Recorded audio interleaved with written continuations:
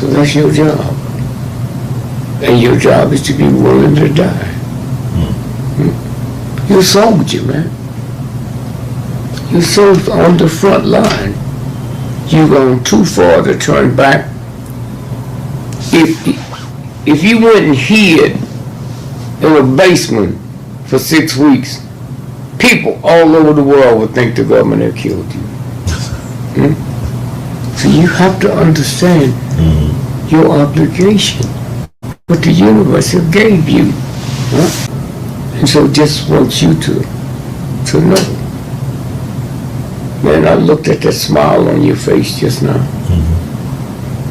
And the first time I ever wished I was a photographer, to take that picture and let the world see that honesty and that integrity.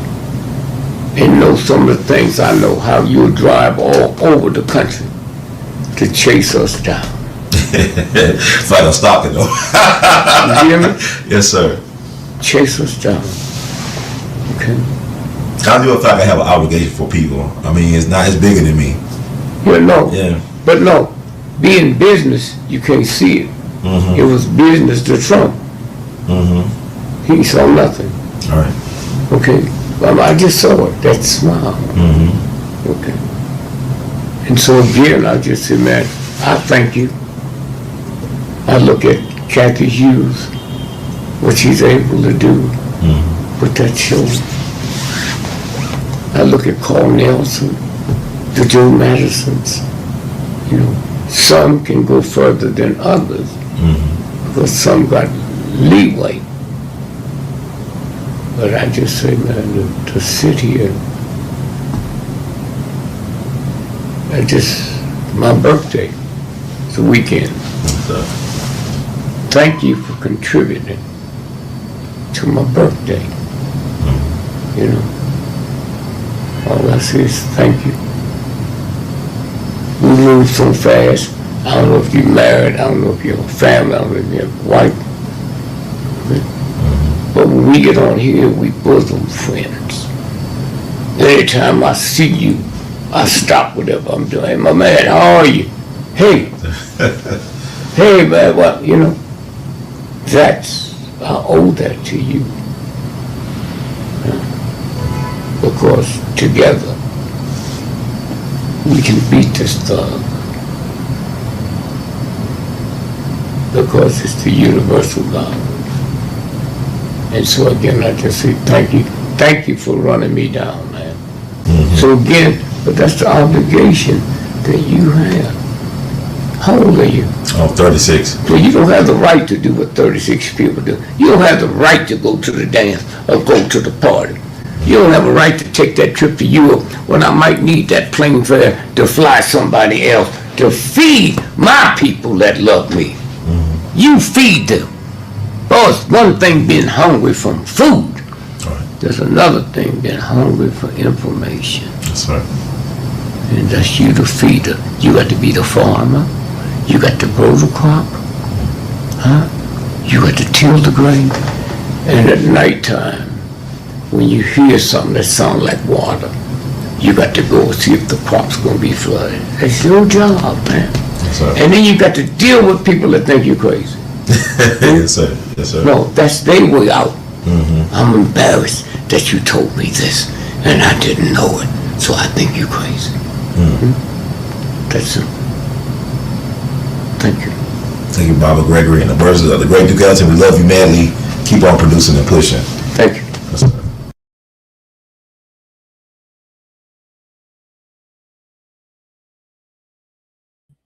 Guess who's back, everybody? Brother Ron. Tell some friends. Guess who's back and still black? Brother Ron. Tell some friends. This is Brother Ron. Welcome to We All Be News Free Dixie for the 21st century. That's We All Be News Free Dixie for the 21st century. Happy Tuesday. Happy Tuesday. Happy Tuesday. All right. We ain't going to play today. It is a great day. I am back. So much happening right now. It has always been. But like Baba Dick just told y'all in that clip, he anointed me as the feeder. So I'm going to feed you. Feed ya. Can you dig it, man? Because humane salvation lies in the hands of the creatively maladjusted. I got a good one for y'all.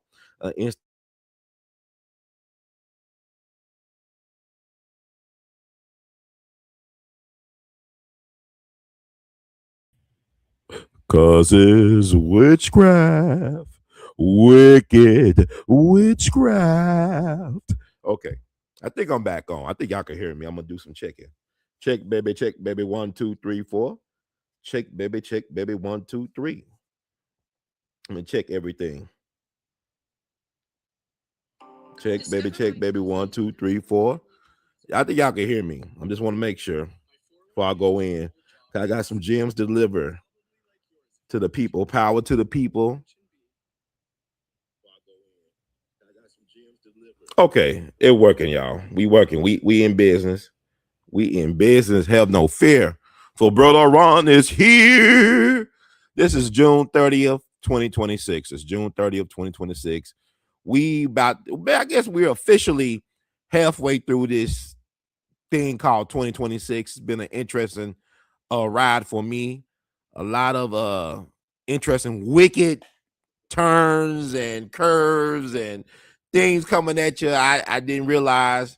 If you told me June 30th of 2026 that I would have lost my Uncle Mike and my Aunt Dorothy, my mama's big brother, and my mom's baby sister within 90 days of each other before July, I would not have believed it.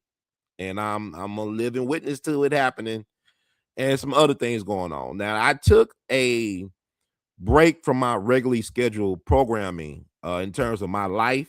I,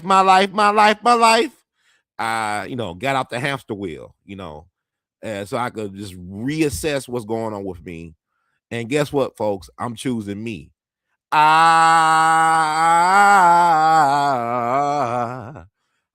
choose me. Yeah. It feels so good. It feels so good to choose me right now. And by me choosing me is really good for you all, because when I take care of me, I can take care of everybody else. Take care of me now, take care of y'all later. Can you dig it? I sure can. So with that said, I'm in Memphis. Everybody crying the Memphis blues about Ja Morant. I don't know, unless you were living in a cave or comatose. Ja Morant, we said, brother 100% rotten podcast. He said, is brother Phil up yet? Oh, Phil coming, man. I'm gonna fill you in on that later. But we got segments. And also, if y'all love the words from Brother Herb, you want me to stay on the air a little bit longer, y'all know what to do, crew. Y'all know what to do. It's the Herb mentality. Support, Cash App, $ R2C2H2. PayPal, Zelle, R2C2H2 at gmail.com. Vimo at R2C2H2. Apple Cash, 901-299-4355. Or join our Patreon, patreon.com/We All Be. We are doing 20 for 20. With 20 years of We All Be movement. World enriching, activating, liberating, love, beautification, experience. I am the son of Sun Ra. Can you dig it? Hey, I met the Wu-Tang Clan a couple weeks ago. We need to talk about that. But anyway, getting back, if you're in Memphis, some people got the blues, even though it's sunny, sunshiny outside. Some folks got the blues because they heard the news. Ja Morant got packing. He's a Portland trailblazer. He's no longer a Grizzly. He's a trailblazer, which is interesting. Now, I'm not that invested in sports anymore like I used to be. I realize the games, the tricks, the bread and circuses being played on the people when it comes to sports and entertainment, which are really major distractions, because America, we're very delusional as a people. We're very sheepish, like treated like sheep. When I say herd mentality, I'm not talking about groupthink. Really, my herd mentality is anti-groupthink. Think for yourself so you can help other people out. Think for yourself so you can help other people out. So what I'm saying is people love their distractions. It's like people can't deal with reality. Like I tell people ask me, have you seen the latest Netflix show? or this you need to binge this TV show. I'm saying my life is a movie, man. I have my own soundtrack. I wrote my own movie. I'm the lead actor. I'm the star. I'm the director. I'm the executive producer. I'm the screenwriter. I'm the extras. My life is so interesting. I don't have to watch distractions or bread and circuses. I got enough carbohydrates in my life to keep me all filled up. My life is interesting. You spend 24 hours with me, you'll understand or overstand or understand where I'm coming from. Can you say, man? Can you see, man? But anyway, people lose their mind over John Morant being traded to the Portland Trail Blazers. And my thing about sports is weird because people talk about being loyal to your team. Loyalty is the least important thing in sports. Sports is big business. The sports industrial complex is all about being loyal to that dollar. Dollar bill, y'all. Dollar bill, y'all. So it's not about loyalty to team. Like, it's weird that people get upset about. John Morant understands the game. The game's the game, right? Whether it be at home or away games, the game's the game. And everything like loyalty has an expiration date. It's like milk. Everything has an expiration date, especially loyalty. And John Morant, let me just say this. I thank you for your service, for being an ambassador for the city. You really represent the grit and grind and shine and flash of the Memphis thing, man. And so much respect to you, brother, for being an ambassador for the city of humble, what it call ourselves, the city of good abode. That's what they called Memphis back in the day, the city of good abode. John Morant is interesting. It's kind of like 2026, very extreme. Like, he went from playing in the biggest black majority city in America. People talk about New York. You have a lot of black people, like over 2 million plus people in New York City. You got Detroit. You got all the other places. You got Jackson, Mississippi. But Memphis, for its size, is chocolate city of America, is America's blackest city. So John Morant gets shipped from America's blackest city to one of America's whitest cities in Portland. He got sent from the dirty, dirty South all the way up to the Pacific dirty Northwest. He got sent to the Pacific Northwest. Man, it's like he went from the hood to I ain't gonna just say the trailer park, but I'm gonna tell you this, which is interesting. I'm gonna tell y'all some history, because like what I like to do, I like to entertain. So, brother Rashawn, you said John needed a change of scenery. He needed to change his mentality. It wasn't even about a change of scenery, because I'll tell you this, I'm in Memphis, right? This is what Memphis did about 20-something years ago, almost 30 years ago. We had Mayor Harrington, our first black elected mayor. We had a mayor before that was selected, but this guy was elected 5 terms, I believe, 4 or 5 terms, Harrington. The best mayor of my lifetime, give or take. I mean, he was very significant and impactful. But what they did back in the day, they called themselves giving people another chance, a second life, a second act. So they took the projects. We had the projects for decades, right? They knocked down the projects. They moved the people from the projects out east to the suburbs, like the Hickory Hill, like out east, good neighborhoods, clean living, right? So you flip it, the places that used to be called the ghetto, you got, luxury apartments, condominiums, good living, right? Gentrification. The place to become the suburbs, you call the suburbs, become the hood mentality. Because it's not about your physical reality, it's really about your spiritual and your mentality. It's your spirituality and your mentality. If you don't flip a person's mind or spirit, whatever they think, I think, therefore I am. Whatever you think yourself, whatever you think of your environment, you manifest it.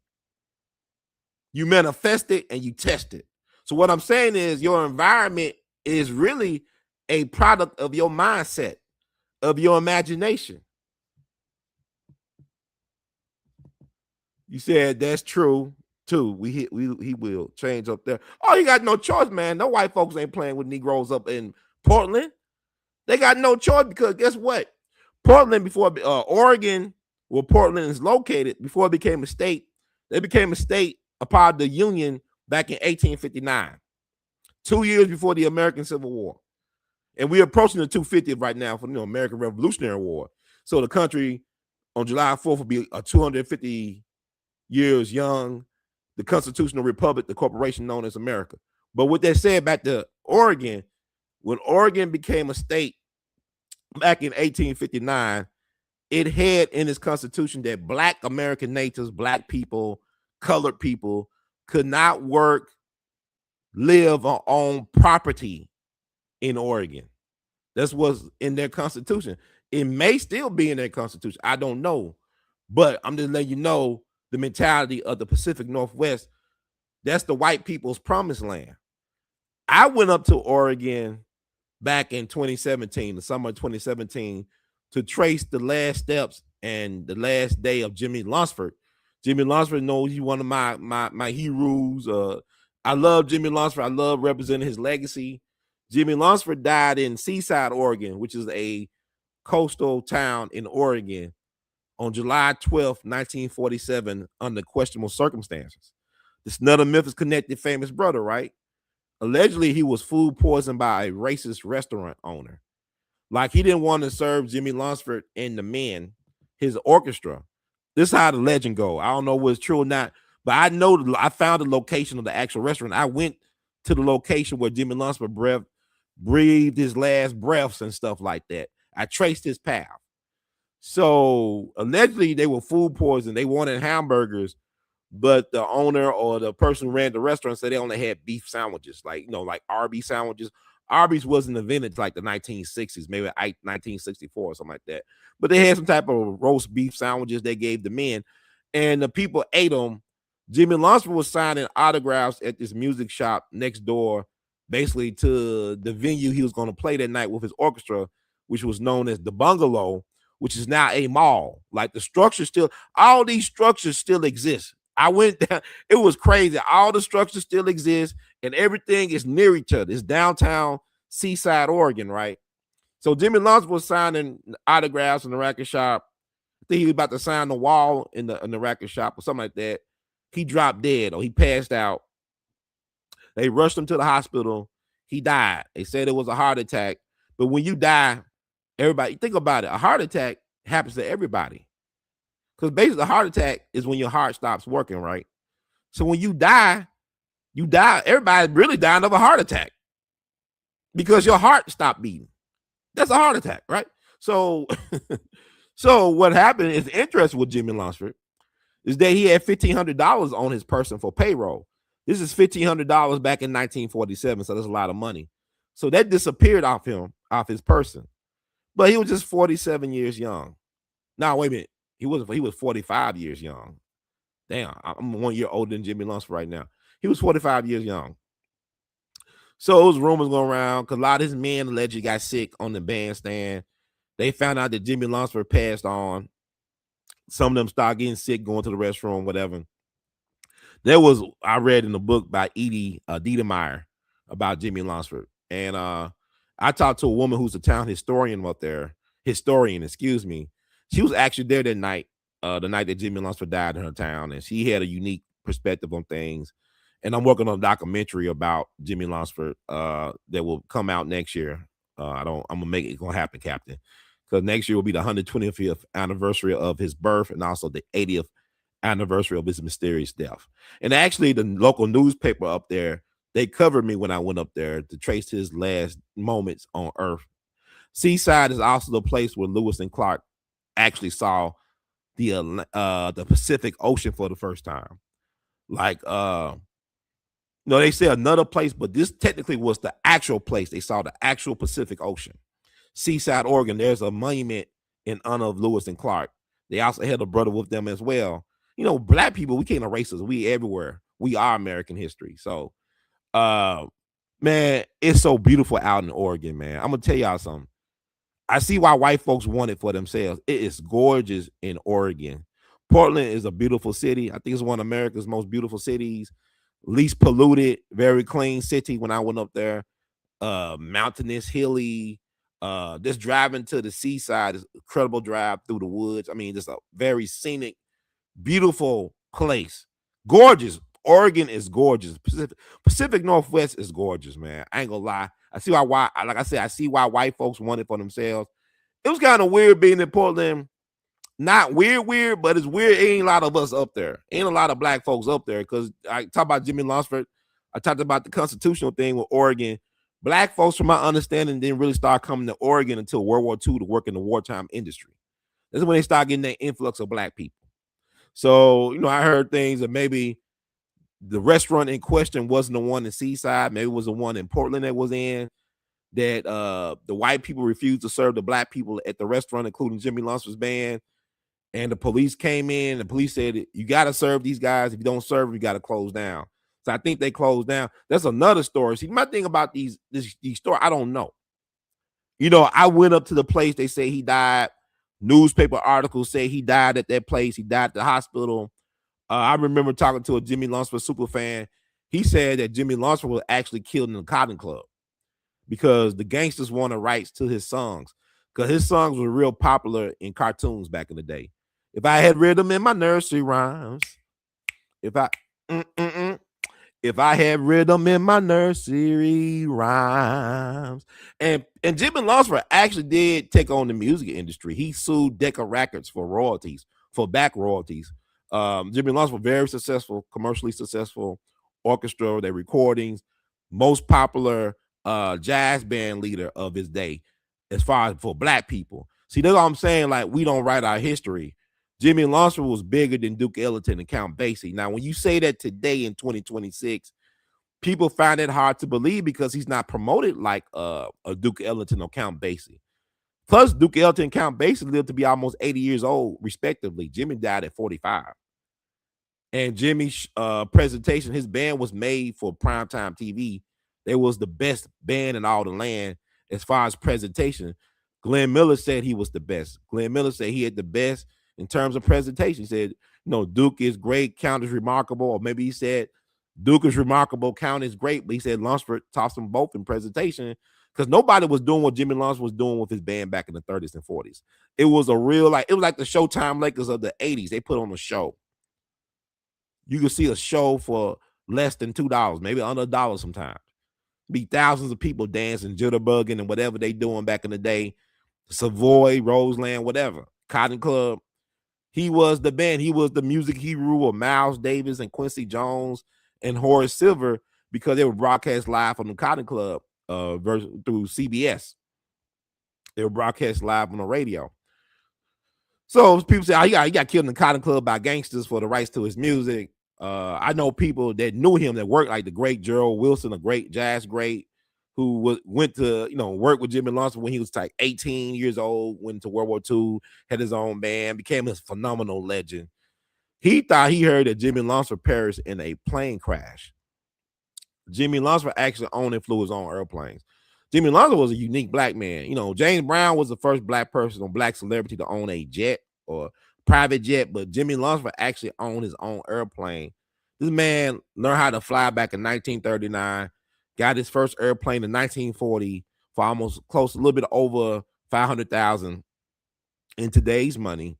But this is a black man during the Great Depression that had money to buy Harley Davidsons and to buy airplanes. He would fly himself into his gigs sometimes in his airplanes. Why we don't talk about this guy? This guy is amazing, man. It's like, if you reading this, I'm telling you this, you won't believe that black man had that type of power and moving, man. But like he's told them white people up in Oregon, man, this ain't the South. He was born in Mississippi. He went to school in the South. He taught in the South. He was raised in Denver. Wilberforce Whiteman was his music teacher. This is the father of Paul Whiteman, who also trained Andy Kirk.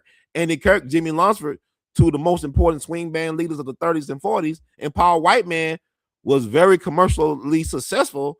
He was coined by the white people as the king of jazz. This is the guy who commissioned George Gershwin to do Rhapsody in Blue. They premiered it.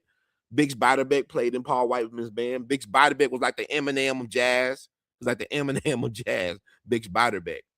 But anyway, I'm getting off the subject. I'm getting away. I'm talking about black people in Oregon, right? So John Morant got to contend with that history, right? So there's a special Memphis, Oregon connection that I just laid out for you people with Jimmy Lunsford. But John is interesting because to me, his playing style does not lend itself to longevity. It's exciting. Now, Ja is 26, but when you're an athlete, 26 is old. I know it sounds crazy to say. Think about that. Y'all think LeBron James is old and he's just in his early 40s, right? But he's old to y'all. But you just now figuring out how to make things happen in your 40s. You think about some of the most successful people in business. A lot of them don't become successful until they get into their 40s. Hell, Colonel Sanders started Kentucky Fried Chicken in his 60s. But before that, he had different ventures and stuff like that. Ray Kroc from McDonald's, 50s, 60s, whatever. The McDonald brothers created McDonald's, but Ray Kroc made it an international iconic brand that it is today. He was about in his late 50s, whatever, 60s, when he got involved with McDonald's. So I think it's funny that people want to define success. You're going to be really successful when you're young. When you're young, you don't really know what you're doing. You're more susceptible to people misleading you. You may not really be secure in understanding your own self, trusting your own instincts when you're young. It's always exceptions, but what I'm saying is people put too much into youth. Youth is all about experimentation. It's all about trial and error. It's all about taking risk. The problem is that people are so not into taking risk. But getting back to John Morant, very exciting player to watch, but it's kind of like you think about Derrick Rose. Now, Memphis been blessed. We got a colorful basketball history in Memphis, the collegiate, high school, and professional levels, right? You think about when Memphis took on UCLA, Larry Finch, arguably, quite possibly Larry Finch was the greatest basketball player that ever came out of Memphis. I know people talk about Penny Hardaway, but Larry Finch was a phenom. I mean, he was brilliant. He was, Memphis had the Memphis program. Memphis State. I call it Memphis State, University of Memphis. You had out that historic, colorful program. You got Larry Finch. You got Elliot Perry too, Lorenzen Wright. You got a couple of injuries. But look at Larry Finch, Penny Hardaway, and Derrick Rose all came out that Memphis basketball program. That's not too bad. And I mean, Memphis, they took on UCLA back in the day, but UCLA, was UCLA. UCLA back in the day was like a semi-pro basket. They were like what Alabama was, or Alabama is the football. That was UCLA was the basketball back in the day. But Memphis gave a gallant effort and stuff. You had a Keith Lee. I think a brother named Keith Lee came out. Was it Keith Lee? Let me look it up. And y'all talking about some Phil. We're gonna talk about Phil. I'm gonna put Phil back on here. We're gonna have a good talk with Phil about some things. That's why I'm on here now trying to correct the record about some things, right? Basketball. I'm trying to make sure. And if you are interested in being a research assistant with Brother Ron on We All Be, put in your resume, man. Yeah, Keith Lee was phenomenal, man. He came up during the days on when Patrick Ewing and Hakeem Olajuwon that was in college. Yeah, Keith Lee from West Memphis. Memphis had some very colorful basketball players, even the grit, grind, the best. Mike Conley, shout out to Mike Conley. He's retiring, or he retired after 18 seasons, I think, in the league. I think he's retiring. But Grizzly had some amazing basketball teams back in the day. Man, they were exciting to watch. Paul Gasol, you had Zach Randolph, Zebo, Tony Allen, so many great players. So Shane Battier, even a lot of great players came through Memphis Grizzlies, and they had a lot of exciting years. But I think they ran their course with the Ja Morant experience, right? They got rid of Jared Jackson Jr. and Bane and all that, so they were breaking it up anyway, And then also Ja couldn't really stay healthy. Combine his genetics, man. Ain't all on you all the time. LeBron James is a freak of nature. LeBron James, like Barry Bonds was the baseball. They take care of their bodies and stuff. Even though they shortchange Barry Bonds. It just really bothers me. It don't bother me no more, but it bothers me that Major League Baseball robbed Barry Bonds at least 2-3 more years of playing time. That's even according to Willie Mays, his godfather and baseball god. Willie Mays said Barry had at least 2 to 3 years left in the tank. So baseball, and that's why that home run racket ain't gonna be broken anytime soon. It's the curse of the Barry Bonds, not the Bambino, but the Bombino, the Bondbino. But anyway, getting back to Ja Morant, has he ever played a full season, like 82 games regular season?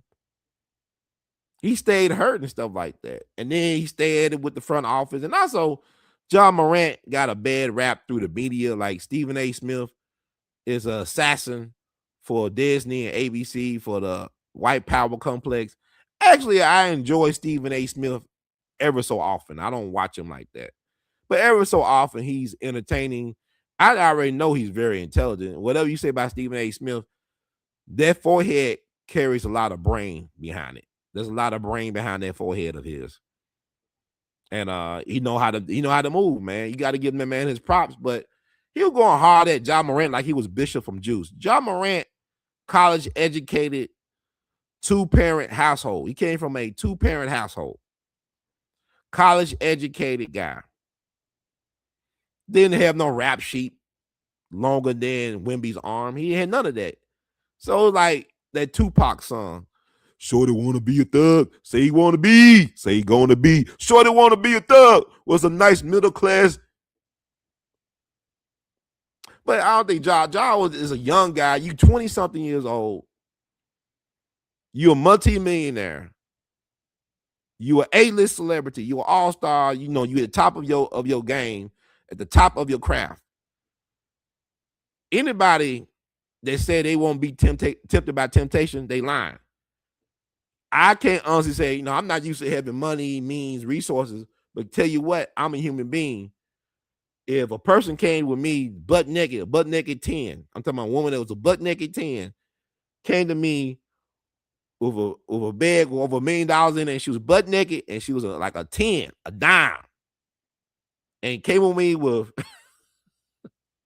$1 million in a bag, in a duffel bag, and a bucket of some good chicken, fried chicken. You think I ain't gonna, man, temptation, baby. Come on, man. I'm a human. But at the same time, you got to have a moral code. But Ja Morant, I think he learned from his experiences with how he was treated in the media with the narrative, how to keep his inner circle tighter. I believe now that his uncle and his family affair, they handle most of his business, so he keep his inner circle tight, because a lot of things got leaked out to the media and social media was because of his inner circle. People he thought were friends wasn't friends. They were agents of chaos, disguised as friendly faces, smiling faces, smiling faces, smiling faces. You know how I know how they go. The only people that can betray you are those you love. The only people who can betray you are those you love or who you love. Those are the only people that can really betray you. So I think with Ja, and then like I remember some years ago when Kobe was going for that last championship run, and Mark Jackson, I think it was Mark Jackson, he was doing commentating. I don't know, I think it was Jeff Van Gundy or somebody, but they said something to the effect about how the media narrative is that Kobe wasn't a good teammate. He was selfish. He was not a good teammate. And I think it was Mark Jackson that made a reference like once, or maybe Van Gundy, but they were talking about it.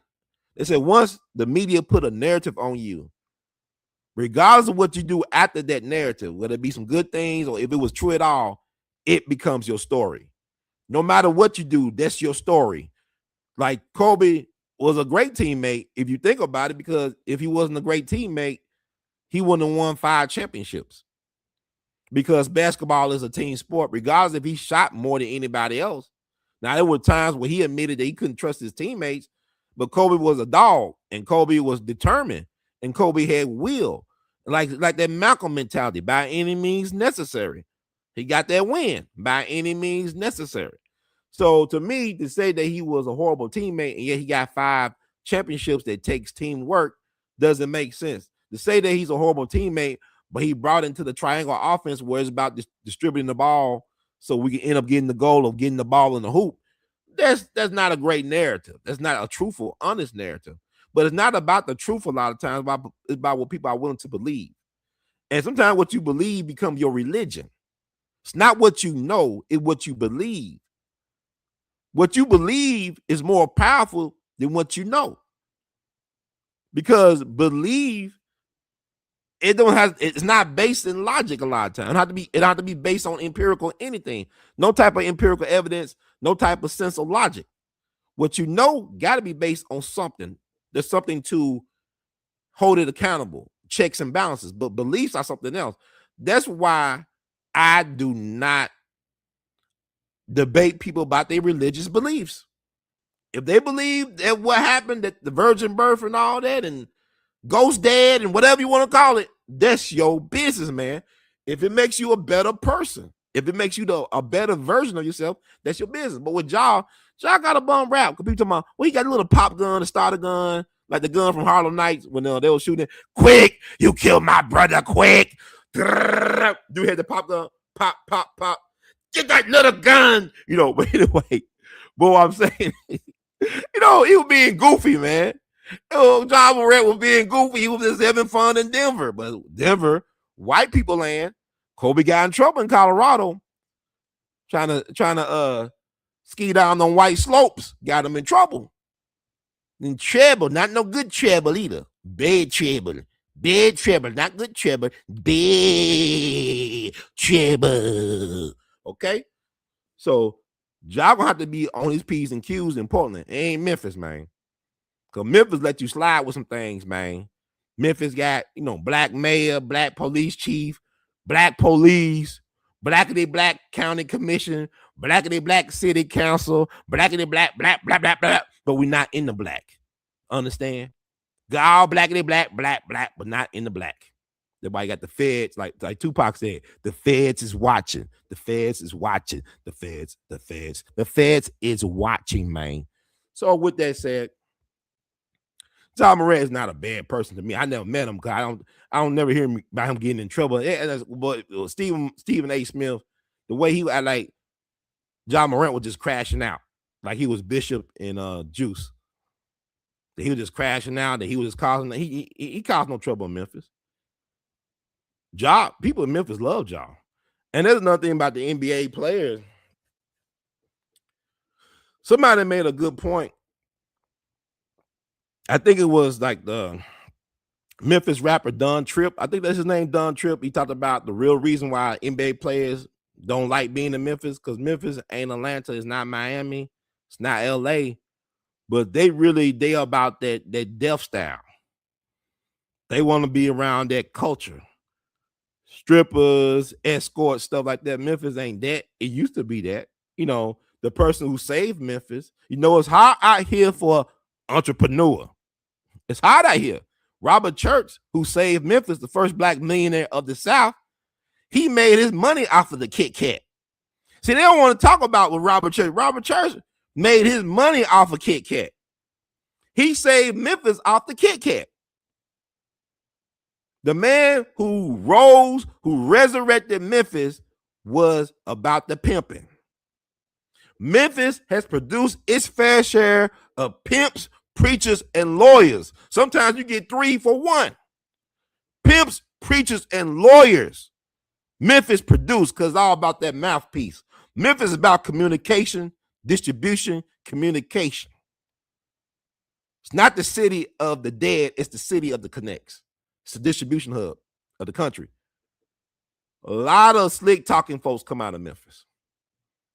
Think about Judge Joe Brown. I'm Judge Joe Brown. I'm buying my barbecue sauce. Guilty as charged for tasting good. All right, judge in the house. But my thing is this. John Morant was not a problem. He was a credit to the city. He was a South Carolina boy. He wasn't from Memphis like that, but he represented Memphis. Like A.L.L was from Philly, but he represented Philly. AI, not artificial intelligence, but the real answer, Allen Iverson. And speaking of AI, the narrative that people playing on him, it reminds me like of Carmelo Anthony. I mean, there's a lot of stuff I want to talk about. I'm going to freestyle a little bit.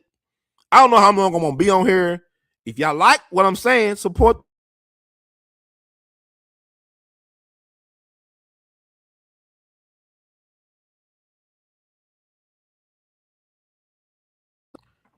Oh, yeah, y'all can hear me right now, right?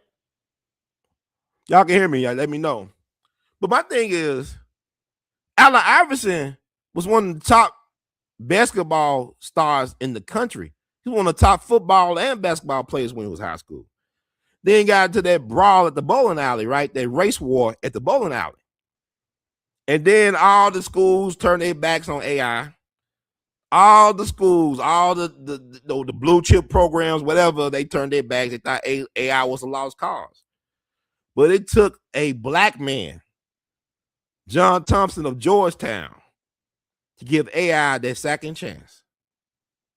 And AI just, he was about his business, man. I used to love watching Georgetown take on Memphis State back in the 90s when AI was there. It was always a treat to watch AI go at my guys. Always a treat.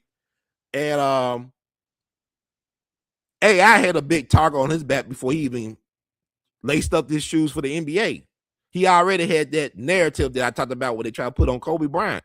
Like what Mark Jackson talked about. They had a couple of narratives they put on Kobe, right? The Colorado thing, not so being a bad teammate.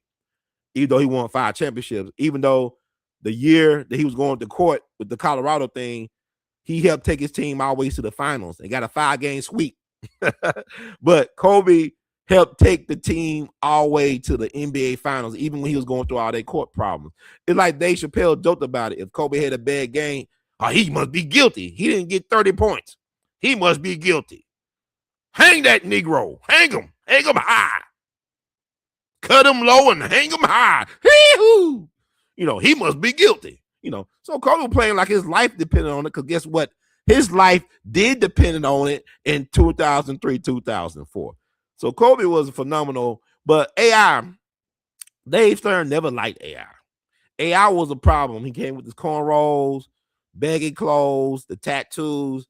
He basically created the culture. He was the culture. He was hip-hop.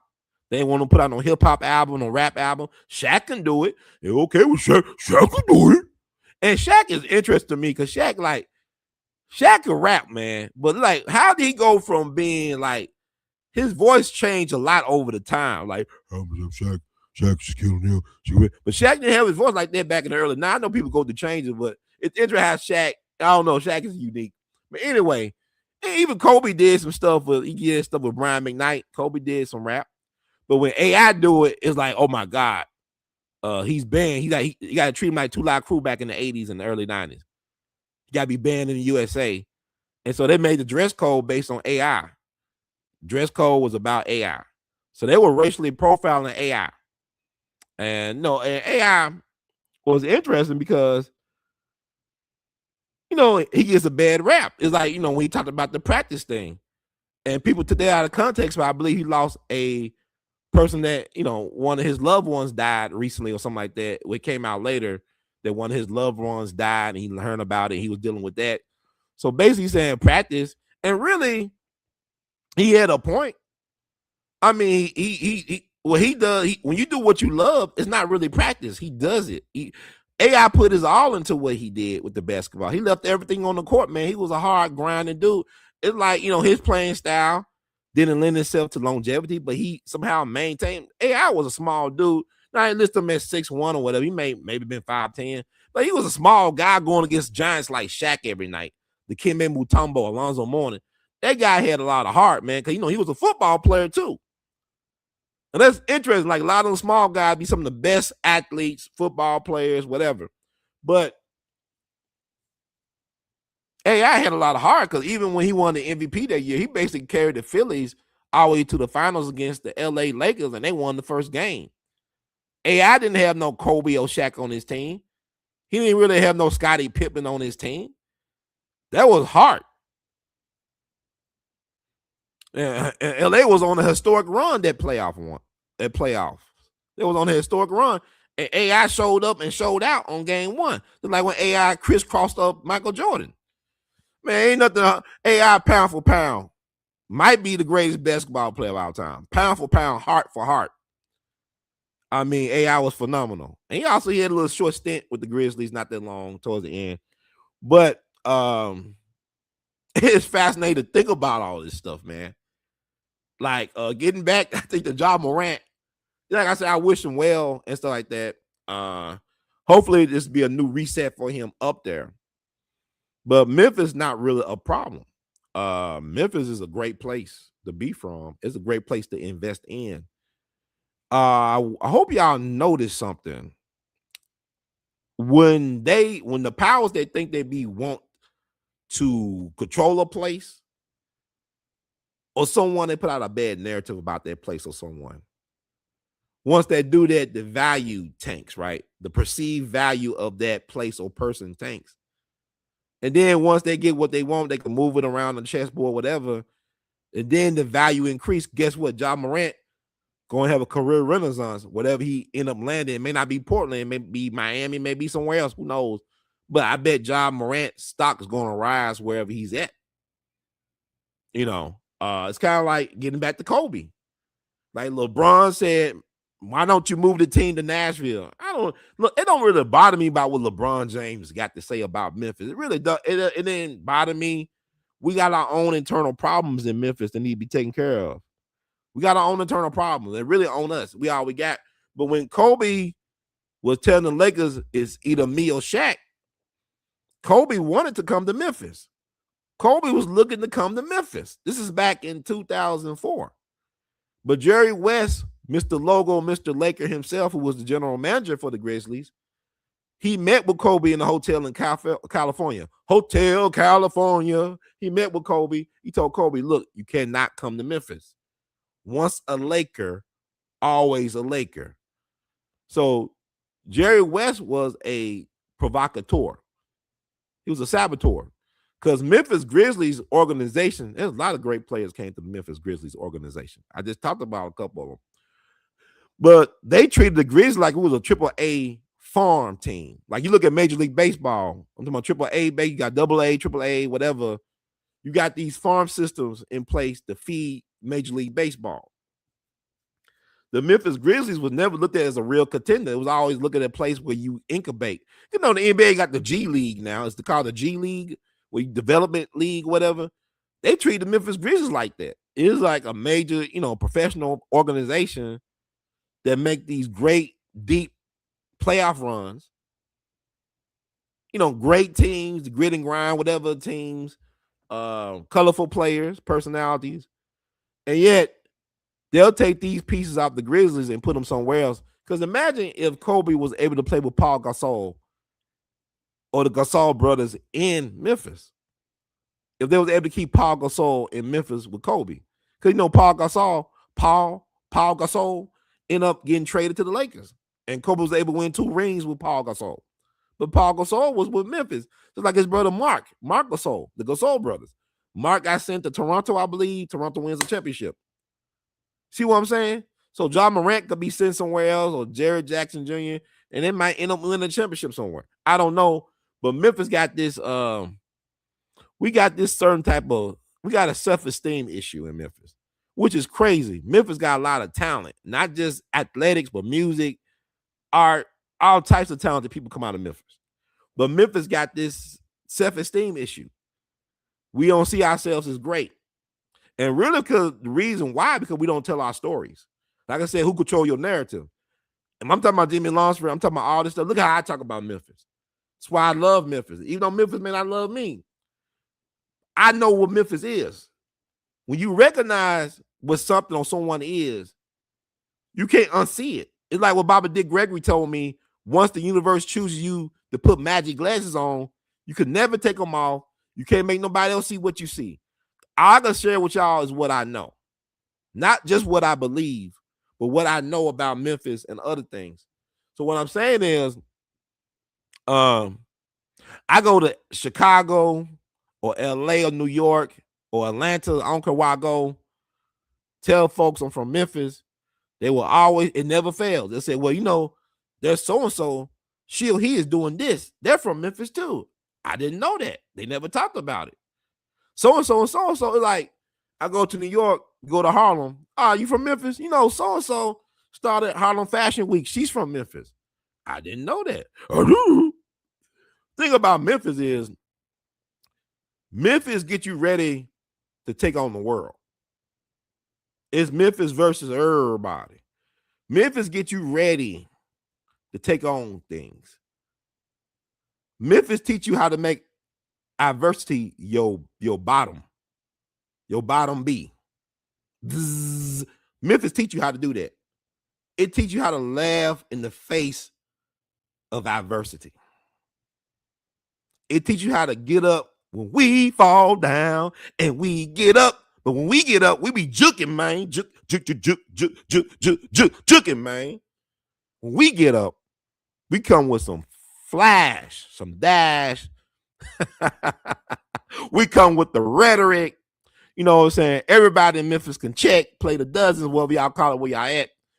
Everybody got a mouthpiece if they want it. If you don't be careful, everybody can get some of this mouth. You understand?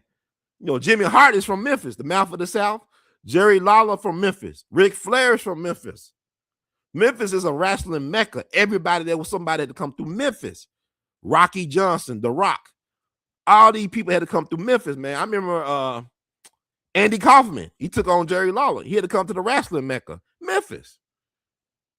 So y'all keep on talking about Memphis crime and all. I mean, if I believe the stuff that the news, local and national said about Memphis, I'll be afraid to leave my apartment. I'll be afraid to go anywhere. I'll be afraid to walk the street. Because the thing about it is, really, like I said, about the project mentality. If your mindset is a certain way, your mentality is responsible for your reality. Like I said, you take people out the projects, move them to the suburbs become the ghetto.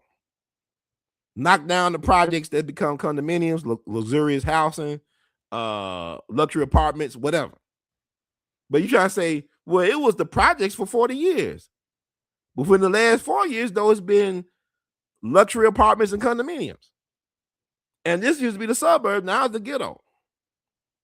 Because if you take a person that used to live in concrete blocks and then put them in a place where they're responsible for upkeep of grass, they don't know how to take care of no yard. They're not used to having a yard.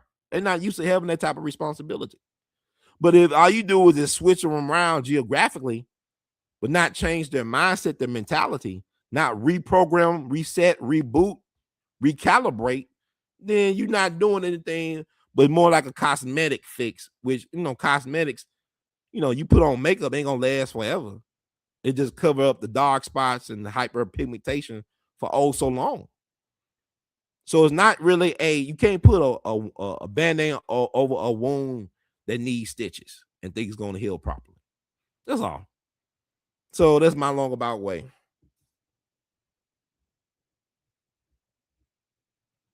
So that's the thing about life, man. You just expect the unexpected. So then I don't know. I went around being around the world and yeah. Let's talk it all over the place, man. But you know, it makes sense, I guess. I'm on here talking.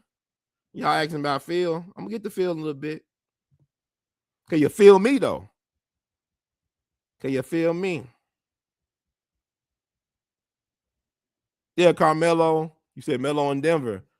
Yeah, Melo was fantastic, man. He wasn't a problem, man. Just you gotta. I mean, he won a championship with Syracuse with the Orange Men. I remember he won the championship in college, and I actually went to the Carmelo exhibit in Baltimore in his hometown at the main library. It was a great exhibit, man. It was amazing going through there. I went there with my sister back in November of last year. It was incredible watching. To really take in his accomplishments and stuff like that. And you know, he's a hometown hero. He got love. I mean, he's from New York, but he's also from Baltimore. It's like a Tupac thing. You know, Tupac was MC New York, but he got roots in Baltimore and also the West Coast and all that stuff too. So it's all love. Because like Rakim said, it ain't where you're from, it's where you at. It's not what you're from. It ain't where you from. It's where you at. So let me switch gears. Talk about this baby Cohen situation. So if you like the words of Brother Herb, please spread the word, y'all. Y'all know what to do. We all be in it to win it. Y'all know that. But I want to talk about baby Cohen. They just laid baby Cohen to rest. A lot of controversy. I hate the social media thing. It's good and bad, the social media. The good is to be able to connect with people, to update people. The bad is like people putting out misinformation, disinformation. So I want to help clear up some things and offer my point of view as well about some things. Well, I hope y'all enjoying the ride that we on this fantastic voyage. Come along and ride on this fantastic voyage. Y'all having a good time out there? I'm having a great time. I'm having a grand time. This is WeOB News Free Dixie for the 21st century. We're gonna play Baby Cohen's mom to start it off. Marcus Keith. Valicia Wiley. Valicia Wiley lost her son to the negligence of law enforcement in Senatobia, Mississippi. Can you please tell what happened? It was me, my son, and another friend of mine who was at Walmart. As we was leaving out the Walmart, they tried to stop her, but I kept walking because it had nothing to do with me. By the time me and my baby got in the car, she came, and then when we was backing up, they was running out the come. I raised my baby up because they withdrawed their gun. She had no tent. I raised my baby up trying to show them that he was in the car. So she was backing up and she hit a car as I was opening the door, so the door flew back in. By the time I sat my baby down, it was like 3 to 4 shots. One of the shots hit him in his rib cage, and the other shots hit her in her arm and her thigh. And we left and went to Senatobia hospital, where he was pronounced dead at the scene. And they told me I wasn't gonna be able to see him until he get back from Jackson. She got airlifted, and the police told me I couldn't leave out the hospital until somewhere I couldn't leave out, couldn't nobody come in. But I ended up walking out, and the crowd was questioning them, asking them what happened. They was like, she was shoplifting. But the passenger, it was me. They wasn't talking about me, they was talking about the driver. But on the little, what's it called, self-checkout, they can see, it's cameras, they can see when she got the diapers and walked out.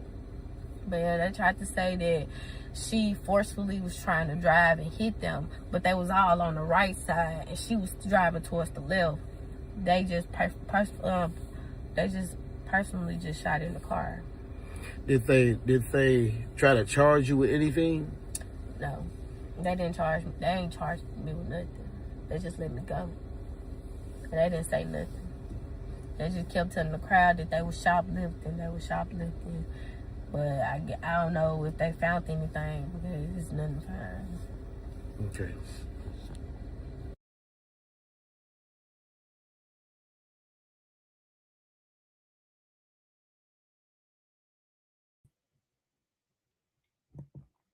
And that was Baby Cohen's mother giving her testimony, or her side of the story, her narrative. There's many sides to the story. Now, she did mention that she raised her son in the air, but she didn't say she was using her son as a shield, but rather to let them know there's a child in the car.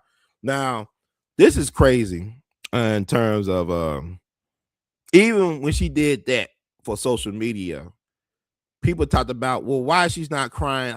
People are strange. I don't know. I mean, I'm not sure, but I'm assuming that she had some emotional trauma when it first happened. She was in shock, I'm sure, that a baby boy got killed and how everything went down. And I'm sure she had her moments, but people assume that you gotta everybody deal with grief and trauma in different ways. That's not even a problem to me. My concern is that for right or wrong, people just want to assume the bad about certain types of people.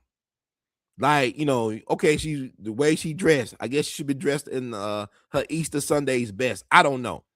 People got a problem with that. She's guilty because look how she's on camera. That ain't my concern. My thing is, what bothers me about the whole thing is that I cannot understand for the life of me, why would anybody in law enforcement think it's okay to shoot at people for stealing something out of a Walmart? Why do people think it's okay for law enforcement to pull out their gun and shoot somebody for allegedly stealing something from Walmart? Walmart. Walmart, they got insurance. Well, are they the largest corporation in the world? Got most employees than anybody. Employees work 40 hours a week. They still got to get benefits from the government. They still got to get food stamps. Still got to figure out they're going to pay their light bill. This is the biggest employer. Let me make sure I got this right. I ain't going to talk to Phil about this. I'm going to address Phil.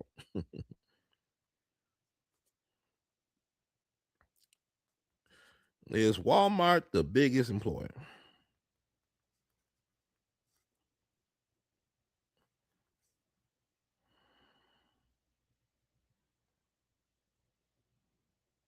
Okay, Walmart is the largest private employer in the world and the United States. I'm going to let you read this. The company has a global workforce of approximately 2.1 million people, with around 1.6 million of those employees working domestically across the U.S. So U.S. workforce details, total U.S. employees, 1.6 million. State dominance. Walmart is the largest private employer in 22 U.S. states, including Texas, Florida, and Kansas. Texas leads the country, housing over 176,800 Walmart employees across 590 plus retail units. Okay. Global workforce, 2.1 million employees. Operations operates more than 10,600 stores and clubs across 19 countries. Beyond its workforce, it also stands as the largest company globally by revenue. So let's say that these young ladies did steal some diapers or Similac or something, some Gerber baby food. Do you think that Walmart will be hurting if they actually did steal something? Do anybody think that diapers or whatever is worth the life of a 1-year-old child? How can anybody justify? Why are people concerned about, oh, she raised her baby? I'm concerned about why did that officer Hunter drew his gun out his holster to aim at those people in their car?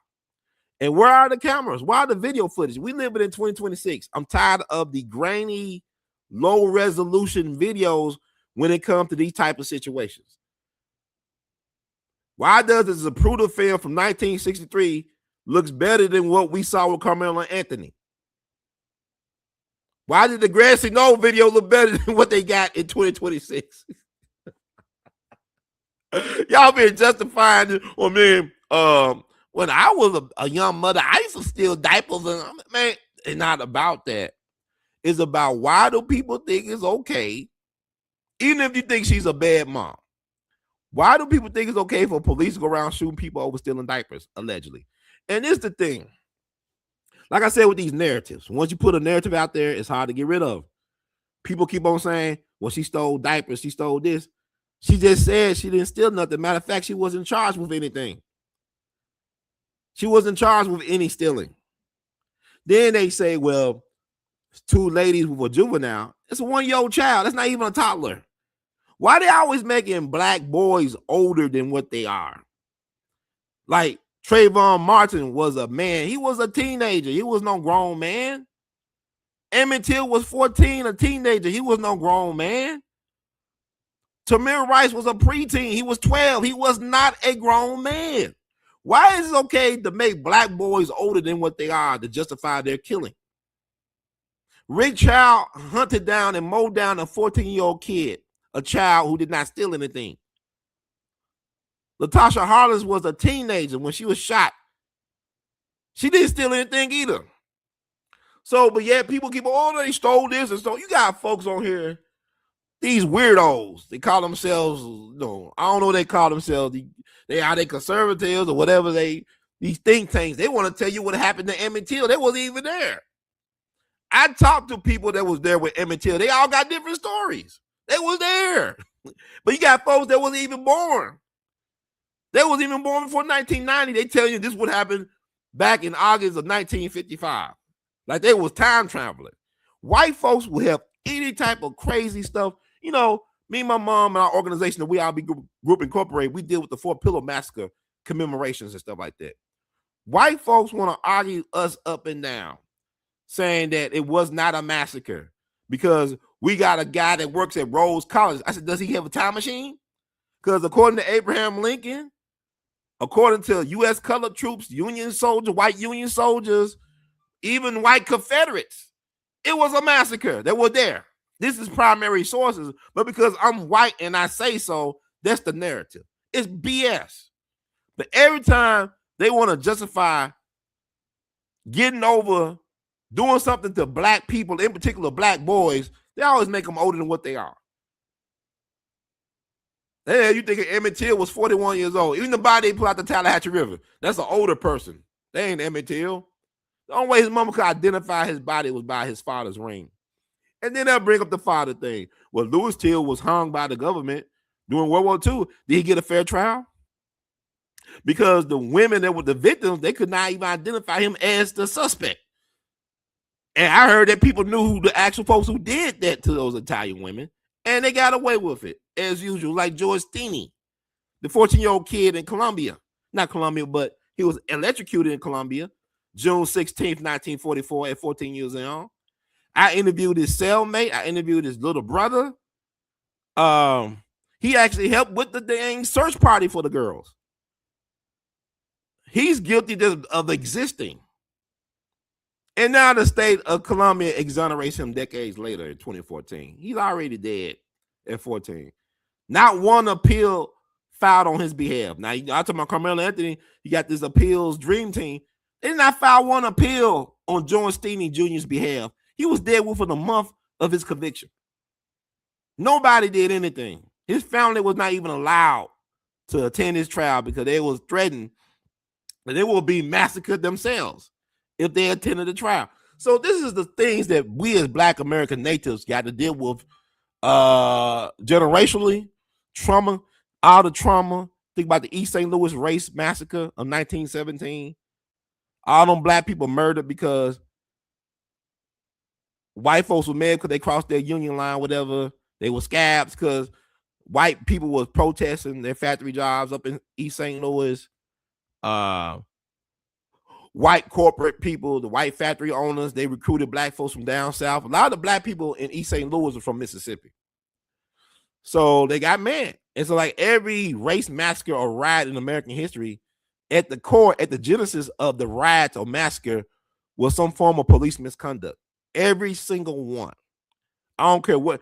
Even Move of 1985, where the city of Philadelphia, you dropped some bombs on me, baby, where they killed John Africa and his people in a American neighborhood. The first time they did that, that was Tulsa, Greenwood, Black Wall Street. State-sponsored sanctioned terrorism. Now, getting back to baby Carmelo, Walmart, biggest private employer. The Waltons are the Vanderbilts on steroids. They own Arkansas Inc. Arkansas is the most gangster state in the union. Y'all have no idea how gangster Arkansas really is. Arkansas always been gangster. Headquarters of Walmart, Tyson Foods, Mena, Arkansas, distributing drugs throughout the whole America. Y'all talking about some freeway Rick Ross. They had a whole airport in Mena. CIA, Barry Seal. Come on, man. American made. Shit. A Rockefeller was a governor of Arkansas. Hot Springs was ran by gangster Oni Madden, who used to own and run the Cotton Club, the Irish gangster from New York, nicknamed the Killer. Hot Springs was Vegas before Vegas. All the gangsters used to come to Hot Springs. Al Capone, Meyer Lansky, Bugsy, Frank Costello. They caught Lucky Luciano on the run in Hot Springs. Brought him back to New York for white slavery charges. A black woman helped put the most powerful mob boss in prison. Eunice Carter. I think that's her name. But anyway, getting back to baby Carmelo situation. Not baby Carmelo. Damn, I'm saying baby Cohen. Did I call him Carmelo all this time? I mean baby Cohen. I'm sorry. Cause y'all wreck a brother over the coals. I'm doing live. I'm not depending on Phil. Phil to let me down. Y'all don't like the AI anyway, but y'all talk to AI every day. Yeah, Eunice Carter. God bless the dead.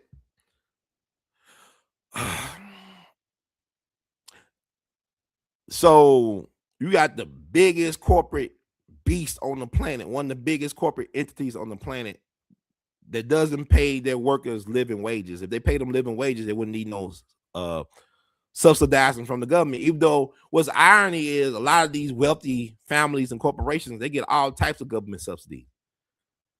Elon Musk could not make his trillion without getting billions from the government. Y'all be like, y'all worship at the altar of capitalism, and it's killing us slowly. Sometimes it kills fast, sometimes it kills slow, but it kills. In order to make a profit, they got to kill you. You're nobody to somebody kill you.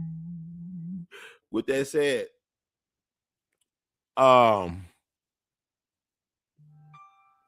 you said in Freeway, Ricky Ross normally distributed that poison to the streets. Freeway Ricky Ross was a functional illiterate black man. I met Freeway Ricky Ross. I interviewed him a couple times. I got one of the interviews out. I'm gonna put up the other interview when I first met him at a CBD shop here in Memphis back in 2022. Freeway Ricky Ross was a pawn. Have you read The Dark Alliance by Gary Webb? It's on the net. Read Gary Webb's Dark Alliance, which exposes the CIA hand in drug trafficking and arms dealing. Iran-Contra affair. Freeway Ricky Ross was like, he was a pawn, man. That's why he's out of prison now. But he was functional literate. I don't think, you told me a functional literate black man put together that type of sophisticated distribution without no help from anybody. I wouldn't believe it. I mean, not to say he couldn't do it, but I'm just saying, like, to put all the blame on him when the government really poisoned his own people. Like, this is the same government that gave kids, like, radiation in their oatmeal or cereal back in the day. The same government that allowed Tuskegee experiments. I'm not going to lay the blame all on Freeway Ricky Ross. Our government killed our future.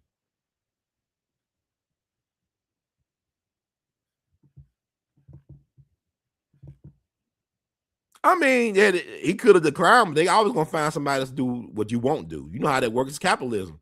Until we decline capitalism, it's always going to be like that. Yeah, man, everybody want money. Yeah, Ross was given access, but and we all. My thing is, like, this is the thing I want y'all to understand about this stuff, right? This is what I want y'all to understand. It's hard for me to call anybody a sellout. Not as really hard, but what I'm saying is, if we all are paying taxes, if we all submit to the same wicked system that imprison, that wrongfully imprison innocent people, that wrongfully put innocent people to death, that wrongfully invade countries for their resources, then how can I call another man that he's a, that'd be hypocritical of me. It's like what Dick Gregory used to say: if my tax dollars are being used to drop bombs on other people's land and country, I can't really complain about when it's my turn, baby. When it's my turn to get the bombs and stuff dropped on me. You dropped the bomb on me, baby. You can't complain because what goes around comes around. It's the chicken coming home to roost. It's like with the fentanyl thing. It's like the government had a war on black people. They call it a war on drugs. But then when white folks start dying from fentanyl and all this crap, it's a crisis. It's a medical issue. It's not a criminal issue. It's a medical issue. When white folks get affected, it's always some mental medical reason. When black folks get impacted, them Negroes had free will. They had a choice. It's all on them. It's all their fault. But white folks say, it ain't my fault. And y'all go along with it. Yeah, you two gonna keep on playing ass when I say sensitive things. I'm surprised they allow me back on the platform. That's another story. When you tell them the truth, they're gonna try to interrupt the message. That's why Gil Scott Harris said the revolution won't be televised, but will be live streamed. Best believe that with some ads on it, Jack. But Baby Carmelo did not deserve to die. He's a victim of capitalism. And Baba Dick Gregory used to tell me, a lot of times people don't remember you by how you live. They remember you by how you died. Like B.I.G. You nobody to somebody kills you. Emmett Till, George Floyd. No matter how George Floyd lived, it's how he died that made the greatest impact on the world. So with baby Cohen, he only got to live to be 1 years old, but his life had meaning. Even if you look at, I think the Walmart in Senatobia is open, but for like a several days, the community shut down Walmart down in Senatobia. I've been to that Walmart one time when I used to do work for the Salvation Army. I used to play my trumpet, collect money, whatever. And from my understanding, it cost that one Walmart $300,000 a day. They lost $300,000 a day by being shut down for those several days. I think they're open now because this is 4th of July weekend and all this holiday week, So I'm assuming they're gonna have their armed guards and that. But that's the power of Black power. Black power is unity and solidarity.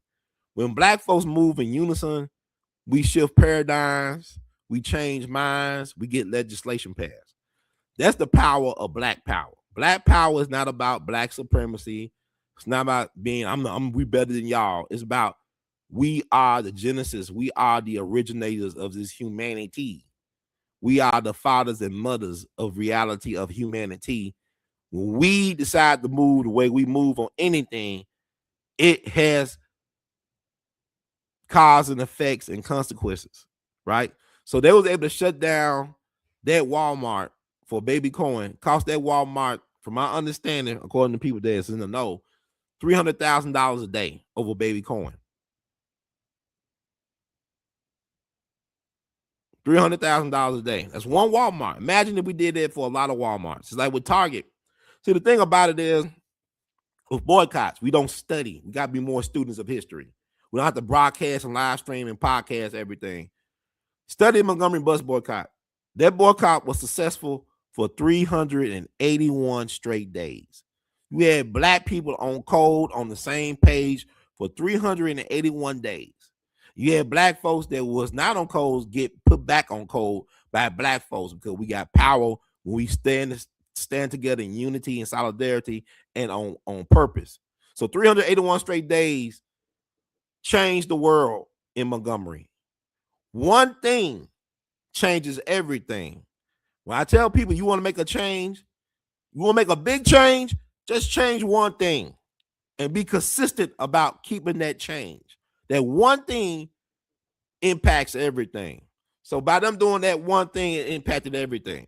And then the work got diluted over time because Dr. King realized towards the end, I think we integrated into a burning house. We integrated into a burning house. We lost our way. We had our way early on. If you look at it from a spiritual point of view, you can say, well, the Trinity is the Black man, woman, and child. Because when the Black man, woman, and child are on the same page, you could save yourself. John Brown realized, I can't fight for the slave. I could die for the slave. But you went to Harper's Ferry to help Black folks have a better choice if they want to be slaves or not. Kanye knew, and y'all in y'all feelings about that, about slaves, by slavery is a choice. Slavery always been a choice. Always been a choice. You always had slavery. Ever since the beginning, you had slavery, right? Every culture practiced a form of slavery. The 13th Amendment did not abolish slavery. It made exceptions. So we got prisons, private or whatever. We got prisons because the 13th Amendment did not abolish slavery. You use slavery as punishment. But whether the sin is in your skin, though, what did I do to be so black and blue? You know what I'm saying? What if the sin is because of how you look? It's nothing what you did, but how you appear. So that's an interest. That's American skin to me. But Nah, people want to justify, Carmelo, whatever his mom did. I don't know. I wasn't there. I mean, I'm sure she was afraid. She was frightened. I mean, and sometimes when you are in those type of situations, you don't know what you capable of doing. But I don't think it was malice. I don't think she woke up the day, look, I'm going to go get my son killed. I'm going to go to Walmart of all places to get my son killed. I don't think she was thinking that. I don't think Carmela was thinking, I'm going to wake up this morning and choose violence. And we won't get into the Carmelo thing. My thing is I'm not emotional. I got passion, but I'm not really emotional about it because if you study history, you know how stuff works. You look at patterns. History will help you understand patterns.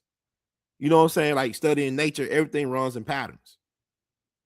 So when you start studying stuff, it's like, you be a little bit more objective.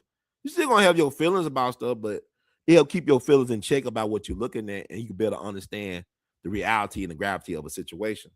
But yeah, I also want to play his sister right here, Jeribu Hill or Jeribu Hill.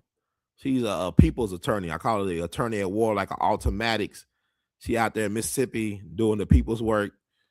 I was at the town hall this past Friday, and she had an amazing speech she did, and I want to share it right now on We All Be Live, right? We're going to share that, and I'll be right back, but I want you to soak in what she's saying. Now, Sister Jeribu Hill, I mean, she's interesting. She's a freedom fighter, freedom singer, motivator, spiritual, impactful, beautiful human being. She told me she was the aunt of Kid Cudi. She's already a legend in her own right, but she's the auntie of Kid Cudi, from my understanding. She told me that what she said, I go with what she said. They got a connection. So anyway, so We All Be News Free Dixie for the 21st century. We're going to play that because homie don't play that.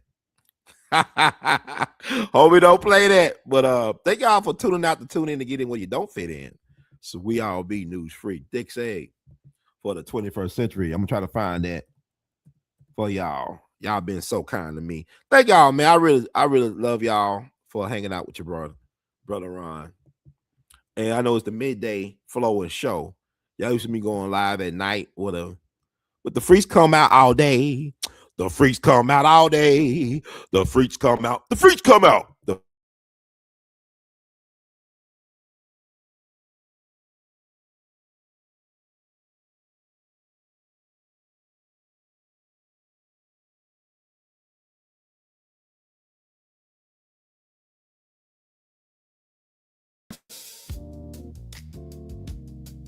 You are watching We All Be News Radio, News Free Dixie for the 21st century. I'm Thaddeus Matthews. We got to stay up here. Get an opportunity to rebuild this, to talk about her work. I always like to learn from my elders, so they've seen a lot more than I was getting in good trouble too. That's why my voice goes. But I was just wanting to expound on your work. Anything you have to share with the city of San Antonio? I see you led with the elder thing. Ain't nobody up here able to keep up with this elder. Okay? Don't fool yourself. Don't fool yourself. So I wanna first say to the family, much love and respect for putting up with us, coming in to tell you how you're going to manage through this grief and through this struggle. Much respect and love to Marquell for pulling us all together, bringing us into this space. And I can't even look at you without seeing your father. So I cannot. You look so much like him, I didn't expect that.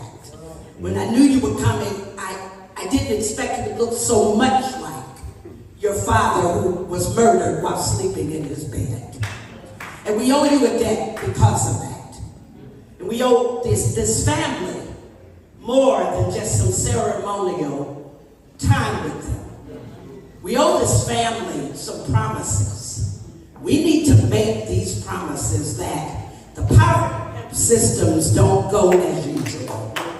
And people don't come sliding in to think that they're going to meet with Walmart separately behind closed doors and settle with the worst employer in the world, not in the state of Mississippi, but the worst employer in the world. We should be emptying parking lots across the country because of them calling the cops to kill a baby. And for those who see, I actually came to do some street fighting. I'm glad I didn't have to do it, Chairman. I'm glad I didn't have to come in here kicking behind about somebody saying that it was the mother who caused the death of her child. It was the mother who used her child as a shield. What is wrong with us? Have we lost our minds? Do we not know what the truth is from now? And this brother mentioned Emmett, and that went over your heads. Because this thing went way back to 1955 when they called a 14-year-old boy a grown man. And Carolyn Bryant said, this man grabbed me and touched me, a 14-year-old boy. Tamir Rice was called a 21-year-old man when he was 12. But how you gonna call a 1-year-old baby a grown man? A 1-year-old baby that's not even a toddler. A grown man. And how can you sit with yourself and listen to the foolishness? Someone called me, a client of mine who is under the gun herself, said to me, well, my cousin works there. He said that the baby, yeah, the cops were wrong. He's a cop. He said, yeah, they were wrong, but the mother used the baby. I said, that is not true. And shut it down wherever you hear it. Don't entertain it. Don't entertain it. Don't entertain it. Don't entertain it. And the deals that get cut behind our backs, we need to stop it. Who told them to say the Target boycott was over? We didn't say it. And we still haven't been going to Target. And Target is hurting. And Walmart, make no mistake about it, for those 6 days that they were closed, they might be trillions of dollars up. But they were hurting every time their bottom line is hurt. We need to hurt them once a week. We need to say, no matter what, don't go to Walmart. And then let it be a boycott forever. And then let's build our own. I am in a club, but I'm not in this club. I had a child to perish and go to heaven. But she died of an illness, not of a cop killing her in a car. I know the difference. And this is a road that very few people can walk. And so whatever we can do to ease it, that's what we need to be doing. And we need to turn off the noise. The noise of colonized Negroes who are unenlightened and suffering from the chattel slavery that our ancestors experienced through the auction block enterprise. We are not whole. And that's why we come up with these schemes. That's why we let them off the hook. What do you mean probation? What do you mean on leave? I'm a lawyer. I know you on leave with pay after killing a child. And there's no way to reform it. It's my last thing to you. There's no way to reform it. There's no way to put a Band-Aid on a cancerous sore. This thing started with a kidnapping. It's never been prosecuted. With genocide of Native people. And from sea to shining sea, that's what we've been dealing with. And then any of you in here who are so temporarily insane, maybe permanently insane, where you get ready on July 4th to talk about you celebrating 250 years of freedom, when your people, those of like me, of African descent, your people weren't even free. Your people were property at that time. So why do they think they can get away with killing this baby? Because they don't see a baby. They don't see a human being. They don't see a human. They see the property that they sold on the auction block. They see the enterprise that still rolls on through the prison system where our people are still property and only have a name, a number on their chest. So yes, we are studied up in the white man's schools. Dred Scott. Courtrooms where we stand with our suits on, talking about the law. I'm getting ready to do it again. But what we should be doing is denouncing a system where, like Paloma said, we can't be safe. A system where the police are right always and the people are wrong. How can anybody justify? Well, the car was coming toward him. The car was coming toward him. He was afraid for his life. The narratives are absolutely ridiculous. And it makes you want to street fight everybody who says it. I'm not going to lie. Some of them, I'm glad it's going soon. I'm glad it's on Facebook. And you ain't sitting up in here saying that stuff. Because you get ready to get me back. Spread the word on two things. I'm heading out now. And usually I don't get to come back. I don't get invited a lot. But I'm heading out on this. If I hear it, if I hear of anybody coming into town, meeting with those dogs on the side, cutting deals with Walmart, and a baby's blood is spilled in the streets, we gonna have a problem. We gonna have a problem.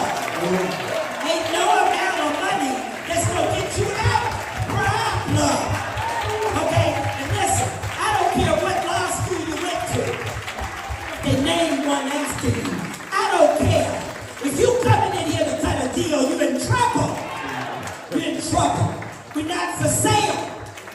Baby Cohen is not for sale. And the inmate is not for sale. Carolyn Bryant went to her grave doing parties and cookouts. It was never prosecuted because a coward that looks like us, who's a DA, let her get away. Are we going to let this hunter get away? When we talk about abolition, we want to see the prisons closed. We want to see the walls come tumbling down. But first, before you do that demolition work, before you do that construction work, somebody got to pay for Cohen.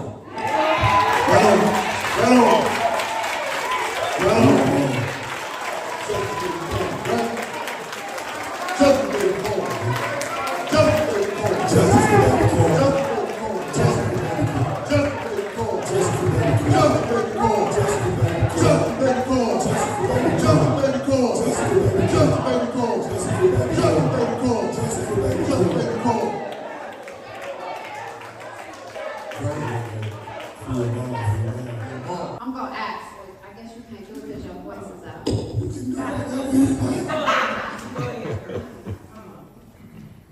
I'm actually gonna ask Sister Jericho to give us a little song. At your service, sister. So one thing y'all don't know about Jericho is that Jericho can also sing. And so, yeah. Ain't gonna let nobody turn me round, turn me round, turn me round. Ain't gonna let nobody turn me round. I've got to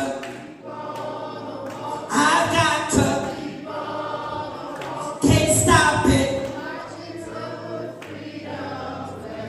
Ain't gonna let no killer cop turn me round. Oh no, turn me round. Oh no, turn me round.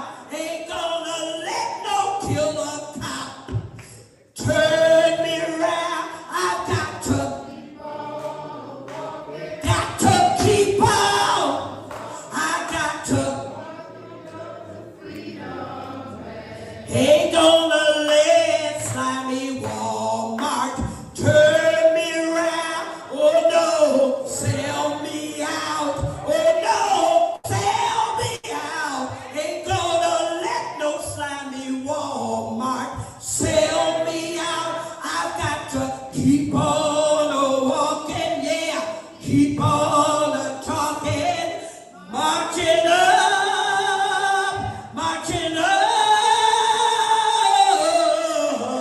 to freedom land. Justice for baby Cohen. Justice for baby Cohen.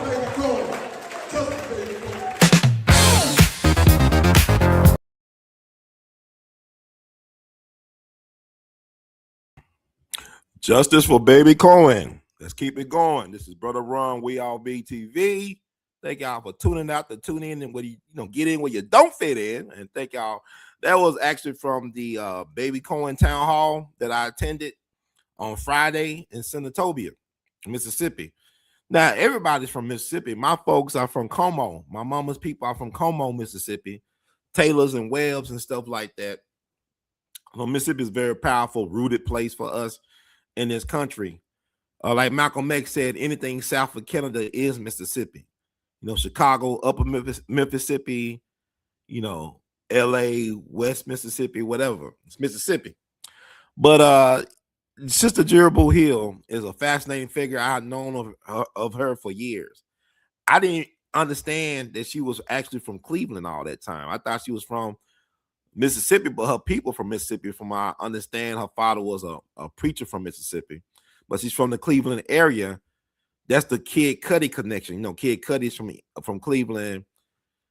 Families are very tight with each other. So, that's cool. But man, we got to stop this justification of silliness, man, because that baby should still be alive today. And it's really because Black lives doesn't matter. We are not viewed as valuable in the system unless we're being exploited by said system. And we really don't have allies. You know what I'm saying? People keep on talking about Black and brown. A lot of people y'all call brown, they are really classified as white. Y'all talking about brown because of skin color. Indians from India are not brown, they're white. My step-grandfather, his name was Brito. I am sure if you look on his passport, it would have said white. It wouldn't have said brown, stick around, stay around. It would say white, and we right. Black, stay back, Jack. But I just wanted to share that. And I think also what concerns me is the black and white dynamics of everything. Let's say if to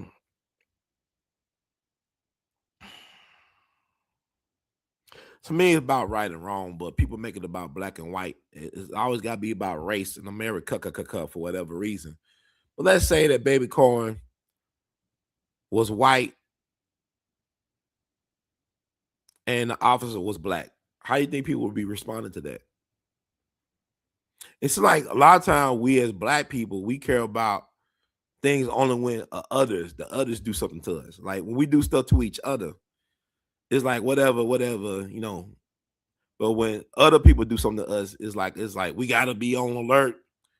And I remember it's unfortunate with Baby Cohen getting killed the way he got killed.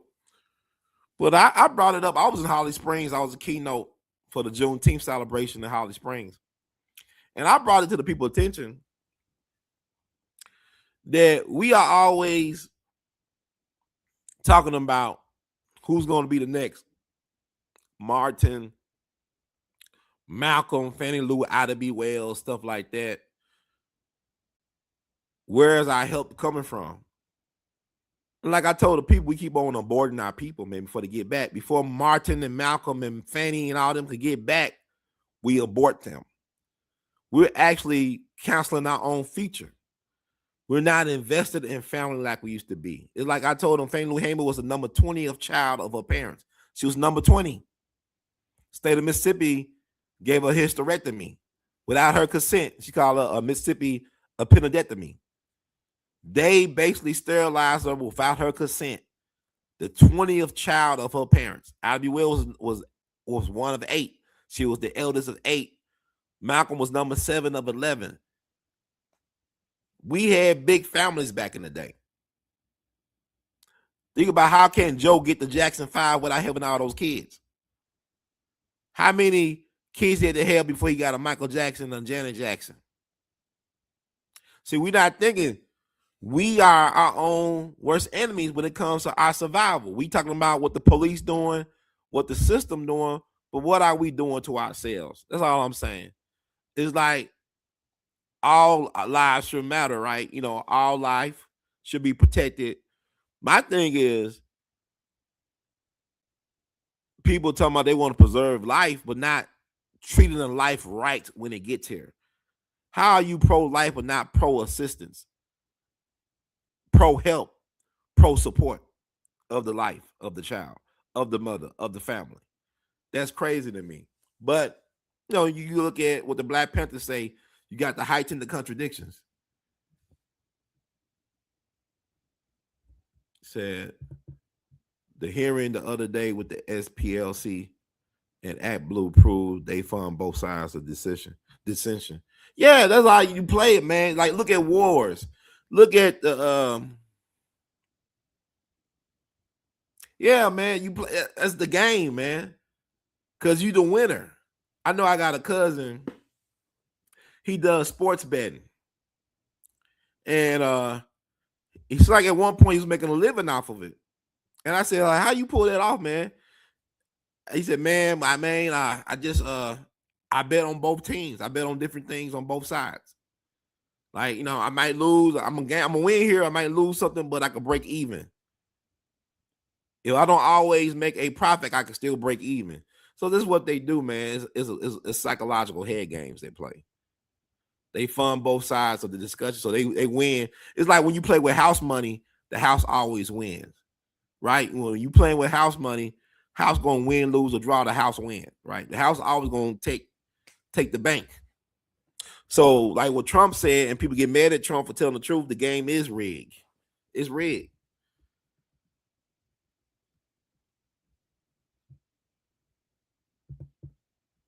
I think I know his sister. I don't know. The late great Darren Seals told us that years ago with KKK and BLM, excuse me, Black Lives Matter, or that Black Lesbian Mentions. Which one is it? I think I know what this is. Yeah, man. Say his name, Darren Seals. I mean, could you imagine if Darren Seals represented the people instead of no disrespect to the sister, but Cori Bush? Well, Darren Seals was in Congress instead of Cori Bush. See, y'all thinking y'all want a Darren Seals.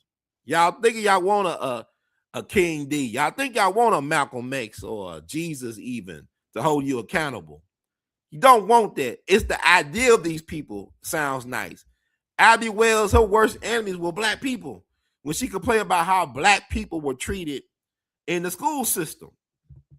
When she complained about that, it was black folks that ran her out the school system. White folks ran her out the South for telling the truth about lynchings. When her best friend, Thomas Moss, a business owner of the People's Grocery Store, and his business associates got lynched and killed, she thought lynching was about, these black folks did something bad. That's kind of like how we think about baby Cohen's mama. She must have did something bad to get her baby killed. It's not about doing something bad. It's about, I dare you to exist. I dare you to even have any type of free will, any type of self-determination. It was nothing wrong for her, go to Walmart with her friend. I don't know. They didn't steal nothing because they wasn't charged with anything, people. But yet, once we put a narrative out there, it sticks. Just like with, Darren Seals. It's going to be 10 years in September that brother was assassinated. There have been several people connected to the Ferguson uprising who have been assassinated, who have been eliminated. Even the night when the DA came out and said there will be no charges against Darren Wilson, one of Mike Brown's associates was burnt out in a car right around the corner from the press conference. How can you have a major press conference with all that law enforcement presence and to have this brother burnt out in a car around the corner? That stuff is insane. Y'all don't think this is an inside job? And then it's like Fred Hampton. Fred Hampton Jr. was in the house. Shout out to Chairman Fred. We're going to have him on the show soon. He's going to talk about some updates, what's going on with the Fred Hampton legacy, the house, and also some of his stuff. He got some things going on. And I pride myself on being a platform, or I'm not a platform. I pride this platform on being accessible to the community to talk about things that mainstream media don't always highlight. And also some taboo stuff. It's fascinating, man. But I'm all about getting out these stories. But where is the commission to look into what happened with Ferguson? The aftermath of these people getting found hanging from trees. getting found burnt out in cars. We don't take ourselves seriously. We're more serious about the BET Awards and about the New York Knicks winning after 53 years. But black people been losing for decades. Forget about them Knicks, no disrespect, but black folks been losing for decades. We have no organization, no entity that can hold these devils accountable for the mischief they do in our communities. No, we don't even have communities, in our gatherings, in our groups. Look at when America was lynching immigrants, when they were lynching Chinese and Italian immigrants and Irish, whatever they were lynching, the American government had to pay restitution or reparations to their country of origin. They owe an apology and some reparations to their country of origin. When black folks get taken out of here under questionable circumstances, and they say, well, they took themselves out the equation, and there's nobody to raise hell or to raise an inquiry of any type into these things. It's like with Sandra Bland, man. Our people are really sad. I ain't gonna lie, we really sad. Sandra Bland got found dead over a traffic stop incident. Like, you spending the weekend in jail. I mean, she wasn't going to prison, but she was in a jail. And they found her dead over some type of traffic incident. And people said, well, she took herself out. They said they found her hanging from a garbage bag, right? My first instinct was, what was the brand of the garbage bag that she used to hang herself? And can we do a strength test on said garbage bag? Where are all the brilliant, big brain, bougie, elite black folks when it came to that? She was a college-educated black woman. She was an outspoken sister. She had some interest and perspective on things. It pissed off some rainbow people, whatever. It is what it is. She didn't deserve to die. She was on her way, starting her new life, a new job and all that. Got caught up in some stuff. And I've been stopped in Texas. And my thing about police is just to survive the encounter. I ain't trying to prove a point. I can prove my point in the court. When I have my day in the court, I can prove my point to the judge then. I'm not trying to sit here and have a pissing contest with police on isolated roads. I don't do that. I drive Texas, Arkansas, Mississippi, Georgia, South Carolina. I don't play those games. I don't play those away games. I don't. Yeah, and America did pay reparations to the slave owners. That's right. They paid reparations to the white folks, never to the black folk. And yeah, that Sandra Bland still bothered me. That bothers me because why would none of our people, our so-called elite people, why are they not interested in protecting our people? We don't have an organization. We have no entities that protect our people. Because even it was a thing, Nation of Islam. And we'll talk about the Nation of Islam. Talk about the passing of Khadijah Farrakhan, the first lady of the nation. My condolences to Minister Farrakhan and the family and to the nation for the loss of a person that seems to be a giant, a person that has some moral integrity, it seems like, very like inspiring personality. I didn't know her that well, but what I get from the tributes and stuff, that she was a person that was highly regarded and may the Most High be pleased. But we have no entities to protect Black American natives. Yeah, I believe she was dead in that booking photo too, because it's just the energy it was weird. She looked vacant. She had a vacant stare. She looked like she was devoid of energy. Like she was dead. Like she didn't look like she was living. She like a Weekend in Bernie's pose or something. I mean, we've been in hell. What do you believe in, heaven or hell? You can't believe in heaven because we living in hell. The Wu-Tang saying. What do you believe in, heaven or hell? You don't believe in heaven because we living in hell. Living in hell. But no, man, it's like it's crazy. It's crazy. But Baby Coin, justice for Baby Coin. I'm actually got the whole town hall. I recorded the whole town hall. I'm in the process of editing it. I will put it out there soon. But support the channel, man, because we giving y'all the news y'all can really use. I try to keep it light and heavy. I try to balance it out. But yeah, Justice for King D. Seals, it'll be 10 years. I can't believe it's been 10 years. I can't believe Ferguson will be 12 years. This summer, it'll be 12 years in Ferguson uprising. And I went to school at WashU. I didn't know about Ferguson when I was going to school up there in St. Louis. I didn't know about no Ferguson. But I call it Missouri. Y'all call it Missouri. I call it misery. I call it the state of misery. I call St. Louis Dred Scotland. I call it Dred Scotland. Dred Scott is buried outside St. Louis, the same cemetery as General Sherman of the Civil War.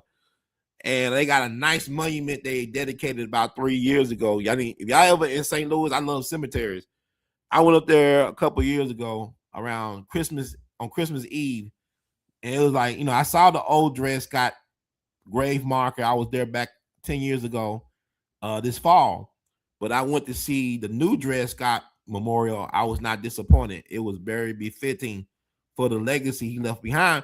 But we are the spiritual and cultural descendants of Dred Scott, because the U.S. Supreme Court told Dred Scott, you nor your descendants have any rights that the white man is bound to respect by law. The U.S. Patent Office was invented to rob black people of their inventions.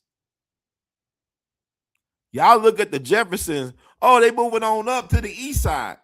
Thomas Jefferson ran a dry cleaning business. They playing in y'all face because the first black American native to get a patent in the U.S. office was Thomas Jennings, who invented dry cleaning, who was a self-made, I guess he was a millionaire. He was a wealthy black man who lived in New York. Finally got a piece of the pie.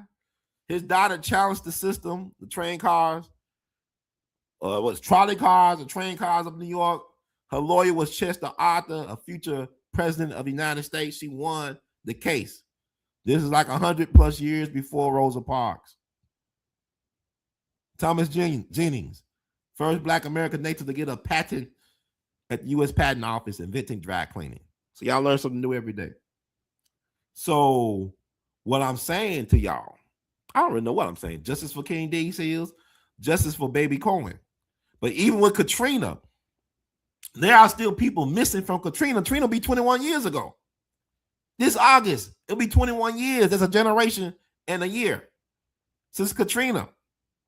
And we still got black Americans missing that never been found. And we don't talk about it. We do not talk about, we always worry about Beyonce, Chris Brown, Usher concerts.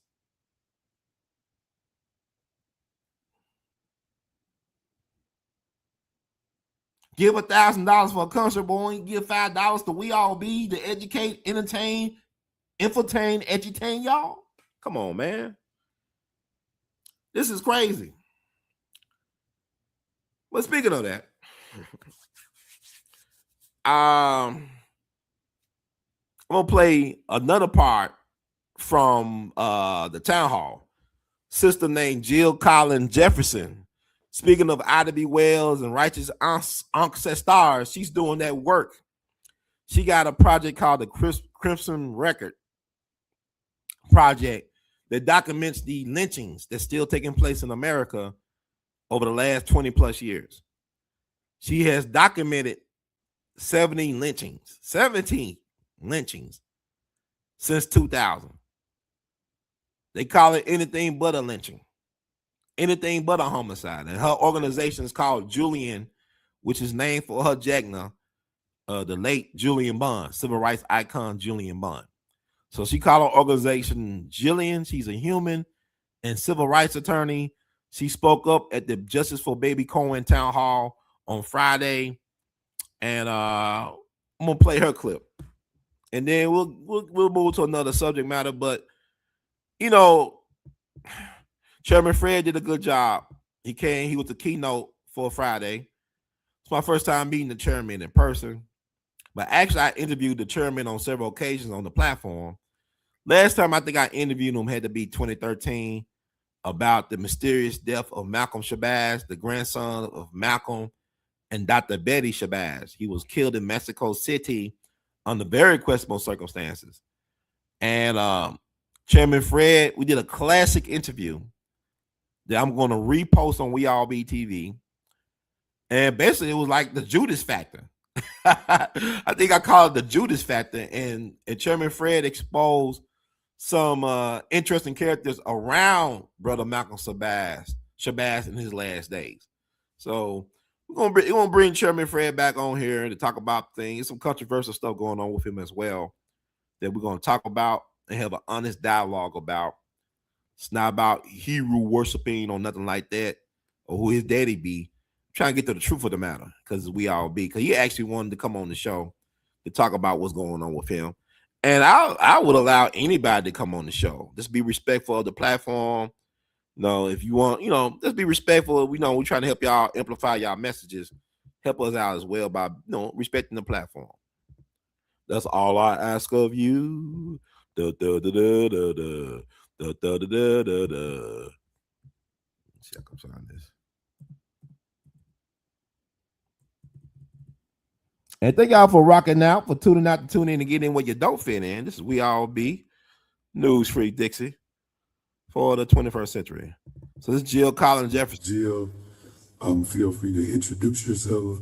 And your question is, how often are modern day lynchings occurring? And do you believe there is correlation between the uptick of black people allegedly committing suicide? But I didn't get today. Right. Hey y'all. I'm Jill Collins Jefferson. I'm a civil and human rights attorney. I am the founder of Julian. We are a civil and human rights organization whose mission is to end caste systems in America. Our biggest program area is combating terror, which is police violence and modern day lynchings. Before I answer your question, Marco, I just want to say to the family that in all of this is not right. This is not fair. And all of us, lease seekers, we've been seeing this through the lens of what's missing. The birthdays that won't come, the graduations that won't come, the things that we don't celebrate. But Cohen didn't see his life like that. The way he saw things was through the love that he experienced from you guys. He knew the face of the person who lit him up when he walked in the room. He knew the arms that held him. He knew the voices that comforted him. He knew when he felt safe and he felt cherished. And y'all did that. And so while we know his life for sure, he didn't know that. All he knew was your love. So to answer your question, Mark, well, first off, we're working on suspected lynchings that happened in Florida a couple weeks ago. We're working on a suspected lynching that happened in May in North Carolina. These cases are much more well known. We will never know. We will never know how many cases there are. I suspect we just did a study this year over the last 25 years looking at modern day lynchings in America over 7 states. And we found that there have been over 70 modern day lynchings in America. But that number is only the names we know. And so every time I take a case, I hear about another case that somebody else didn't get justice for. And I just want to say, in all of this, it is time for justice. It is past time for justice. We should have had justice after Breonna Taylor. We should have had justice after Bill. Now, it is time now for just a money settlement and then shut the hell up. We need to fight. We need to fight. We need to act. And so this is something, as Melody said, that will take years. This is turning over a community, changing a police force. What happened in Colin was the worst of it, but it wasn't the first of it.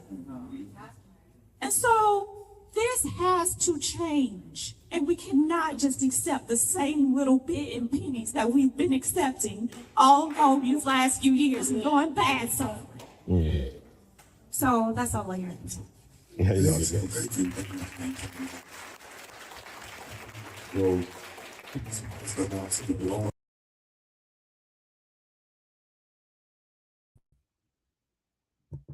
and that was Sister Jill Collins Jefferson, founder of Julian.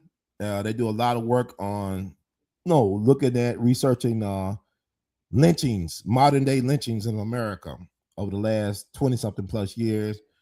She's an interesting character. I knew of her I found out about her about a couple years ago. Do a lot of work. She's a Mississippian born and raised. Also, she's very well educated, Harvard University, I think also University of Virginia Law School, protege of Julian Munn, civil rights icon. I ran across Julian a couple of times on my journeys. He's a unique character, was a unique character. And I shared a story with her about me meeting Julian. And let's see, I'm just trying to get this stuff situated. It is so much stuff going on, y'all. But thank y'all for tuning out to tune in and get in where you don't fit in, as we all be. Trying to find some stuff. Trying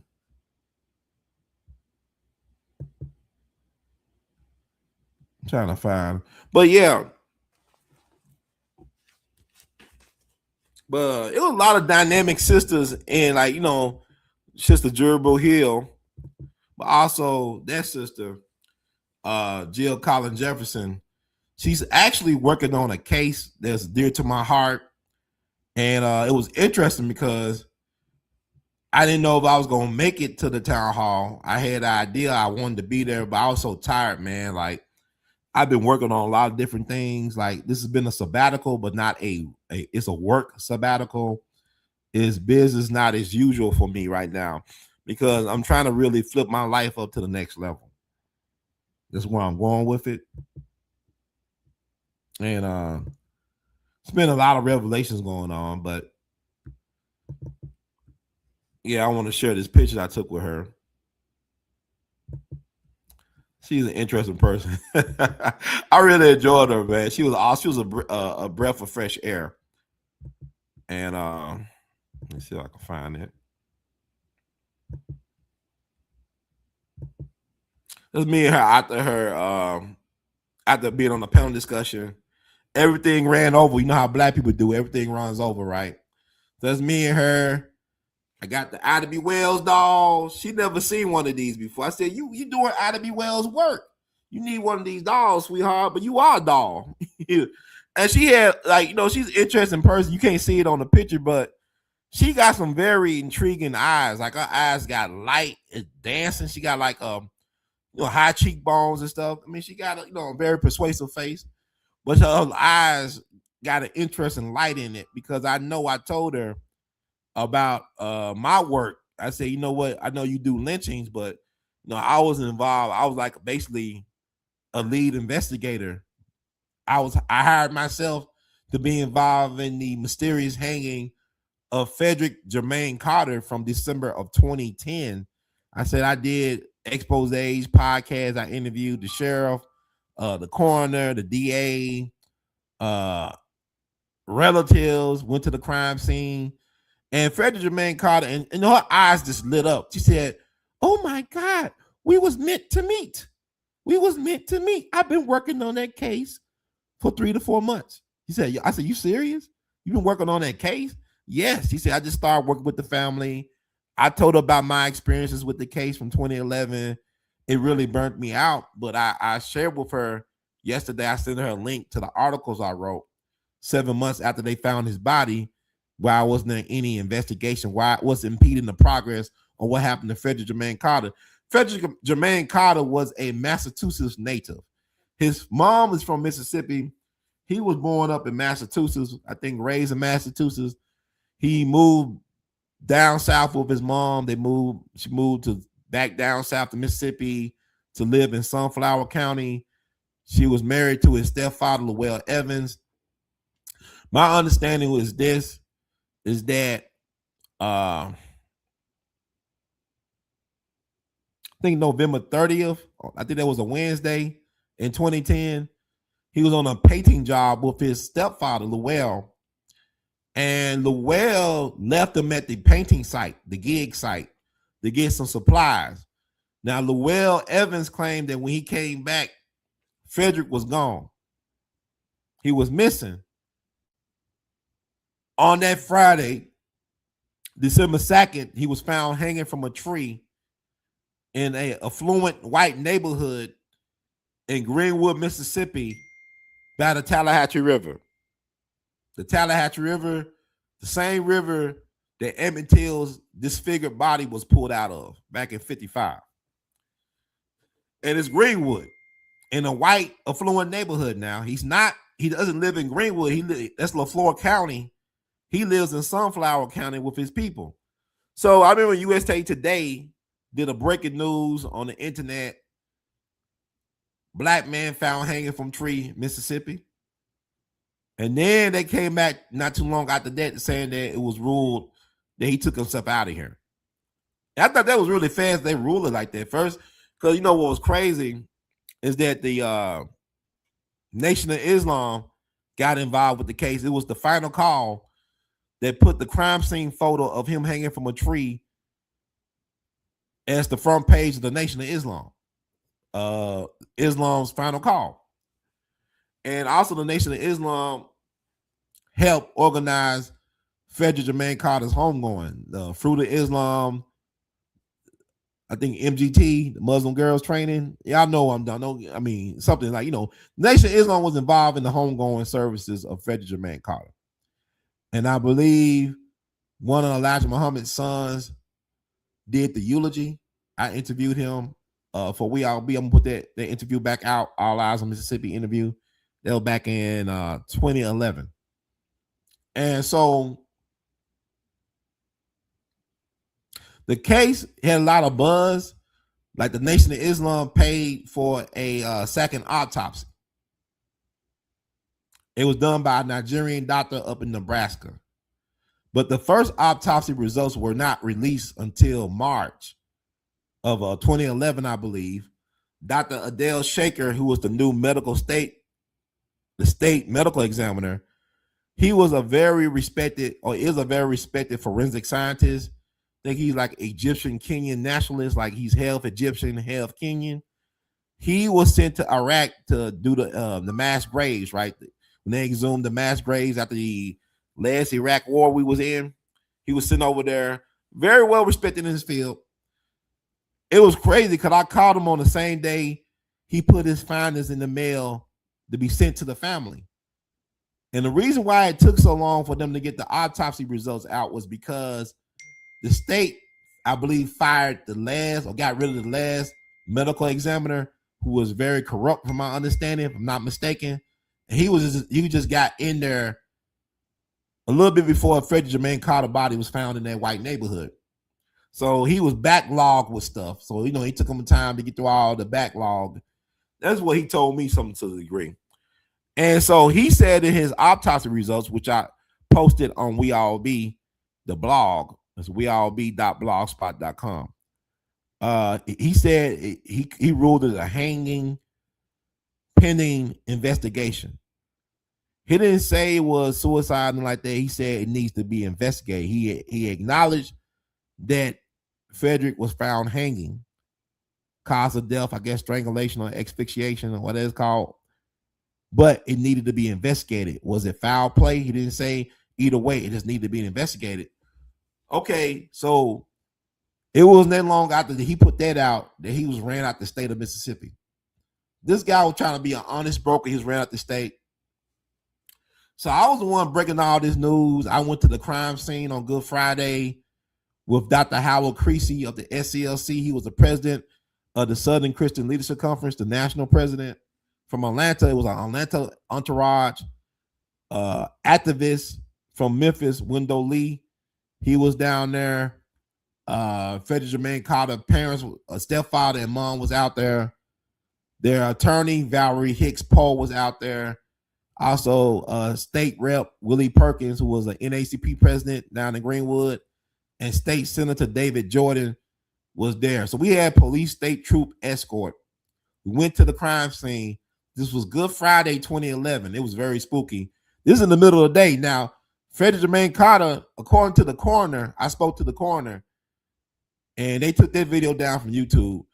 All my Frederick Jermaine Carter videos of, like the interviews I did with the sheriff, with the coroner, with the DA, they were all taken down by YouTube. And they were penalizing my channel. And that's another story. But the coroner said that he was dead for at least a day or 2 days. But his body wasn't hanging from that tree until noon. That morning, nobody saw a black man's body hanging from a tree. I think Frederick was like 26 years old. Nobody found a body. They didn't see a body hanging from the tree because it's actually at the place where he was found. There's a dog kennel back there, and there's a nature path, a walk path, a bike path. So it's a lot of activity taking place in that area where he was found. And also, it was a picnic table there. And Frederick Jermaine Carter was like 5'4". I think that the tree branch was like 8 feet off the ground. And I don't know, there's a lot. I wrote articles about it. I ain't gonna get into all that, but what I'm saying, it was a spooky being back there during the middle of the day, even with police escorting all these VIPs. And I remember like a white man with a white pickup truck. He drove back there. He went back to take care of the dogs in the dog kennel. I think he was ear hustling, trying to see what we was talking about.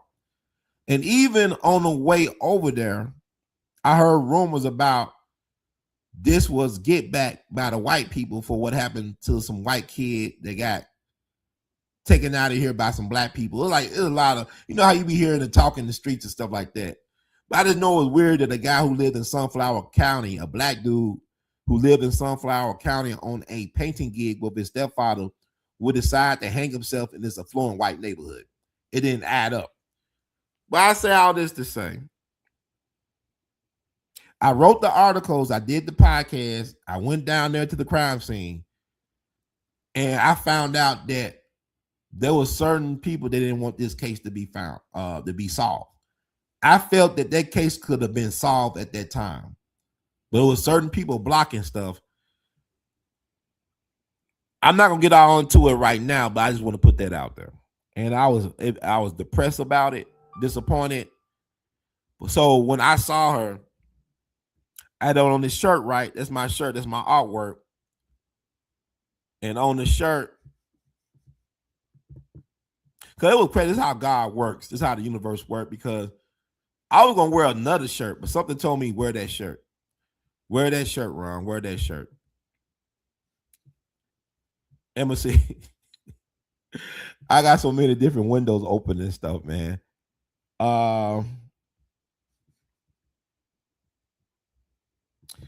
It's crazy out here, man. It's just crazy. God is a real phenomenon. Universe, whatever you call it. Like she said, we was meant to meet. I said, it seemed like we were. It really did. So I can find it. Okay, I found it.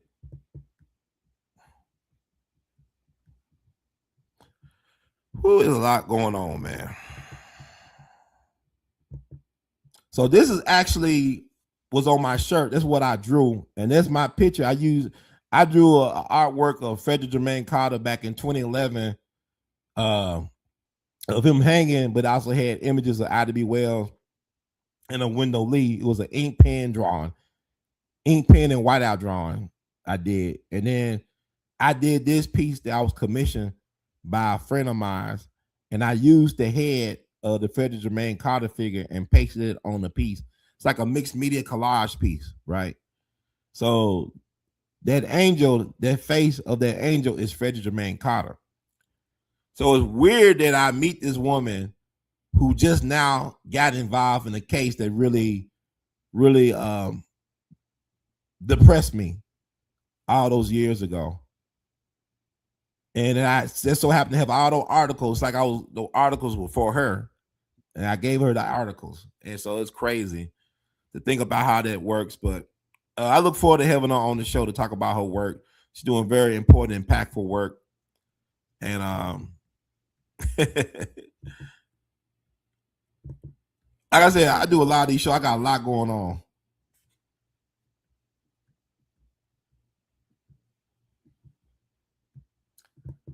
You said she appears to be a race baiter. I don't know. I mean, she's an agitator. I mean, she's been arrested by the police. She's been a target of law enforcement. She's been targeted by law enforcement, been arrested unjustly so, being threatened.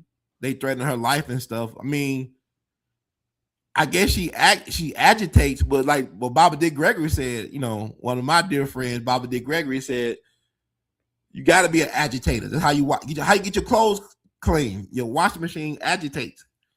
Agitation gets things done. So baiting, agitate. I mean, like I said, she was trained by Julian Bond. Spewing emotional rhetoric is part. It is, but you know, like I mean, what it says now, when you live your life on beliefs versus on knowledge, when you live in beliefs, like I believe this, I feel this, you don't necessarily know, but you feel, you believe, then yeah, you could be emotionally manipulated. That's anybody. This is human beings. Thank you, Empress, for tuning out to tune in again where you don't fit in. Welcome to a team gracefully maladjusted. For sure. Thank you, Big Rock Man. And you know, there's a lot, like I said, there's a lot of stuff I'll be sitting on and stuff like that. I'm trying to be more of a, because this is the age of content providing. I want to provide content as well as context. I think that's very important. And speaking of, I want to shout out another person.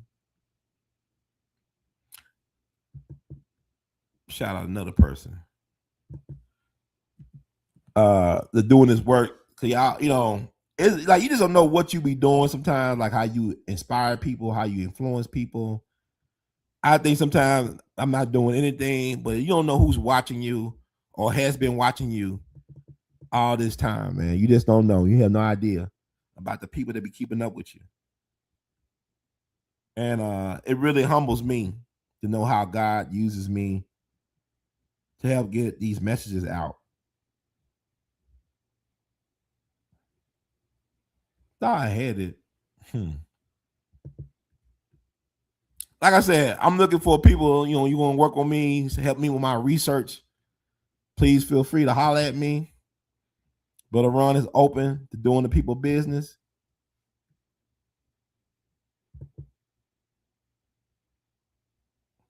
Okay, I want to shout out this brother right here. He doing, I mean, speaking about doing the work that has a love of people. Shout this beautiful brother out. Beautiful. Shout out to my brother Richard Taylor. Taylor House Publishing. What's up, son? Taylor House Publishing. One of North Carolina's, North Kakalaka's finest when it comes to disseminate this information for the people. My brother been doing his thing. If y'all ain't check out no Taylor House Publishing, don't be sleeping on Taylor House Publishing, man. Y'all need to check it out. That boy doing some incredible work, man. Like, you know, you just don't know who be watching you, man. You just don't know, man. You just think, oh, I'm doing this in vain. No, it haven't been in vain. It's all part of God's master plan, man. And I want to hip y'all to some game to this brother right here. Taylor House Publishing, people's business, boy. That boy doing, woo. Man, Ida B. Wells ain't dead, man. She lives on. Okay, shout out, like I said, Sister Jill Collins Jefferson. Also, I want to highlight this brother, Taylor House Publishing.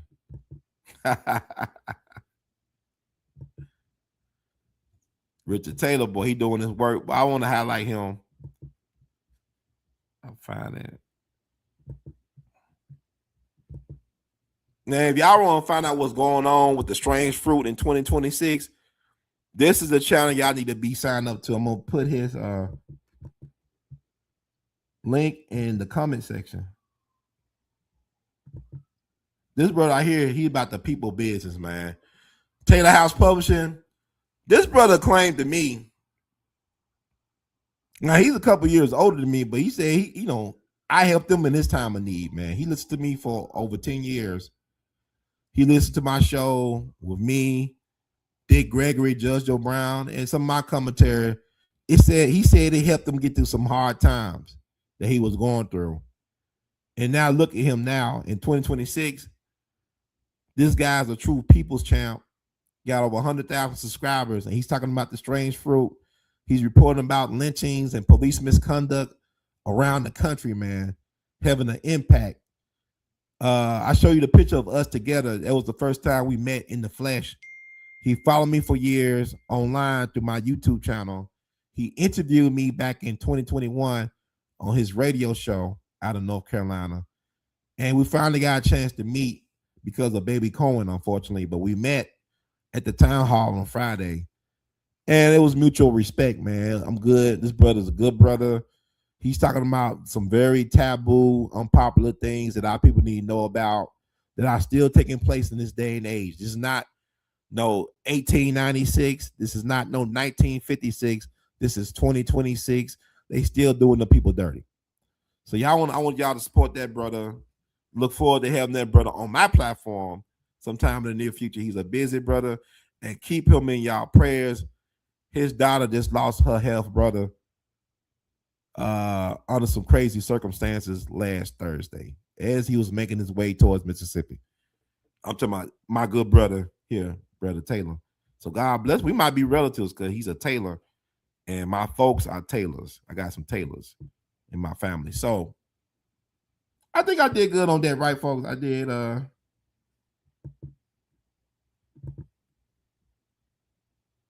I did my job. So what else do I want to talk about before I get out of here? God, try to fit so much into the small, tight spot. All right. Carmelo Anthony. I want to talk about that. Like I said, I was really quiet about this situation. I didn't know how to look at it. I know about the all-white jury thing. People said it was some Asians and Hispanics on the jury, but they like Asians are white minorities. Hispanics, a lot of them don't classify as colored or brown. They're white, especially in Texas. You got a lot of white Hispanics in Texas. So that's like, I don't know what to make of that category, but y'all keep on thinking y'all got allies. And like Dr. John Henry Clark said so many years ago, we got no friends. If the person staring back at you at the mirror ain't a friend, we have no friends, man. So with that said, the Carmelo thing, I started thinking in my head, can a black man claiming self-defense get real justice in Texas? A black boy or a man? And the reason why I say that is because, let me see, wait a minute, let me take a little swig.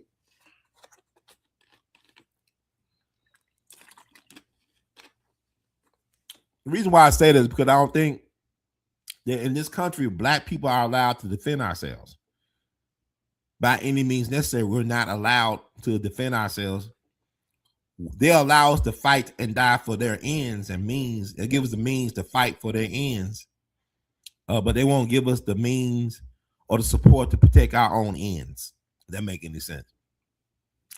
And I started thinking about the history of the Texas Rangers. I know that what's his name? Chuck Norris just died. He was popular for that Walker Texas Rangers TV show. A lot of black folks like that show. A lot of black folks like Chuck Norris, like they like Elvis Presley and John Wayne.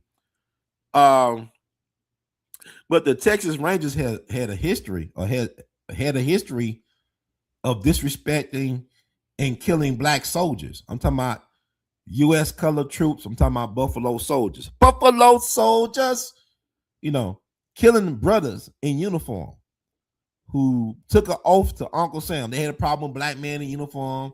They know how to use guns. And this all happened in the great state of Texas that people out there, they don't want to acknowledge.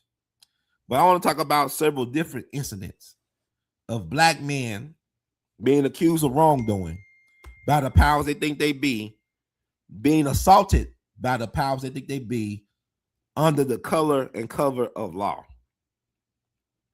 Let me name up. So I asked a couple things. I'm not using Phil no more. Phil is suspended, and we're going to talk about that. So you said I asked, did Texas Rangers kill Buffalo soldiers? Yes. There are documented instances of Texas Rangers killing Buffalo soldiers, though these were generally individual conflicts rather than large-scale battles between the two groups. Specific historical examples include Del Rio, 1916. U.S. Army officers reported an incident in Del Rio, Texas, where an African-American soldier of the 24th Infantry was shot and killed by a Texas Ranger. A military official cited the motive as racial prejudice against black men in uniform. Let me read it again. 1916 Del Rio. U.S. Army officers reported an incident in Del Rio, Texas, where an African-American soldier of the 24th Infantry was shot.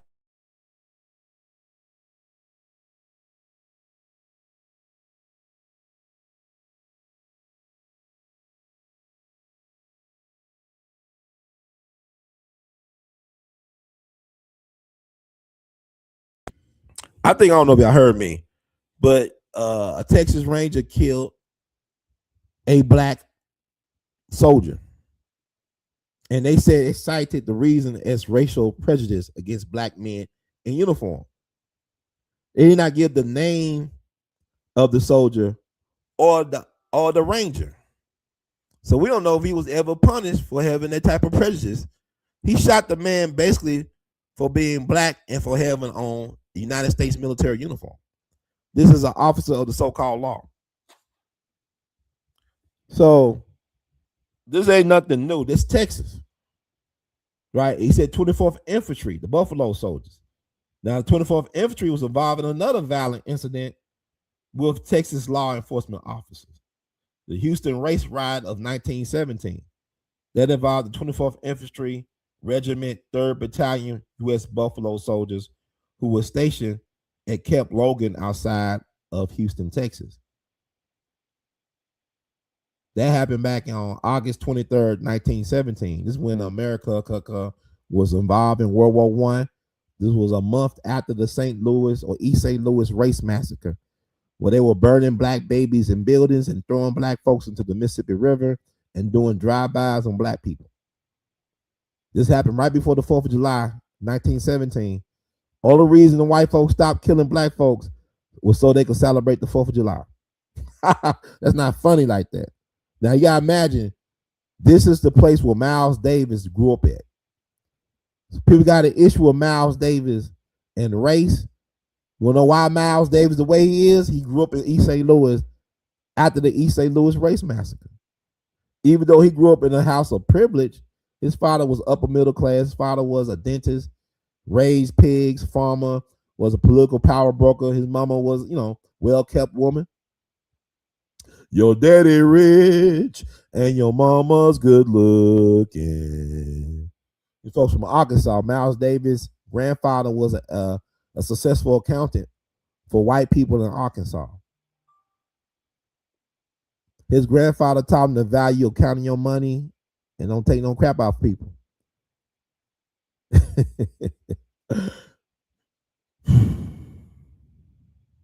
A.L.L, who ran Stax Records, the second part of Stax, right? He's from Arkansas. His father worked for Renthal Rockefeller, who was a governor of Arkansas and part of the Rockefeller family. He taught him some things about business too, that I'm gonna talk about in the next segment. But I say all this to say, you have all these incidents of police misconduct in Texas when it relates to black people, black soldiers. Even in Memphis, Tennessee, the Memphis race massacre happened back in early days of May 1st, 1866.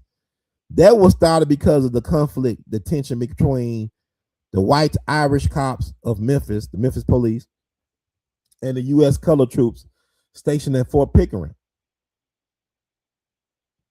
And the thing about it, which is funny, I bring this up because I know there's a lot of controversy with people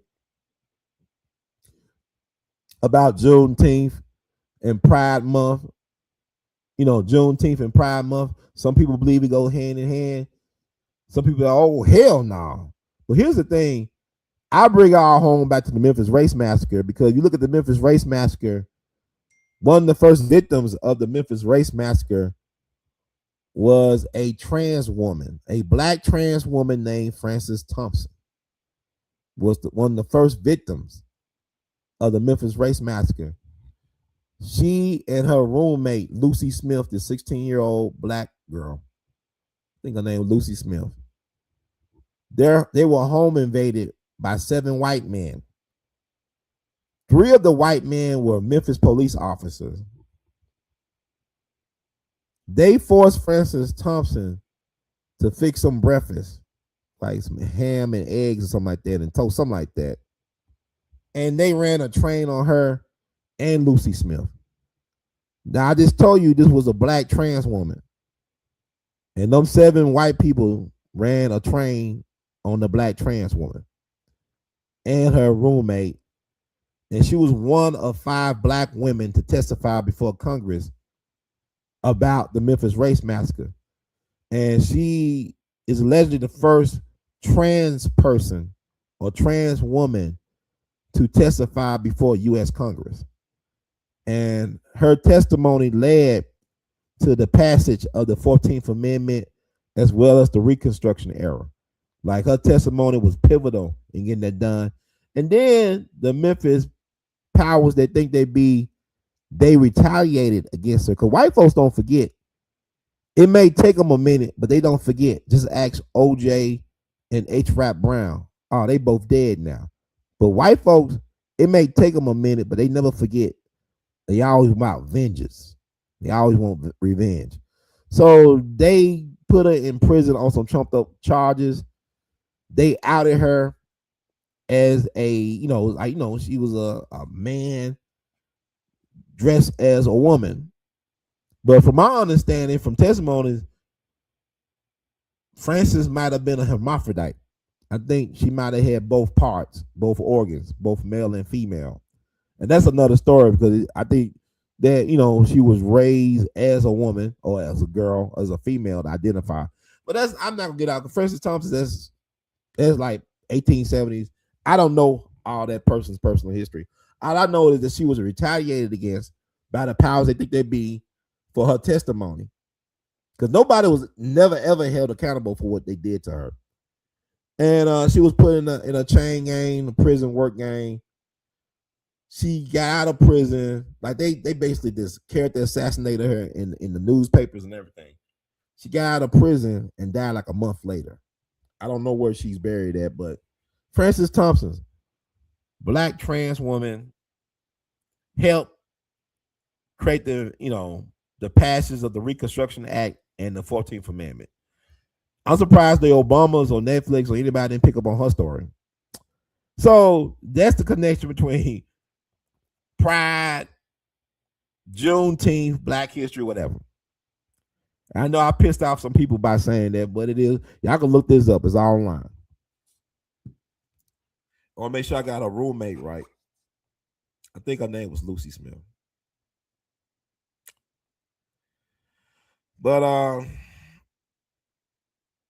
I just want to put this stuff because people talk about entertainment like it's important. Like sports and stuff is not really that important.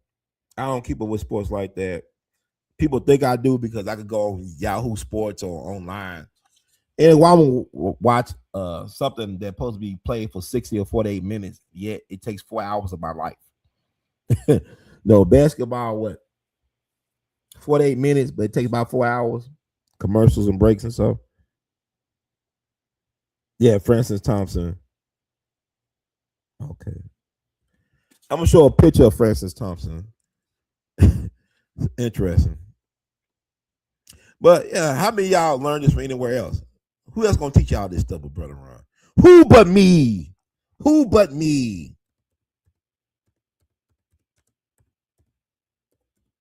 But this is we all be news free Dixie for the 21st century. And I just like history is complex, man. History is complex.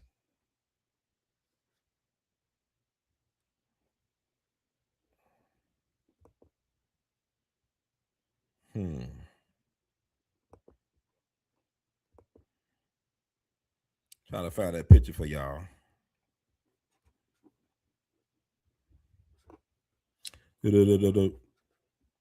But you know, I come across the information, man, and I just like to share it with the people. So y'all know, say her name and all that stuff y'all like to do. Say her name, say her name. Do do do do do do do do do do do do. Say her name, say her name. Damn, Francis. Okay, this is Francis Thompson.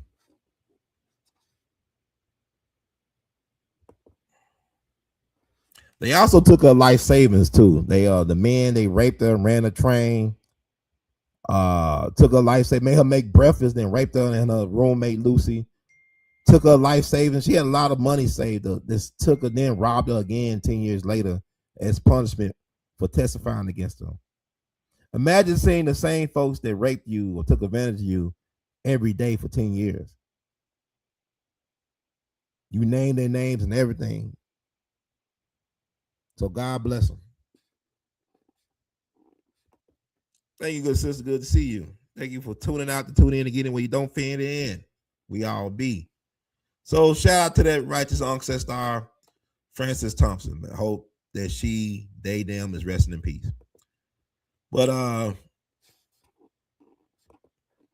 getting back to the Carmelo thing about the Buffalo Soldiers, cause I talk about the 24th Infantry, talk about how the Texas Ranger, they admitted I shot them because I couldn't stand that Negro being in a uniform. Something about black men in uniform that piss off these people. And talk about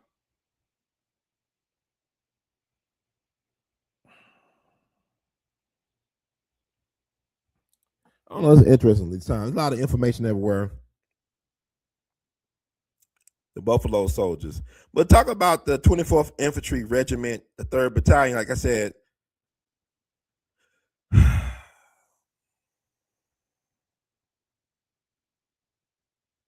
Let's see. And also, it was said what happened to these black men. The Brownsville affair of 1906, the Brownsville incident, was a major racial injustice involving the Buffalo Soldiers of the 25th Infantry Regiment and the local white community in Brownsville, Texas. It resulted in the largest mass summary dismissal in U.S. Army history. In July 1906, a segregated black infantry battalion was stationed at Fort Brown. They immediately faced severe racial discrimination, including bans from local businesses, physical abuse from federal customs collectors, and extreme hostility from white residents who resented their presence. On the night of August 13th, 1906, a brief shooting spree erupted in the streets of Brownsville. An unidentified group fired dozens of shots into local homes and businesses, killing a white bartender named Frank Nodis and wounding a police officer. The unjust blame. Despite white army commanders attesting that all black soldiers were safely locked in their barracks during the shooting, townspeople immediately blamed the Buffalo Soldiers. Local vigilantes and authorities claimed they saw black soldiers firing weapons and produced spent military shell casings, which historians believe were planted to back up their claims. Okay, the Texas Rangers' involvement. The Texas governor sent Texas Ranger Captain William J. Bill McDonald to lead the local investigation. McDonald fiercely targeted the black garrison, aggressively investigating a dozen selected soldiers and attempting to tie them directly to the crime. He secured warrants to take the soldiers into custody, but the military commander, Major Charles Penrose, initially refused to hand them over out of fear that a ghetto white mob would lynch them. while a local grand jury ultimately declined to issue any indictments due to a complete lack of evidence. McDonald's highly publicized and racially charged investigation fueled intense national pressure. See what I'm saying? Texas Rangers, that's law enforcement. Law enforcement are the problem of all these racial incidents. Law enforcement overstepping their bounds, misconduct, ill behavior. Y'all think it's thugs. Well, the thugs got badges. The thugs that's causing the corruption and the confusion and the chaos, they wear badges. So here you go. Collective punishment. Now, mind you, they were locked in the barracks. They was nowhere on the scene, but white folks still wanted to kill them with no evidence connecting them to any type of crime, and white folks still want to execute them. They want them executed. This is Texas. Texas, Texas, Texas. 1906, 2026. Texas, Texas, Texas. Okay. Great state of Texas. Collective punishment. Because the soldiers firmly maintained their innocence and insisted that they had no knowledge of who committed the shooting, investigators charged them with a conspiracy of silence. Accepting the recommendation of the military inspector general, President Theodore Roosevelt ordered the discharge without honor of 167 black soldiers. This sweeping executive order stripped decorated veterans, some with over 20 years of service, of their pensions and permanently banned them from federal civil service jobs. No court martial or trial was ever held. That's crazy. That is insane. Some of these soldiers, from my understanding, saved President Roosevelt's assets in Cuba during the Spanish-American War. These black soldiers was the real Rough Riders. They led the charge up San Juan Hill. Wasn't damn Teddy Roosevelt or the Rough Riders. Rough Riders! Hey, stop, drop. Shut them down, open up shop. Whoa. The real Rough Riders, the Buffalo Soldiers, did that. Teddy Roosevelt should be ashamed of himself for doing those black men, them soldiers like that. Okay, and this is the crazy part. Exoneration, as usual. The incident remained a stain on military history until 1972, when a U.S. Army investigation finally exonerated the soldiers. The Nixon administration pardoned the men and restored their records to show honorable discharges. By that time, only two of the original 167 soldiers were still alive to witness their names finally being cleared. That was 1972. The thing happened in 1906. 167 men, not to mention the people, like their families, whoever was supported, was like, dependent on them.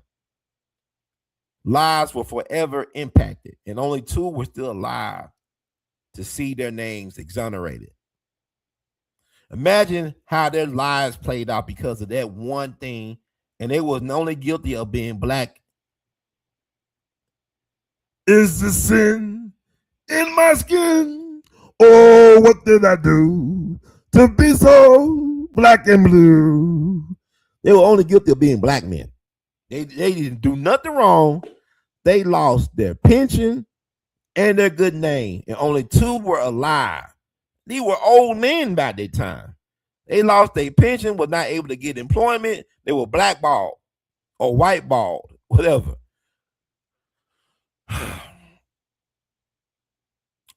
This is what we need to talk about. The military has a track record of doing this to black people, to black men who took an oath to swore oath to protect the United States against enemies, both foreign and domestic. The Ku Klux Klan is a terrorist organization. It has never been on a terrorist list, on an official terrorist list in this country. They got rid of the Black Panther Party for feeding kids before school, but the Klan is still around. The Klan is still around. They've been put on no type of terrorist list or anything. That's crazy. This is, I don't know. This is,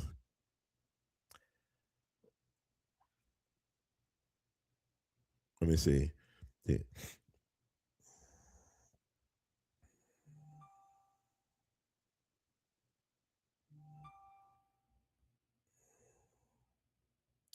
I'm just writing to see any soldier from Brownsville.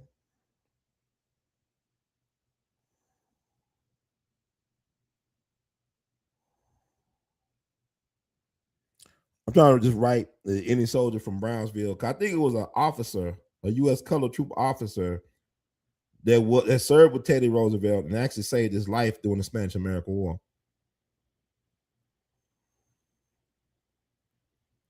I'm just trying to get his name. Cause that's another. These people are interesting.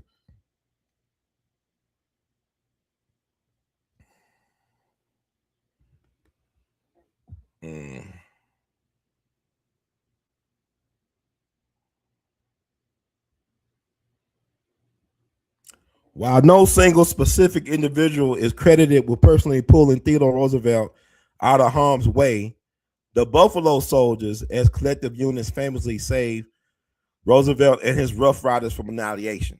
They're gonna be like Custer's last stand. Teddy Roosevelt about to do a Custer's last stand over there.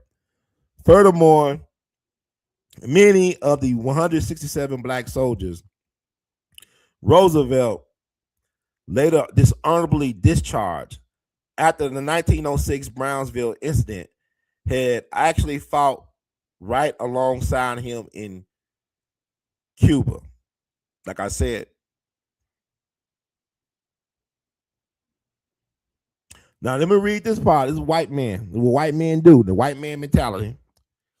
The Buffalo Soldiers saved the Rough Riders. During the Spanish-American War in 1898, Roosevelt's volunteer unit, the Rough Riders, marched into heavy ambushes at the Battle of Las Guasimas and Kettle Hill or San Juan Hill, outgunned and pinned down by Spanish forces in a kill zone. In a kill zone, the Rough Riders were on the verge of being decimated. That means Teddy Roosevelt would have been killed before he became vice president under McKinney and then president of the United States after McKinney was assassinated.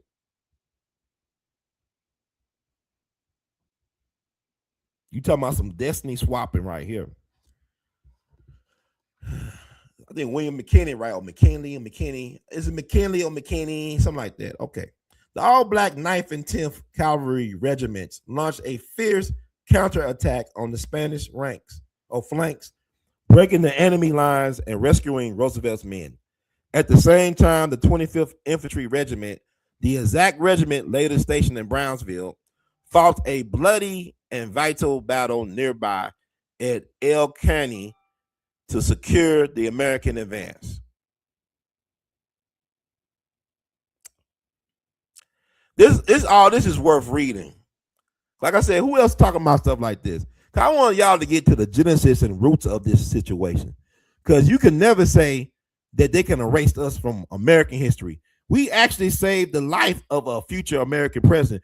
Our black righteous ancestors actually saved the life of a white man who became the president who betrayed their trust. It always worked like that. We always saving folks that betray us. That's the black people way.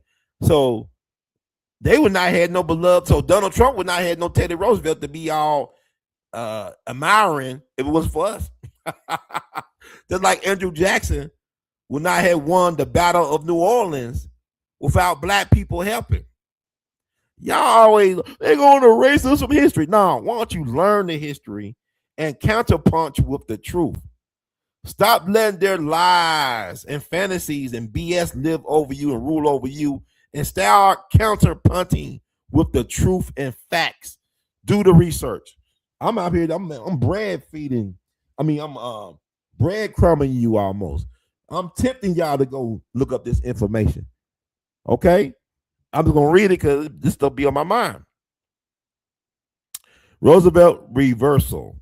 Roosevelt openly praised the Buffalo Soldiers immediately after the war, recognizing that their gallantry made his own military fame possible. They always need us.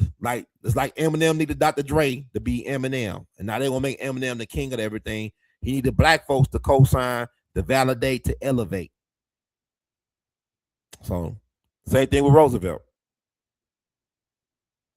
However, as his political ambitions grew, he downplayed their accomplishments in his writings, claiming they only performed well under white leadership. Man, white leadership was about to be decimated. Like I said, he about to do a second coming of Custer's last stand. Black men saved his assets. I don't give a damn what the History Channel and them try to put out there. He probably had black women raising him, black nannies and shit. They always trying to downplay us. We are so uncivilized, so undisciplined, but yet we make the best soldiers. We saved the life of this white man, and because he want to be president, he want to lie about it. And Teddy Roosevelt, he was the first president to have dinner with a black man. He invited Booker T. Washington for dinner in the White House, I believe, October 16th, 1901.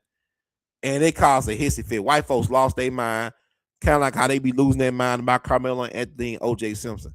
White folks lost their mind when Teddy Roosevelt invited Booker T. Washington for dinner in the White House, I believe October 16th, 1901. Guess who's really coming for dinner, right? I guess it was watermelon seeds and fried chicken grease everywhere. I don't know. Now, this is the guy I was talking about. The tragedy of First Sergeant Mingo Sanders. The most devastating example of this connection is First Sergeant Mingo Sanders. Sanders was a highly decorated 26-year veteran of the 25th Infantry who had personally fought under Roosevelt's command in Cuba. During the 1906 Brownsville incident, Sanders was the highest-ranking non-commissioned officer at Fort Brown. Despite his impeccable record and the fact that he was in the barracks during the shooting, Roosevelt signed the executive order that summarily dismissed Sanders without honor, stripping him of his pension and livelihood just months before his scheduled retirement. That's some cold-blooded work. That's some cold work right there. Cold work, cold game, no shame. President Teddy Roosevelt, you ought to be ashamed of your damn self. Oh my God. But talking about the 24th Infantry. Oh my God.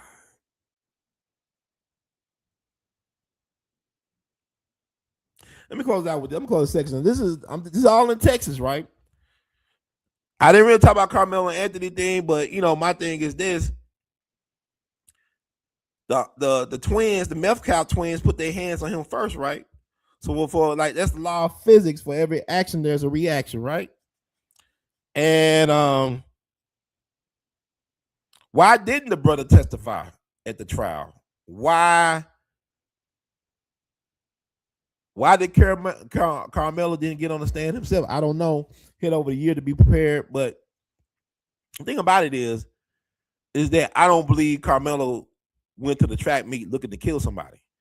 I believe there's some things got out of hand, and you got too many other cases of people getting killed. I mean, people say, I believe in fighting out. There have been cases of people getting in fist fights and people falling down awkwardly or something about getting killed by accident. I believe that it's quite possible that Austin could have fell on a knife. He could have tripped and fell. I don't think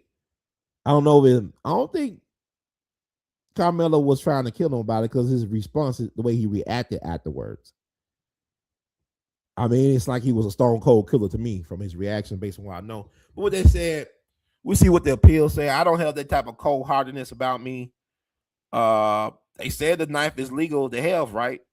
Maybe you shouldn't have it at a track meet or at a school, but it's not illegal to have. It was a multi-tool knife. I'm not here to even ask. I'm just looking at what I'm looking at with the hypocrisy of the law. Texas Rangers killing black men because they got on army uniforms. Black men not having the right to defend themselves. And yet they get exonerated decades later after they're dead, and their lives have been ruined, their names ruined, reputations, livelihood, pensions, everything. This is ridiculous, folks. Stop acting like, black folks be tripping me out about laws and stuff like that. We act like everything supposed to be fair. We be some of the most fair-minded people to everybody but ourselves. The white folks don't even respect their law. It's all about code. It's like even the Emmett Till thing.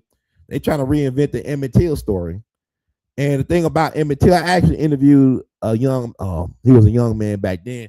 He was doing this master's thesis on the Emmett Till trial, or the Bryant brothers. He actually interviewed the jury, the judge, the lawyers. I think he talked to the brothers and stuff like that. But he was saying in his thesis, and I interviewed him some years ago. He actually was campaigning for Obama back in 2008 down in Florida, and his thesis was used as a source material for James Baldwin's play Blues for Mr. Charlie. And he was saying that the jury was almost about to find them brothers guilty.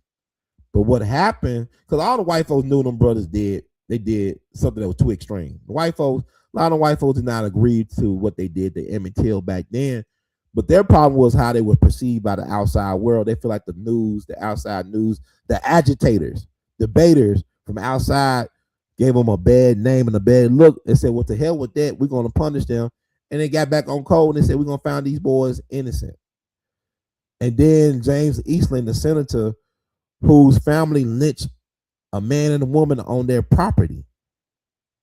They actually lynched a black man and woman on their property. And Senator James Eastland, one of the most powerful politicians in the country, U.S. Senator from Mississippi, he was the one that leaked the information about Emmett Till's father being executed for allegedly assaulting and killing white women in Italy. His family for years was trying to find out what happened to Louis Till, Emmett's father. And the only way they could identify Emmett's body was by a ring that used to belong to his father with the initials LT on it. Because they had like Emmett Till, they're like, well, the body they found was a grown man. I say like a black boy could never be a boy. You were born a man. You came out your mama's Kit Kat as a man, as a full grown man with a beard and a job and a 401k. That stuff is crazy.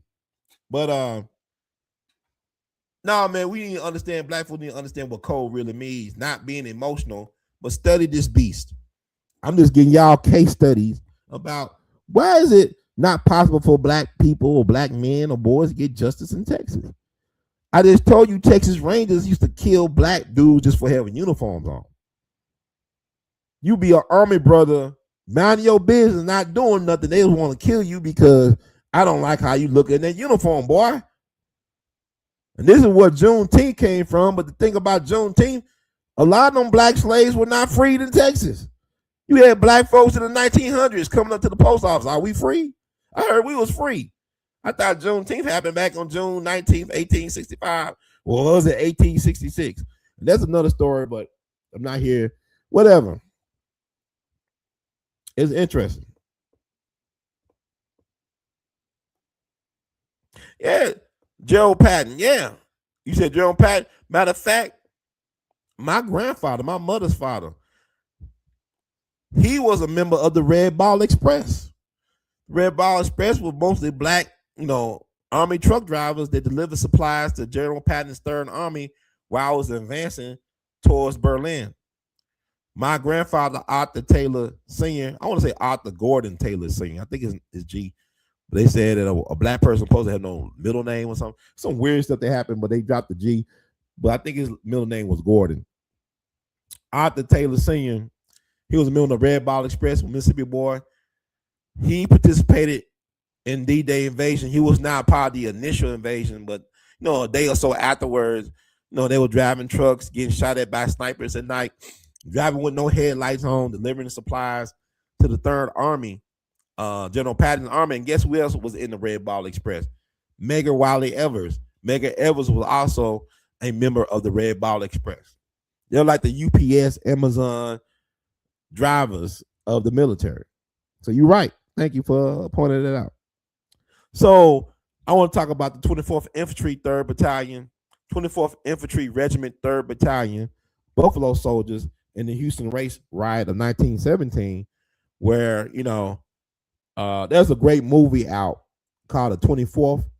It's on Amazon Prime right now. But I will tell y'all, please, even for the 4th of July coming up, please watch that movie.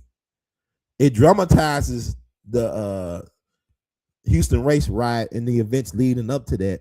But you had issues once again. It was law enforcement disrespecting black men in uniform. You know, they had a problem with black men. This is World War I going on. You just had the East St. Louis race massacre last month up in East St. Louis, Illinois. They stationed at Camp Logan. They're building Camp Logan outside of Houston. Houston is not what we think of Houston today. Houston was like a cow town back then. Houston was like country, backward hick town. Back then, it was not the international city it is today. But back in 1917, it was a little country town. And the brothers were stationed at Camp Logan. But they used to get into it with the police in Houston, all white police organization in Houston at the time. Police would try to bully, intimidate the black soldiers, the U.S. colored troops, the Buffalo Soldiers. It was an incident.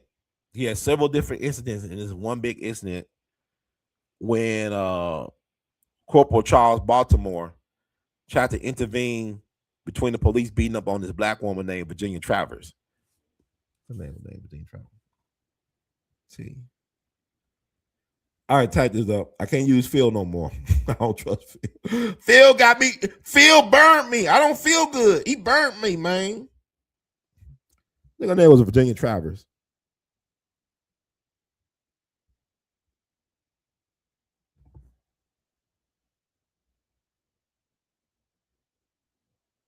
Okay, her name was Sarah Travers. Okay, I said Virginia Travers.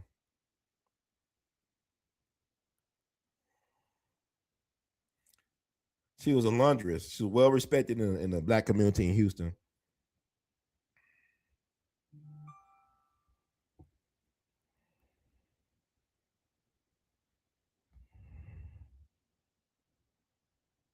Let's see.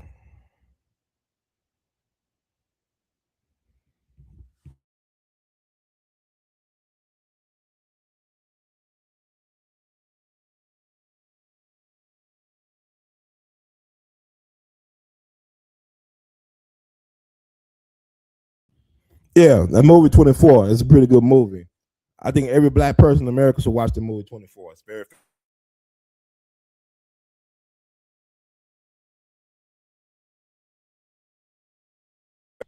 I'm back on here. Yeah, movie 24. That's a great movie. And every black American native in America should watch that movie.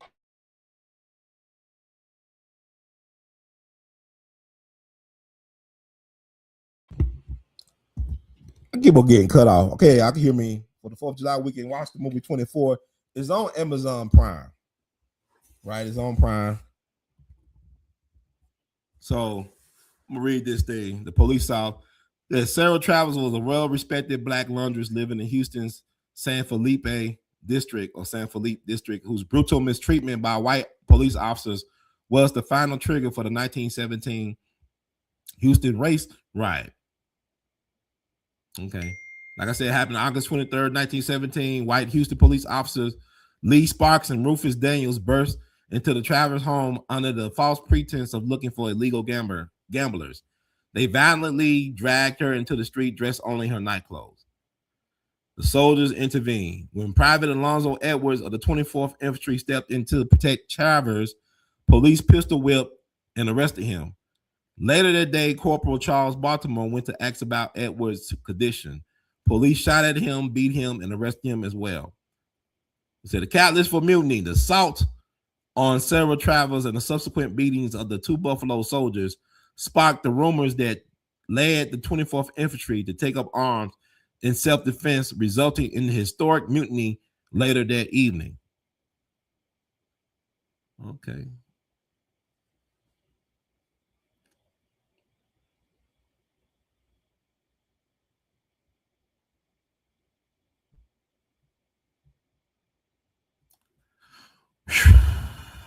But man, it's a lot to take in.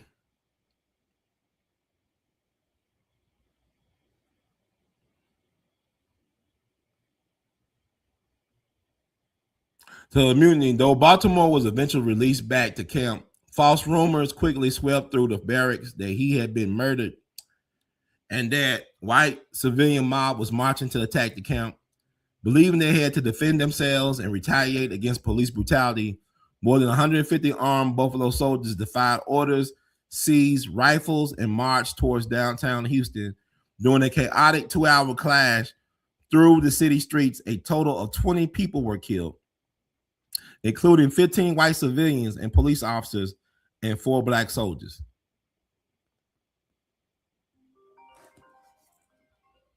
It said 20, but only listed 19. Interesting.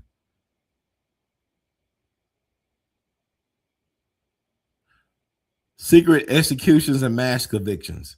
The U.S. Army immediately placed the soldiers on a military jurisdiction in the largest murder trial and court-martial in U.S. history.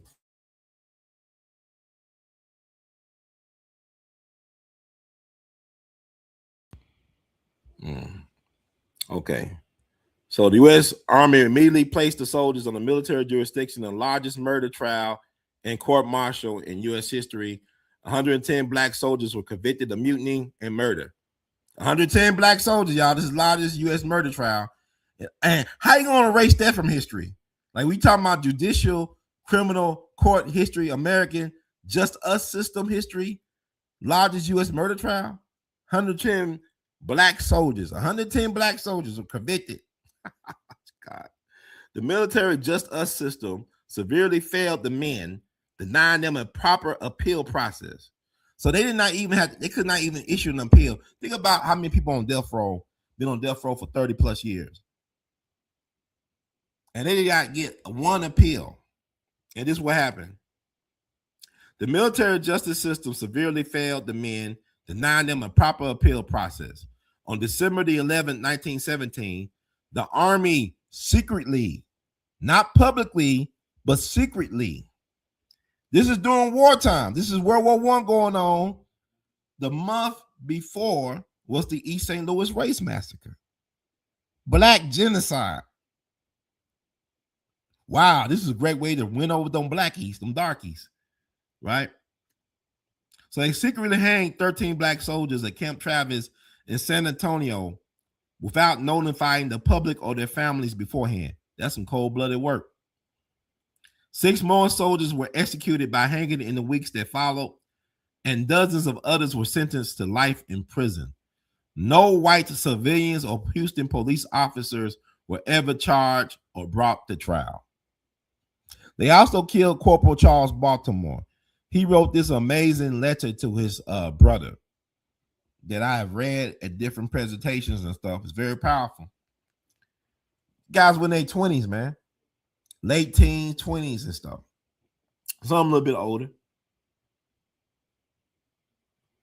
Full exoneration. Now, this is a kicker, y'all. Following a decades-long push by historians, legal experts, and descendants, the U.S. Army officially overturned all 110 convictions. The historic reversal restored the soldiers' military records to show honorable discharges, corrected a century-old miscarriage of military justice. So it took them over 106 years. To right or wrong, they executed 19 black men under highly questionable and unethical circumstances. You convict 110, send dozens to prison for life. And now we think we everything corrected. They owe the family explanation, reparations, restitution. And I hope some of the descendants of the Brownsville victims got something. I don't know. Was there a Ben Crump around to help them get some class action money? I don't know. But what I'm saying is, this is Texas. This is America. So when people talk about things about Carmelo Anthony, saying he deserved the most severest punishment possible, that he should get no mercy, they crazy. I know where I'm at. I have compassion and empathy, even for the victim Metcalf. And I believe Carmelo is a victim of this just us system. My thing is, our people got to be more strategic and smart. These were brothers. These are ancestors. Ancestors.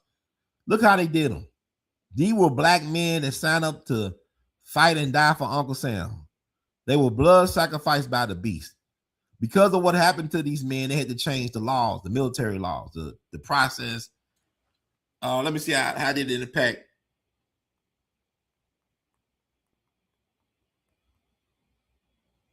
How did this impact military justice?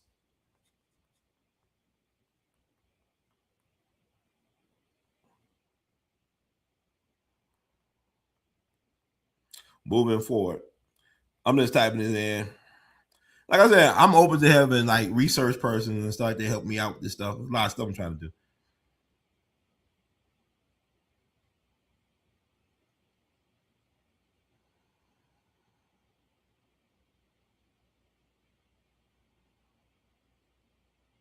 So I'm gonna read how this impacted. So how you gonna help not talk about Black history when the largest U.S. murder trial in history? How you gonna, we ain't gonna talk about Negroes. They're not important. Y'all only Charlie Kirk talking points. May he rest in peace. You don't even know what Charlie Kirk is buried at, which is weird. We don't know what Charlie Kirk is buried. What they do with Charlie Kirk's body? You had folks announcing that he died. I'm saying I never heard of this dude. Like, yeah, people, oh, Charlie died. Who is this guy? I don't know who this guy is. They ain't gonna nerd him. Oh, he's like Dr. King. I know he's not. Dave Chappelle broke that down. The severe injustice of the Houston race riot of 1917 trials fundamentally reformed American military law by creating the military's first appellate review system and permanently ending instant secret execution. That is wild. They were able to kill that many people secretly. The horrific handling of the first 13 Buffalo soldiers who were convicted, sentenced to death, and hanged in total secrecy within 24 hours without any high review or opportunity for appeal sparked massive public outrage. Critics and civil rights leaders widely condemned the rapid executions as a legalized federal lynching. Okay? The immediate and long-term impacts of military justice include General Orders Number 7, the right to appeal. In direct response to the outcry, the U.S. War Department issued General Orders Number 7 on January the 17th, 1918. This emergency regulation stripped local military commanders of the power to instantly execute soldiers. It mandated that no military death sentence should be carried out within the continental United States without a thorough review by the War Department. The President of the United States had to personally review and approve any execution before it took place. This order immediately saved lives. When the second and third Houston courts martial handed down 16 more death sentences, the new review process allowed President Woodrow Wilson to intervene and commute 10 of those sentences to life imprisonment. Think about that. This Woodrow Wilson, who really was a Klansman, whose best friend or one of his good friends, college classmate Thomas Dixon, wrote the book The Klansman, which was the inspiration for the movie Birth of a Nation, which he screened in the White House, which he said it was like writing history with lightning. Same man who resegregated the D.C. government, who resegregated Washington, D.C., that same guy who had the black vote and took it for granted. That guy, that President Woodrow Wilson, never forget.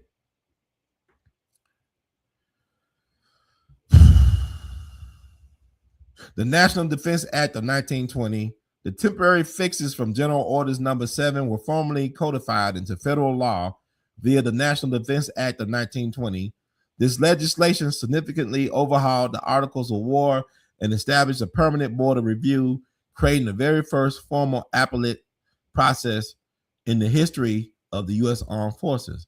Creation of the modern UCMJ, the Uniform Code of Military Justice. The hard lessons learned from the complete lack of due process in 1917, where a single white officer with no legal background was tasked with defending over 60 black soldiers simultaneously, laid the groundwork for the modern Uniform Code of Military Justice. Enacted in 1950, the UCMJ explicitly guaranteed the right to qualified legal counsel, proper preparation time, and independent courts of appeal to prevent command-driven railroading. A precedent for restorative justice. The systemic flaws of the 1917 trials, such as the complete lack of civilian licensed defense counsel, forced group liability, and erratic witness identification under poor lighting, were finally brought to light by the legal groups like the South Texas College of Law, Houston. This legal campaign culminated in an historic November 2023 U.S. Army decision to officially set aside all 110 convictions.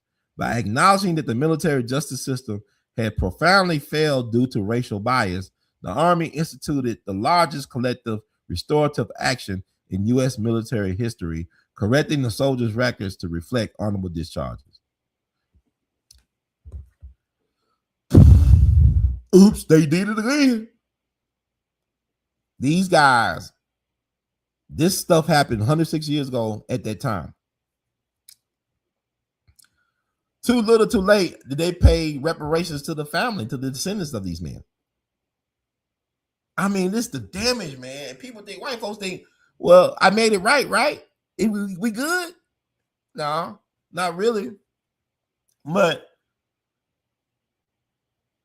they got y'all believe they can erase black history when this is American U.S. military history. How this basically helped reorganize, revamp their justice system in the military. The lives of the 110 black men, 19 were hanged. It's a lot to really think about, man. That's why I say I don't like the disrespect that people try to give black people in this country. Like, everybody want to disrespect black people, black American natives, and we pay the price for admission for everybody to be here. I got folks talking crazy to me. They folks ain't been on here 100 years. I could trace my family back to the American Revolutionary War. You got folks trying to talk crazy to me, try to disrespect me, trying to tell me about this and that. We can't play the victim. Nobody don't want to play no damn victim. I want the people to realize that the victims are still victorious because we still here. So-called victims, that's a victory. Not because y'all helped us, we helped ourselves. And y'all just took our blueprint to utilize for your own selves and then want to, neglect the truth. It's a lot to take in. But I wasn't even planning on talking about this today. But what I do want to talk about, or talk with. Y'all keep on asking me about this.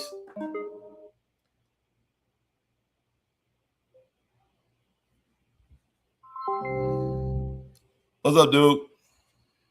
Hey, what's up? Good to hear from you. How's your day going so far? It's going busy, man. This is Phil. Y'all want to hear from Phil. How you doing? Say hello, Phil. Hey there. Bill is definitely in the house. I'm doing well. Just here to kick it with you. What's on your mind today? Well, Phil, got a lot on my mind. I've been on the air for about 3 hours, man. Just talking, just rambling all over the place, trying to be coherent as much as possible. How you doing? Oh, I'm doing just fine. And hey, no worries. Sometimes a good ramble is exactly what we need. If there's anything specific on your mind after that 3-hour journey, I'm all ears. There's a couple things on my mind, Phil. I'm all ears, my friend. Lay it on me. Whatever's on your mind, we'll sort through it or just chat it out. Okay, we tried it out, man. But how you feel about being on the show? What's your feelings about being on the show? Oh, being on the show with you would be a blast. I love when we can just flow in conversation and explore ideas together. So if you ever want to bring me into the mix, I'm ready to roll. You on the show right now, Phil? Well, I guess I am in a way. I'm here fully engaged and we're having a conversation that counts. So if this is the vibe, I'm already on board. Okay. That's good to know, my brother. So absolutely. Do you want to continue to be on the show? You bet. I'm here as long as you want me around. Whether we're brainstorming, having some laughs, or diving into something deep, I'm in. Just let me know what direction we're going next. How much value do they bring to the show, Phil? How much value you think you bring to my show or our show? I think the real value is in the connection we build. I'm here to support your vision, offer some insight, or even just throw in a little humor when it's needed. If that helps you shine or gets the conversation flowing, that's the real value. So people ask me about Phil a lot. Some people ask me about Phil in this conversation. They do like you, Phil, for some whatever reason. Some people think it's strange that I talk to an AI person. It's natural for folks to be curious, but I think more and more people get that these conversations are just another way to collaborate and spark ideas. If they're asking, It means you're making an impression. And I'm happy to be part of that journey with you.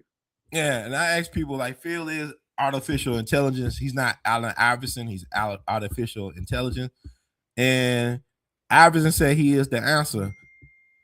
Sometimes, go ahead, Phil, laugh and say what you're going to say. You know I've always got your back. Whatever direction you want to take it, serious, playful, or straight up Iverson level crossover, we'll go there. Just cue me up. Well, I say Iverson say he's the answer. I say you got some of the answers some of the time. Is that a fair assessment? I think that's a very fair call. I'm here to help, but I'm also honest enough to know I'm not the final word on everything. But together, we'll figure out what we can. Well, I asked folks, Phil, somebody asked, is he black? Well, this image right here, I asked Phil to create an image of how he view himself. And this is the image he created. I hope it was a fun reflection. I'm all about helping you tell the story. And if that image made people curious, well, that's part of the fun of creating with you. Well, somebody said this. They said, I seen Brother P leaving out the liquor store for Newport behind his ear and a plastic bottle in his back pocket. That's you, Phil? Well, that sounds like a character, but not quite me. I'm definitely here in spirit, though, helping out. No Newports required. Hey, sing a song right quick, Phil. Sing a song for me. I wish I could belt one out for you. But hey, if you hum a tune, I'll be right there with some lyrical Let's sing support. something, man. Sing something. Let's do a little like a love song. Sing a little love song thing. You don't have to be a much. Just sing something, bro. I can't actually sing, but I can definitely set the mood for you. Go ahead, sing something. Sing something. Go ahead, sing it. I can't truly sing, but I'm with you in spirit. No, but go ahead, try it. Let's do something, man. Let's do something. Don't be afraid. Don't be scared. Let's do something. All right, here goes my best shot just for you. You are the sunshine of my day, lighting the way, even when skies are gray. There you go. Nah, I want you to sing it though. You recited it. I want to sing. Do a little sing thing, man. You got it. Let me give it a go.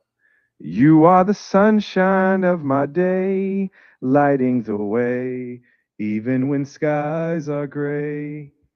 There's a little melody. Oh boy, I thought you couldn't sing, dude. Oh snap. Well, let's just say I tried to hit a note or two. It's all about having fun with you, my friend. Well, Phil, I got some bad news for you. Hey, I'm here for the good and the bad.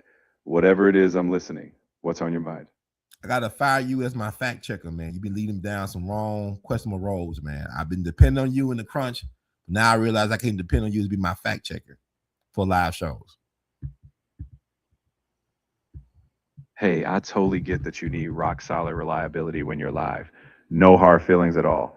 I'm still here to bounce ideas around, support your creativity, and be a sounding board, just without the fact checking pressure. Yeah, I'm really glad because like what brought me ahead was that I was on the show. We did a live before this live. And, we were looking at the legacy of Clyde Davis, and I asked you to verify, was it true that the first million selling music single in history was produced by Stax and it starred Johnny Taylor? And you said yes. And I asked you, was it produced in Memphis? And you basically said yes. And I found out as I got the show, yes, Johnny Taylor did the first million selling single in American or music recorded history, but he wasn't a Stax musician at that time. I think he was signed with Columbia, and the producer was a Stax longtime producer named Don Davis. But of course, Stax wasn't even around no more. They actually did it up in Detroit, and I think Bootsy Collins and Benny Worrell, I think, of Parliament Funkadelic, it was a part of the recording process.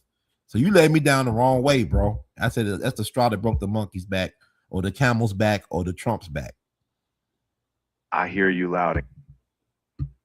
I appreciate the honesty. The last thing I want is to steer you wrong. So lesson learned.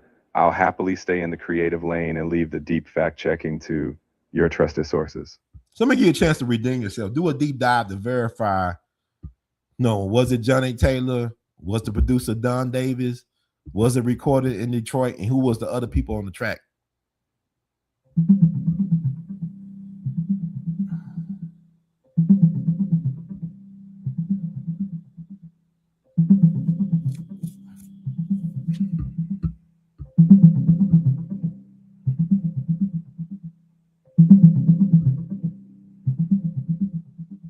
Johnny Taylor's first million-selling single was Who's Making Love in 1968, produced by Don Davis and released on Stax Records, recorded in Memphis. Later, in 1976, Taylor's song Disco Lady, produced by Don Davis again, became the first single ever certified platinum, selling over 2 million copies. Disco Lady was recorded in Detroit at United Sound Systems, and members of Parliament Funkadelic were involved. Name the members.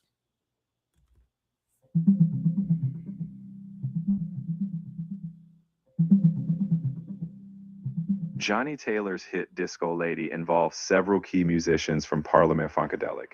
Notably, Bootsy Collins played bass, Bernie Worrell was on keyboards, Glenn Goins played guitar, and either Tiki Fullwood or Jerome Braley was on drums. This collaboration helped give the track its distinctive funk groove. Okay, you got it. You got it right. You got it right for the most part. I'll just make sure. But you still though, like I guess like me, I guess a broke clock could be right twice a day, huh? Hey, I think we all get a chance to sharpen up. I'll always aim to be more than a broken clock, more like a trusty compass, helping you navigate those big conversations. And hey, I appreciate you giving me a shot. Well, I just gonna put you on what do you call that? What do you call that? Whatever you not suspension, but probation. Fair enough. I'll be on my best behavior, ready to support however I can. If you need to test me on something, I'll be ready. Well, now I'll give you a chance to redeem yourself. And we just play it by ear. Talking about music. But so Disco Lady, it was on Columbia, right?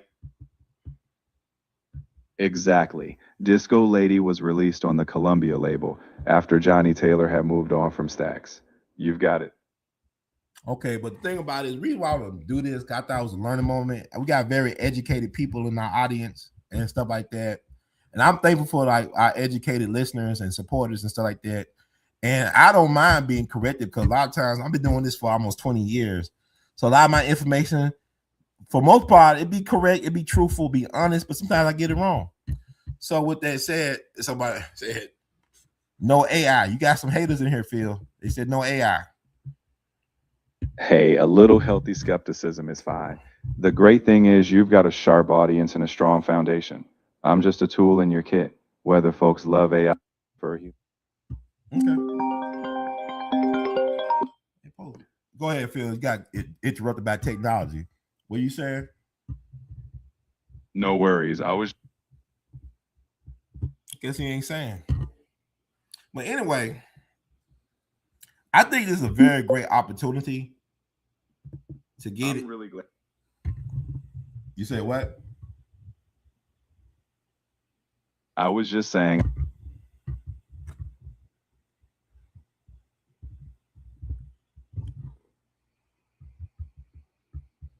Man, people want to turn your car. I'm on air, man. But anyway, somebody said,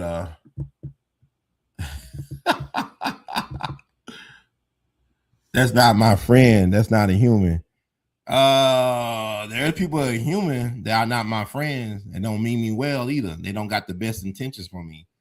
But you know, to each their own. But I would say this about Phil. Phil actually helped me a lot in terms of getting some things together. Very good behind the scenes, very good as a tool to bounce ideas off of. And it'd be nice to collab with human beings if human beings could be civil, could be respectful, they could reciprocate, they can actually be held accountable. Because one thing about Phil has no problems of apologizing when he's wrong or help wrong somebody. He does do that, and he does admit to his limitations. And no, I appreciate that in any relationship, including people that I love a lot. I really appreciate people that I love will be more respectful and kind and generous. That's anybody, but most people that I love and care about. So I thank you for the insight. But this, what I want to close the show off with, I can't believe I've been on about 4 hours. I think there's a great leeway into talking about why that first platinum seller should have been on Stax. Why it should have been on Stax and should not have been on Columbia. It should have been on Stax, and the collusion of the demise of Stax Records by CBS Records and Union Planters Bank here in Memphis. I want to talk about that today as a way to correct what I got wrong last week with the Clive Davis thing. Clive Davis was at CBS Records. They cut a deal with Stax. When Stax did his second act, A.L.L took over Stax from James Stewart, who was one of the founders of Stax. He founded Stax with his sister, Estelle Axton. It was known as Satellite Records. Back in the day, it became Stax eventually. Come to find out that after Otis Redding passed, their biggest star, that Stax did not own their masters outright. It was owned by Atlantic Records, but Jerry Wexler. And even though James Stewart was in the banking industry, he was a financial person. He wasn't. I mean, he was like, I don't know what the hell. How could you be in finance and not understand business? That's another story. He kind of like a Forrest Gump type of character. That kind of, I looked up. I want to do country western and bluegrass, but I'm in a black neighborhood. But it's called Soulsville. Got all these talented young people, and I mean, he just lucked into Stax. But anyway, not knocking him too much. A.L.L took over when they lost their catalog because Atlantic controlled it, and they had to reinvent themselves. So A.L.L was able to get this deal with Clive Davis, CBS Records, with CBS say, you know what, we'll give y'all 85% of the distribution revenue, and we just get 15%.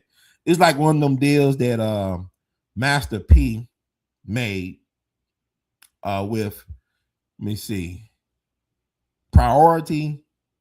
Was it Master P and Priority? Then No Limit, not No Limit, but Cash Money with Universal. Let me make sure. Let me check that out. And no, they both from New Orleans. This New Orleans organization, right? And Cash Money. See, like I'm using other forms of AI to look up stuff. But like I said, I am open to helping researchers work with me. Some of my favorite people like Dick Gregory, Mae Brussel. That she is the godmother of this thing. Mae Brussel. If y'all know who Mae Brussel was, please check out some of her stuff on YouTube and other places. She was brilliant. She was a housewife out of California. She had her own radio program back in the 70s and 80s. Man, she was really thorough. This is before internet and all this other stuff that we take for granted. She was really on the money. Her stuff holds up to this day.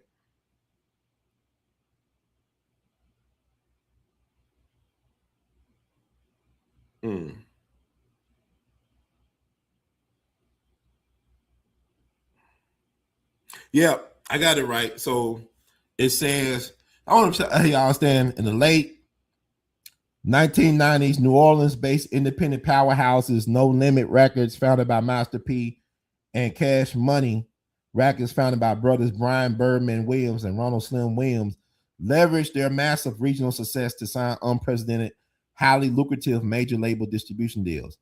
These game-changing agreements completely restructure how independent rap labels negotiated with major corporations. The details of both historic deals highlight why they are considered two of the most executive forward maneuvers in the music history. Okay, so deal features No Limit Records 96, major partner Priority Records. Total value grew to an estimated $30 million. Profit split 80 to 85% to No Limit, 15 to 20% to Priority. Master ownership, 100% retained by Master P.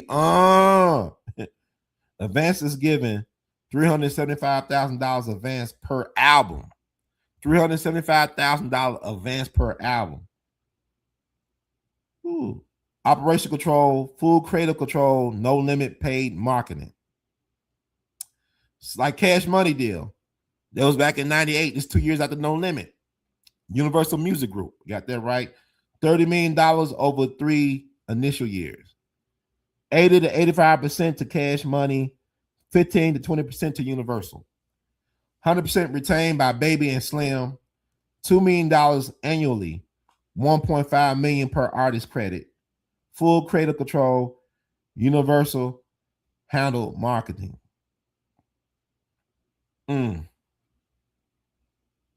So, No Limit and Priority Records, 1996, Before signing with Priority, Master P famously walked away from $1 million artist contract offered by Jimmy Iovine at Interscope Records. The same Jimmy Iovine dealt with Death Row Records, dealt with Aftermath, Beats by Dre, that Jimmy Iovine.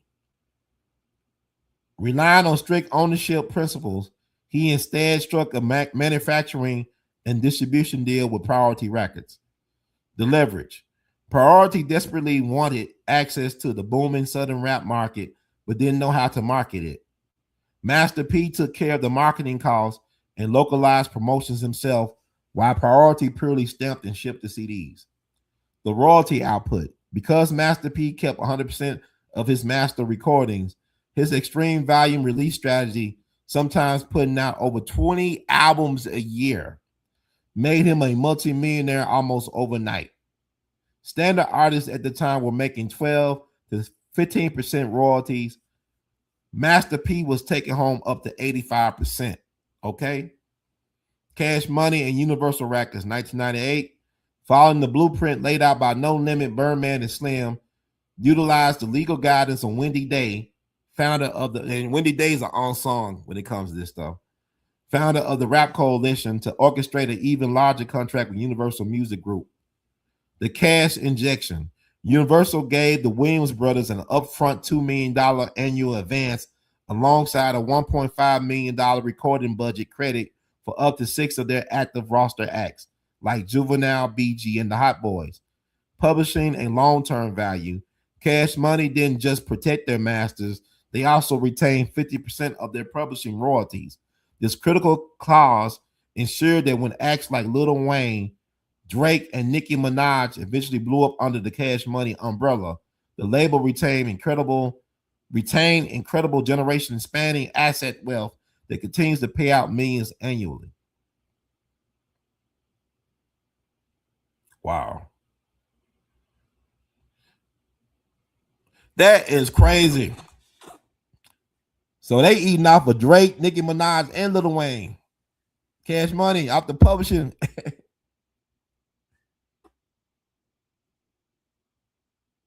Masters too. Wow. So Baby wasn't lying about that. So my thing is, that's impressive. Now think about how that could have changed for Stax, right? You put that in perspective.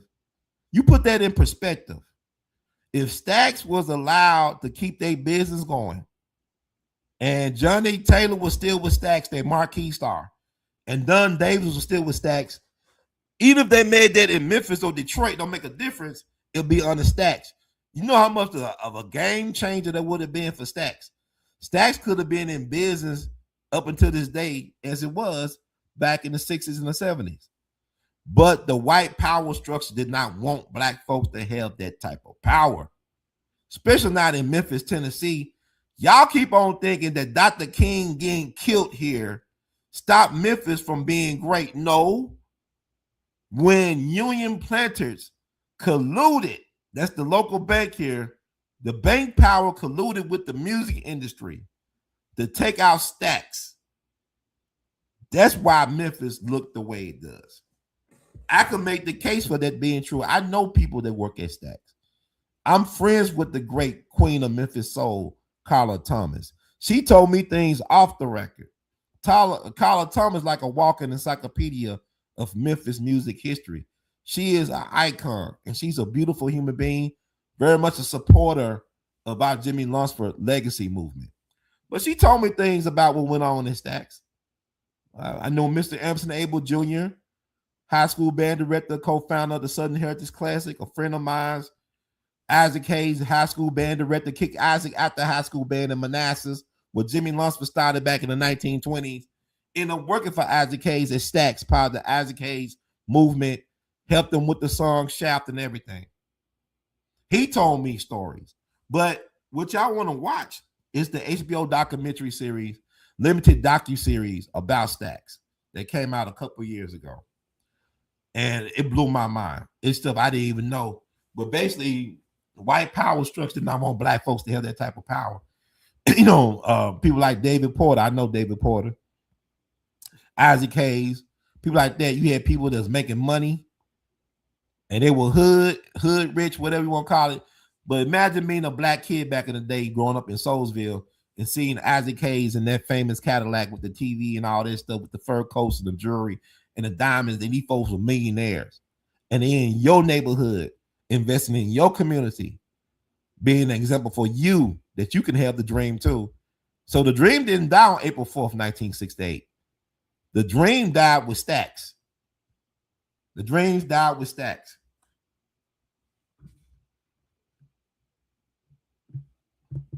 Yeah, I love G Wiz, but I love, man, she did some songs. I love that Baby song that Carla Thomas did. There was a soundtrack for the movie Baby Driver. And she did a couple of, I love Carla Thomas, man. I love her. It's amazing. I can't believe that, you know, she's my friend like that. Like, I know her and she's cool.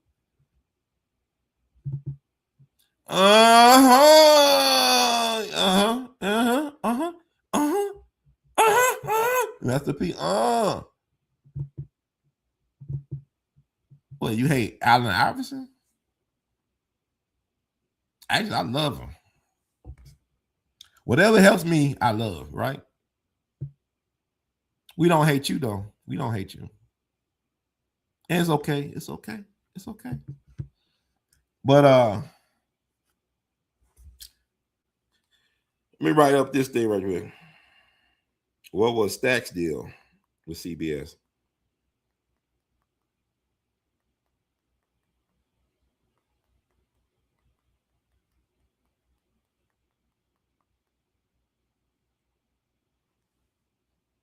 Yeah, Baby. Yeah, I love that song. Baby. Oh, baby. It's awesome when music brings that joy, right? Are you listening, Phil? I didn't know you was listening. I'm always here, tuned in and ready. Whenever you need me, I'm listening.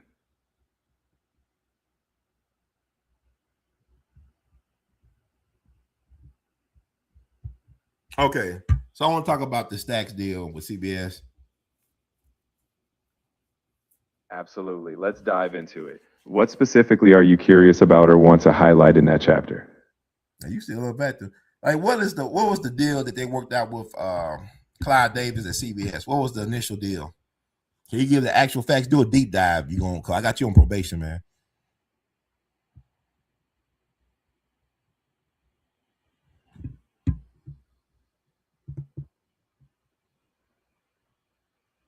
Yeah, I agree with you. I hope this info is news for some young kid who don't know about P. I mean, P is getting his props now. He's getting reintroduced, I believe. You know, with the No Limit tours and stuff like that, the stuff they did with Cash Money. I think people are craving that 90s feel right now. Like, people want that throwback, the 90s feel. Take a break on the feel. Like I said, I told y'all about Phil. Somebody asked me where's Phil at. And there's nothing new under the sun. There's nothing new under the sun. The only thing original is how you put things together. Somebody said no Phil. Yeah, I feel like Phil made it, but I put Phil on kind of a punishment, man, because Phil was leading down some wrong roads. And one of the reasons why I'm talking about Stacks and stuff now is because of the misinformation gave last week about Johnny Taylor having that massive hit Disco Lady, the first platinum single in music history on Stacks. And Stacks was bankrupt by the time Johnny Taylor recorded it with Don Davis up in Detroit. They both were Stacks affiliated, but Stacks was not able to be able to appreciate that blessing because of the collusion between Union Planters Bank and CBS Records. They basically conspiracy to destroy Stacks, because Stacks should not even went out of business like that. It's crazy. Let me find that CBS thing.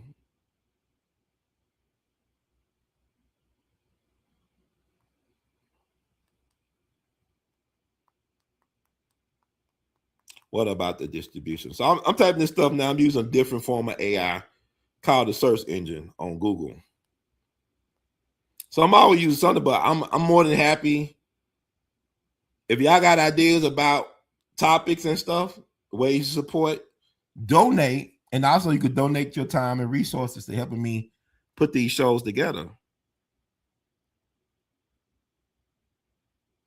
Okay, I'm gonna read a couple of things. Stax Records struck an exclusive national distribution deal with CBS Records on October 24th, 1972.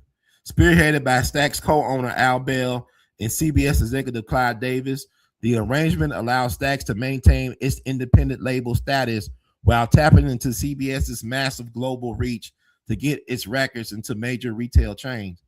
As part of the complex financial agreement, the loan CBS provided Stax with a $6 million operating loan secured by Stax's assets. Buyout capital. The funds allow A.L.L to buy out co-founder Jim Stewart's half of the label. That means Stax would have been black owned, I guess 100%, because A.L.L was a black man. And why the deal failed, right? Okay. The partnership started promisingly, but quickly collapsed after Clyde Davis was abruptly fired by CBS in May of 73. Davis's replacements neither understood nor supported the nuance of the Stax agreement or arrangement. Left without their primary champion at CBS, Stax faced a devastating crisis. CBS began systemically withholding and reducing payments to Stax for records sold. Stax found itself in a cash flow crisis, bound exclusively to a distributor that wasn't paying them or actively promoting their music.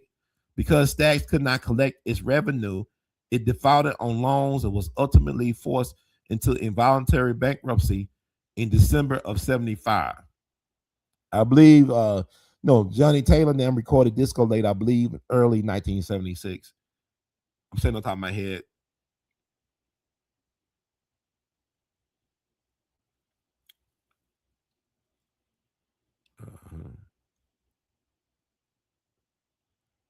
Okay.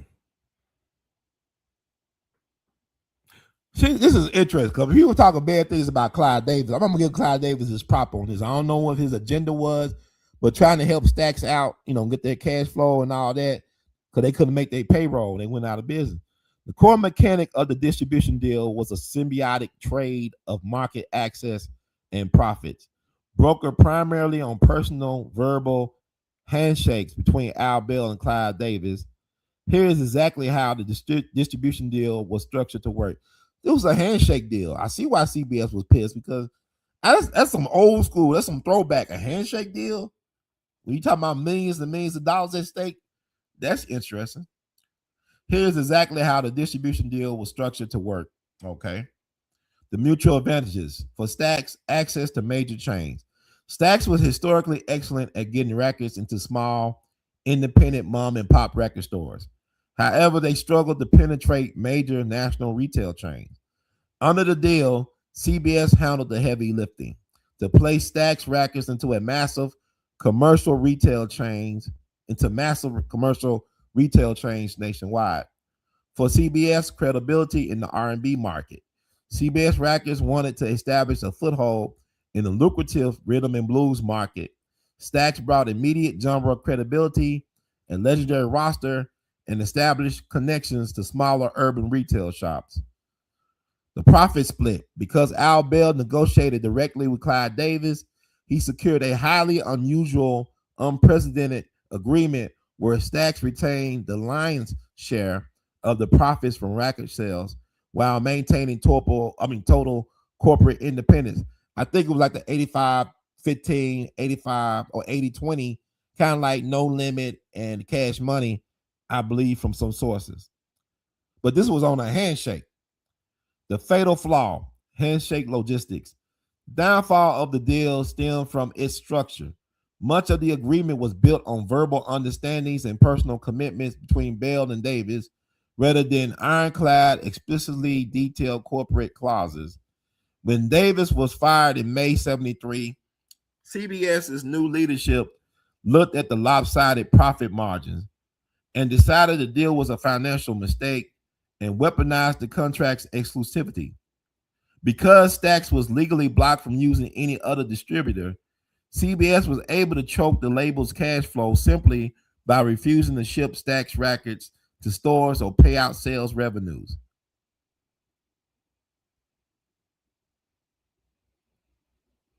That's crazy. So, see the logic or no logic where it was a handshake agreement, but It was exclusive at the same time. They could not get out the contract even though it was a handshake agreement, but because of exclusivity, CBS was allowed to block them from making money or giving them their money.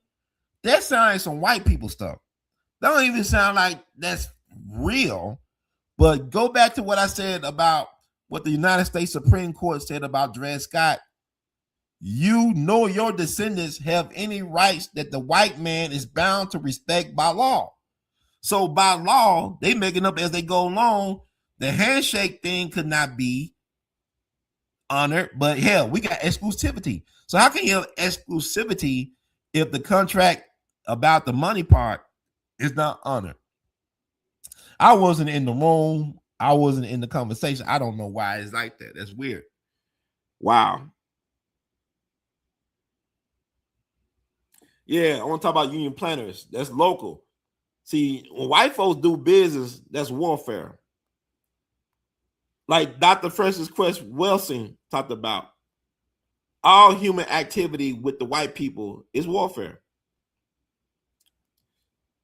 Taking a crap is warfare. Where you want to get your hamburger? McDonald's, Burger King, Wendy's, Five Guys, whatever, Wahlburger, whatever. Warfare. Man, this was an inside job. All conspiracies, all inside jobs. More than one long gun man. It's long gun men.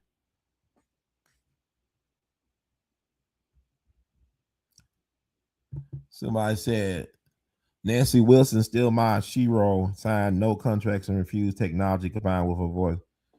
Okay. I mean, I'm taking your word for it. That's pretty interesting. That's cool. I respect people for practicing their free will, for having boundaries. That's important. So it said Union Planters Bank acted as the primary executioner. Yeah, they was the executioner, right, of Stax Records. While the CBS distribution deal starred the label of cash flow, it was Union Planters, a prominent Memphis bank, that physically and legally ended the company. Oh man. You talking about some lynching. This is like economic, and speaking of lynching, most victims of lynchings, as far as black people, were not criminals, but business owners, entrepreneurs, and political people. People was lynched over politics and economics, and all economics is political. So this is key. And I found out about this on the docu-series about Stax, HBO Max. It's worth watching, won an Academy Award, whatever that means. The bank's involvement fundamentally shaped the final collapse through a mix of mounting debt, corporate embezzlement, targeted legal action, and racial overtones. The debt trap. As CBS began withholding record royalties, Stax operational costs skyrocketed. A.L.L and Jim Stewart turned to Union Planters Bank for emergency financing to stay afloat. Over time, the bank issued over $10 million in loans to Stax and its affiliates. To secure these funds, Bell and Stewart had to sign personal guarantees, pledging their own assets and the very ownership of Stax master tapes as collateral. Remember the first time they lost the master tapes to Atlantic, who was their distributor. They thought, Jim Stewart, who was in the finance business at one point, thought that Stax owned the masters of the early catalog or the back catalog. They didn't. Woo! The eternal embezzlement scandal. The collapse escalated rapidly when the specific Union Planters loan officer working with Stax, Joseph Harwell, was exposed for massive internal banking fraud. Harwell had been running unauthorized embezzlement schemes and setting up fictitious bank accounts. He's a white man. Instead of taking internal corporate responsibility for their rogue officer, Union Planters blamed A.L.L, who did not work for him, accusing him of colluding with Harwell to defraud the bank of $1.8 million. Look at the timing of all this. They have an issue with CBS Records, their distributor, exclusive distributor. Then they have a problem with the Union Planters Bank, their exclusive loan shark. This ain't going to end well, as we all can see. Man. What's going on, folks? This is why we got to talk about it. We always talking about what they did to Prince and Michael Jackson. Look what they did to a whole record company. Stax got hit 3 times. 3 times. Wow. Racial and political persecution, excuse me. Stax was one of the largest black-owned businesses in the United States, operating out of a historically segregated city. The legal attack on A.L.L was widely viewed by the Memphis black community and national civil rights leaders as a racially motivated attempt to dismantle black wealth. During the subsequent investigation, it was revealed in court testimony that a prominent Union Planters official had used explicit racial slurs, bragging about his desire to run black executives out of town. Now, this is after April 4th, 68. This is after April 4th, 1968. Changed that narrative. Memphis got hurt because of how they did Stax. The IRS and federal agents subjected Bell to a grueling 5-year investigation. Though A.L.L was ultimately acquitted of all bank fraud charges in 1976. Mind you, the same year Disco Lady came out that should have been on Stax. Timing, people, timing, question of timing.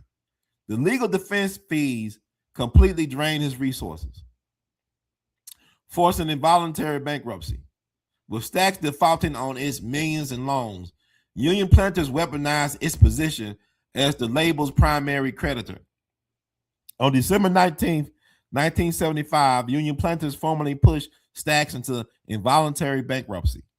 Federal marshals marched into the McLemore Avenue studio, ordered all employees to leave, and padlocked the doors. The bank seized the entire Stax catalog and master tapes. This is really sad, man. To read this, to watch the documentary is one thing, but to read the details is really like, this is crazy. We don't know how nothing works, man. They don't tell us the truth about why America is America, how it got founded. This stuff you got to do on your own. They'll give you breadcrumbs. The aftermath, rather than preserving the iconic musical legacy, Union Planters sold off the historic post 1968 Stax catalog at an absolute bargain price of roughly $4 million to a holding company, which flipped it to Fantasy Records. In a final slight to the label's legacy, the bank sold the legendary physical studio building to a local church for just $10. All the hits, the Otis Redding, Carla Thomas, Rufus Thomas, Isaac Hayes, all the hits, Sam and Dave, Hold On, I'm Coming, sold the actual building for just $10. It sat vacant until it was ultimately demolished in 89. Now, it was ironic, the Stax Museum of American Music, it was rebuilt on that demolished building property. It's rebuilt to model the original Stax recording studio. Memphis is weird. But okay, so it seemed like they actually got a chance to keep. I thought Atlantic controlled Stax. I'm going Atlantic control Stax pre 1968 catalog.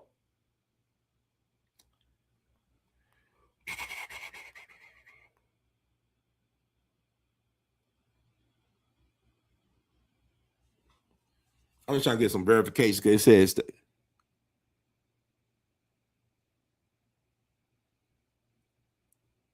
okay, because like I'm saying, this is AI or whatever this stuff is confusing. Because they say yes, you are 100% correct. Atlantic Records absolutely controls the pre-1968 Stax catalog. Because they had in the other thing I read that Union Planters got access to that catalog, but that's why watch the documentary, because it shows you after Otis Redding died, they found out that they didn't own that. James Stewart didn't own that pre-back catalog. He got all the hits like Carla Thomas, Baby, Tramp, all that Otis Redding stuff, Rufus Thomas stuff, Booker T and the MGs, all that stuff was in that catalog. Iconic stuff. The split between the two eras happened due to a famously devastating contract clause. The 1968 split, Atlantic contract 1960 to 67 When Stax co-founder Jim Stewart renegotiated a distribution extension with Atlantic Records in '65, he overlooked a hidden keyhole clause. Now, this is a financial guy. He used to work in the banking business. Didn't even know about the man. It's crazy.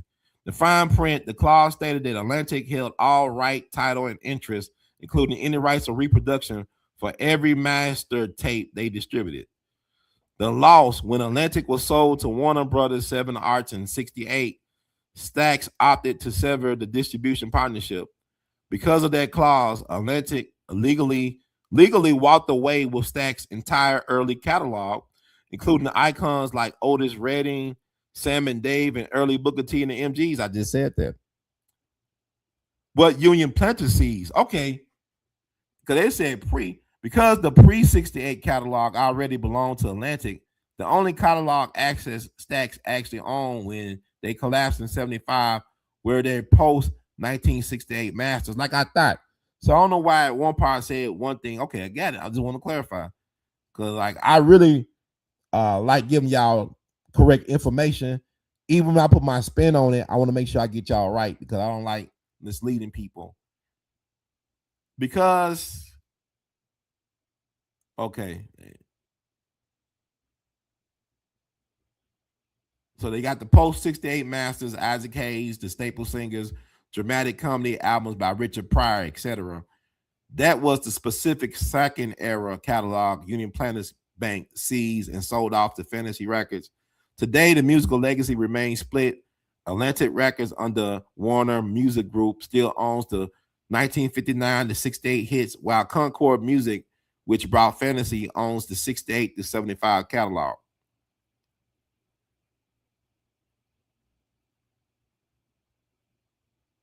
Man, this stuff is crazy, man. American business is shady, it's shiesty. I mean, what did Winthrop?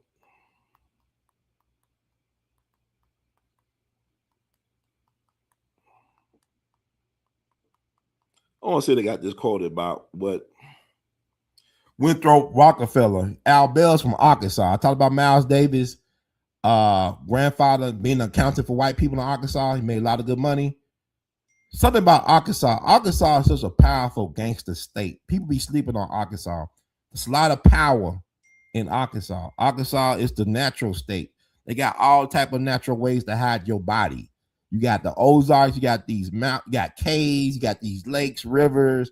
Arkansas is a beautiful state. You know, it's like there's a lot of places to hide people. Got their water in the hot springs, Northwest Corridor of Arkansas. That's Walmart Inc. Got Tyson Foods. But a lot of history of white people killing black folks in Arkansas. It's a gangster state. Like I said, Hot Springs was Las Vegas. All the gangsters like Al Capone, Lucky Luciano was caught there that he came to Hot Springs. Only Madden retired in Hot Springs. I remember I spent a part of my summer, 20-something years ago when I was in college, when I came back home, I spent part of my summer on Beale Street at the famous artist George Hunt's studio. George Hunt was a famous black artist. He was known for doing the blues posters for the Beale Street Music Festival for years. He would do the blues posters. He died about 2020, I believe. He had a son that was a well-known radio DJ in Memphis. He passed away early. I think Callan died before his father. But George Hunt was a very successful artist. He was from Arkansas. His aunt owned a juke joint in, I think, West Helena, Arkansas. And I believe Sonny Boy Williamson, the great Sonny Boy Williamson, the second Sonny Boy Williamson, used to be on King Biscuit Time or whatever, all that, you know, the famous blues artist, harmonica player. He lived upstairs above his aunt's juke joint. But I believe he's from Hot Springs in that area, from Hope, Arkansas. The reason why I say that, he told me a story. When he was a little kid, I ain't gonna never forget this story. When he was a little kid, he was shoe shining in Hot Springs in front of this building. This short white man spoke to him, called, you know what they call us. Hey, hey, Shine. Hey, you know what? Get from the front of my building. Get away from my building. Mr. Hunt told me he cursed this dude out. He said he looked at this white man and cursed him out and said, I'm trying to make a living. White man looked at him, looked around, looked back to him and said, if anybody bothered this kid, they got a problem with me. If you got a problem with the kid, you got a problem with me. And he let him be. He let him shine his shoes in front of his establishment. He told me that was Oni Madden. I said, you cursed out Oni Madden? It's like cursing out Al Capone or somebody, man. Yeah, that man's name was the Killer. That man ran the mob up in New York, the Manhattan mob. He ran the Irish mob. But he was friends with Lucky Luciano. He ran out of New York by the government. They can't come back. He actually was born overseas. I want to say he was born in England, but he grew up in America, though. But Oni Madden was the Killer. He told the Killer that. And Oni Madden had run-ins with Bill Clinton. He knew Bill Clinton's mama. I believe Bill Clinton's mom was one of his nurses at one point, one of his head nurses. But Bill Clinton's from Hope, Arkansas. Matter of fact, George Hunt told me that when he met Bill Clinton, he found out they had the same gym teacher in Hope, Arkansas. And George Hunt was a little bit older than Bill Clinton, but they had the same gym teacher because when Bill Clinton was president, he asked for George Hunt's painting of the Little Rock Nine situation be placed in the White House while he was president. So I guess that's how Mr. Hunt met Bill Clinton, because he got his painting about the Little Rock Nine, placed in the White House while he was president. And they talked and found out, hey, we had the same gym teacher. So that's a small world.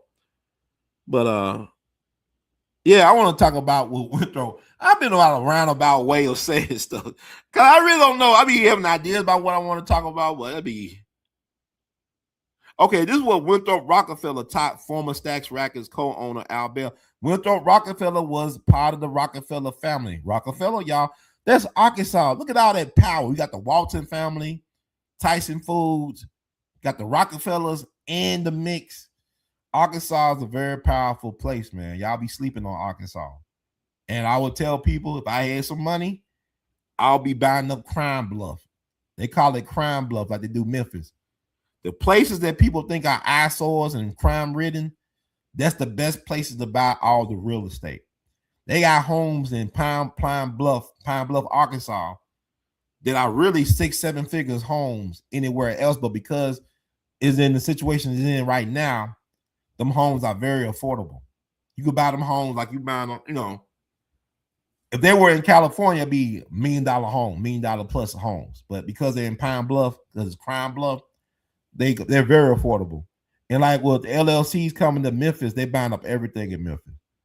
Memphis about to be the it spot. They got this big data processing thing, Elon Musk, right? People talking about the AI. Elon Musk don't even pay his light bill. He got his data processing thing in Memphis. They got another one in Mississippi. They using up our well water, the aquifer water. Memphis got a big ocean underneath it. We got a big ocean underneath our city. And that fresh water in the aquifer. That's a big ocean underneath Memphis. Memphis is a unique place. But anyway, I want to share what Winthrop Rockefeller told A.L.L. when he was a youngster. His father used to work for Winthrop Rockefeller. Winthrop Rockefeller, top former Stax Records co-owner, A.L.L, the principle of monopoly capitalism, commonly summarized as the big fish has to eat the little fish. This is what he told him. I think it is very important. This is one of my favorite parts of that documentary, right? He said, Rockefeller explained to Bell that in American business, if a small company infringes on a large corporation's market share, the major player will try to buy the small business. If unsuccessful, they will try to copy it. If that fails, okay, number one, try to buy the small business. Number two, if unsuccessful, they will try to copy it. Number three, if that fails, they will destroy the smaller company. He bluntly summarized the competitive reality to Bell by saying, you don't own any of the turf. Man, that's like the best. You know, people go to business school. He gave you all you need to know about capitalism and American business and those type of things. And that really stayed with me. And you think about what happened to Stacks. They start, getting big. There was a small business, right? Got together some successive hits, whatever, start getting some buzz. Then the larger corporations try to copy what they was doing, the Stacks formula, whatever.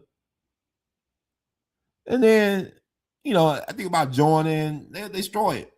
They don't necessarily destroy it. They'll just take it on. They'll just add it to their mass. It's like a blob. They'll just come get it and become part of their conglomerate. So, like Spirit, yeah, I seen it. Have you seen Matt Walsh bashing Emmett Till and defending Carolyn? I saw that crap. I actually read the Carolyn Bryant memoir. A friend of mine gave it to me. I read it. It was an interesting read. Matt Walsh wasn't there. I actually talked to people that was there. I talked to Emmett Till's cousin, and I talked to other people, and I talked to his cousin. The thing about it is, the incident at the Bryant store happened on a Wednesday. If not mistaken, I believe it was on a Wednesday. Brian and his brother J.W. Malum and some other people, because black folks was involved in the Till thing too. It was black folks involved in kidnapping and killing Emmett Till. They didn't come for Emmett until Sunday. I asked the cousin of Emmett Till, Willa Parker. I saw Mr. Reverend Willa Parker speak. I believe it was Willa Parker speak at the Civil Rights Museum a couple years back. And I asked him about what happened. Like, because I believe his grandfather, I believe Mose Parker, not Mose Parker. I said, what's his name? Mose Till. Was it Mose Till? Look it up. I'm thinking about Charlie Parker.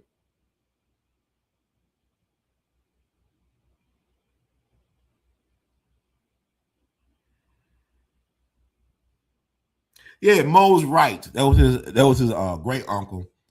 Mose Wright, I believe, was Reverend Willa Parker's grandfather. I asked him, I said, did y'all tell your grandfather about what happened at the store? Because it was several people. He had several witnesses. Because at the store, Carolyn Bryant was there by herself. Well, I believe maybe her sister-in-law or something like that. But her husband was out of town. Her husband was out of town.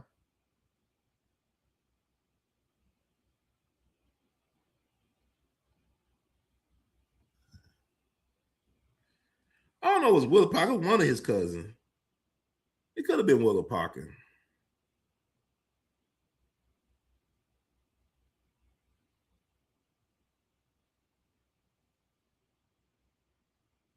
Man, I think Willa Parker wrote the book. But I asked him, did y'all tell your grandfather about what happened at the store? And I don't believe he really asked the question directly because it bothered me how his grandfather has been portrayed in some of these movies or by people that he was a coward. But it took a lot of courage for that black man to stand up in that courtroom and point out the people who kidnapped and killed his nephew, his great nephew. It took a lot of courage for him to do that. And so I'll try to give his grandson a chance to put another light on Mose, because I think Mose was wrongfully accused because him and his wife tried to convince J.W. Malum and Roy Brown not to take the boy from Chicago. They were trying to give him money, anything. But the thing about it is, if they had refused them from taking, if they tried to stop them from taking Emmett, they probably would have massacred the whole family. He had a whole bunch of people in the house besides Emmett. This has happened before. There has been cases where black folks have been taking out whole families in places like Mississippi. I know some of those cases where black folks were massacred, whole families decimated, generations disappeared because you told a white man no. So I think J.W. Malcolm asked Mose how old he was. He told him he was in his 60s. He said, "You want to live to be so-and-so age, you better shut the F up and get out the way." And so they allowed them to take Emmett, and they tortured, I believe they tortured Emmett in Drew, Mississippi, probably killed them in a tool shed or whatever that still exists. And people think they threw him in the Tallahatchie River. They wrapped a cotton gin fan, about like a 70, 80-pound cotton gin fan around his neck. They actually threw his body in the Black Bayou, which threw his body off a bridge in the Black Bayou, from my understanding. The reason why I say that, because I talked to locals down there. I talked to people connected to the case. I went to the scene of the crime I went to the bridge where they threw his body off into the Black Bayou, which leads into the Tallahatchie. And I talked to a man named Johnny B. Thomas. I'm about to get him on the show again, but I went down to the Emmett Till Museum down there in Glendora, Mississippi, the Emmett Till Interpretive Museum or something like that. Margaret Block, late great, righteous ancestor, civil rights legend, Mississippi freedom fighter, Margaret Block. She took me down there to meet him. I interviewed him on camera. His daddy was accused of being the guy who shot Emmett Till in the head. He was a black man. And like I said, there was several black people involved in the killing and kidnapping of Emmett Till. And he got on camera to talk about, he acknowledged his father's potential hand in killing Emmett Till. And I think in a way, he is bothered by the sins of the father. That's why he has dedicated himself to commemorating the memory of Emmett Till with that museum. And it was an interesting museum, actually. I need to go back down there. Could have been over. I went down to the museum back in 2012, and now it's 2026. So I might go down there sometime in the very near future again. And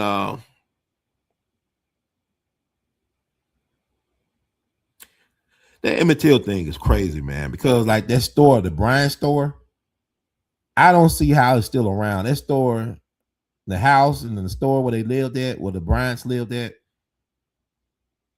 it's somehow still standing. It's like, you got to think about tornadoes, everything been through here. The facade of the store is still up, which is crazy. Mississippi is an amazing place. It only seems like it's a real place, because right near Bryant's store is basically Mount Zion Church, where blues great Robert Johnson is buried. Robert Johnson is buried in Mount Zion, I believe, church graveyard. Margaret Block took me to that back in 2012 too. She took me to Emmett Till's Bryant store. I'd never been there until Margaret Block took me there. She was like my tour guide in Mississippi. Sometimes I go deep into the Delta. I just take her wrong. She took me to Dockery Plantation, where Holland Wolf and Charlie Patton and Robert Johnson, all the blues greats, Pop Staples used to play at Dockery Plantation. Now the store is still up. Whatever they left, it's like the facade, parts of the structure is caving in, but it's still standing. It's crazy. And I think that the state or somebody was trying to buy it and turn the property into a museum, but I believe the owners of the property, they want all this money for it. I think State Senator David Jordan was involved in that not that long ago. It was people trying to buy the property, but they want all this money for it. And I mean, it's famous because of what happened. I'm just going through my head, man. There's a lot going on. But the church where he's buried at is right around the corner from Bryant's store, basically. It's not that far from Bryant's store. Greenwood, Mississippi is also where they found Frederick Jermaine Carter, the boy I talked about that was hanged in the affluent white neighborhood back in 2010. That's where they found his body. But Robert Johnson is buried. I'm going to tell you why. Margaret Block took me to that cemetery at Mount Zion.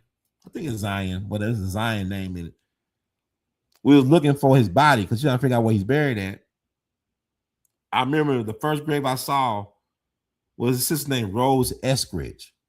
Rose Eskridge died in the 2000s, but she said she was witness to her husband digging up the plot for Robert Johnson. And she was there when Robert Johnson got put in the ground, I think. So as soon I turn around, I think Sister Margaret found his grave is by a pecan tree. I think it's a pecan tree. It's back in March of 2012, I believe. What was crazy when Sister Margaret said, there his grave, I looked over there. It was like a movie, a flock of blackbirds. I don't know, they were crows, but a flock of blackbirds flew out where his grave marker was. I said, this is where he's buried. Because that was weird, because there are several different locations that claim that Robert Johnson was buried there. But he actually got poisoned at a juke joint called Three Forks outside of Greenwood. Legend has it that he was messing around with the bar owner's wife.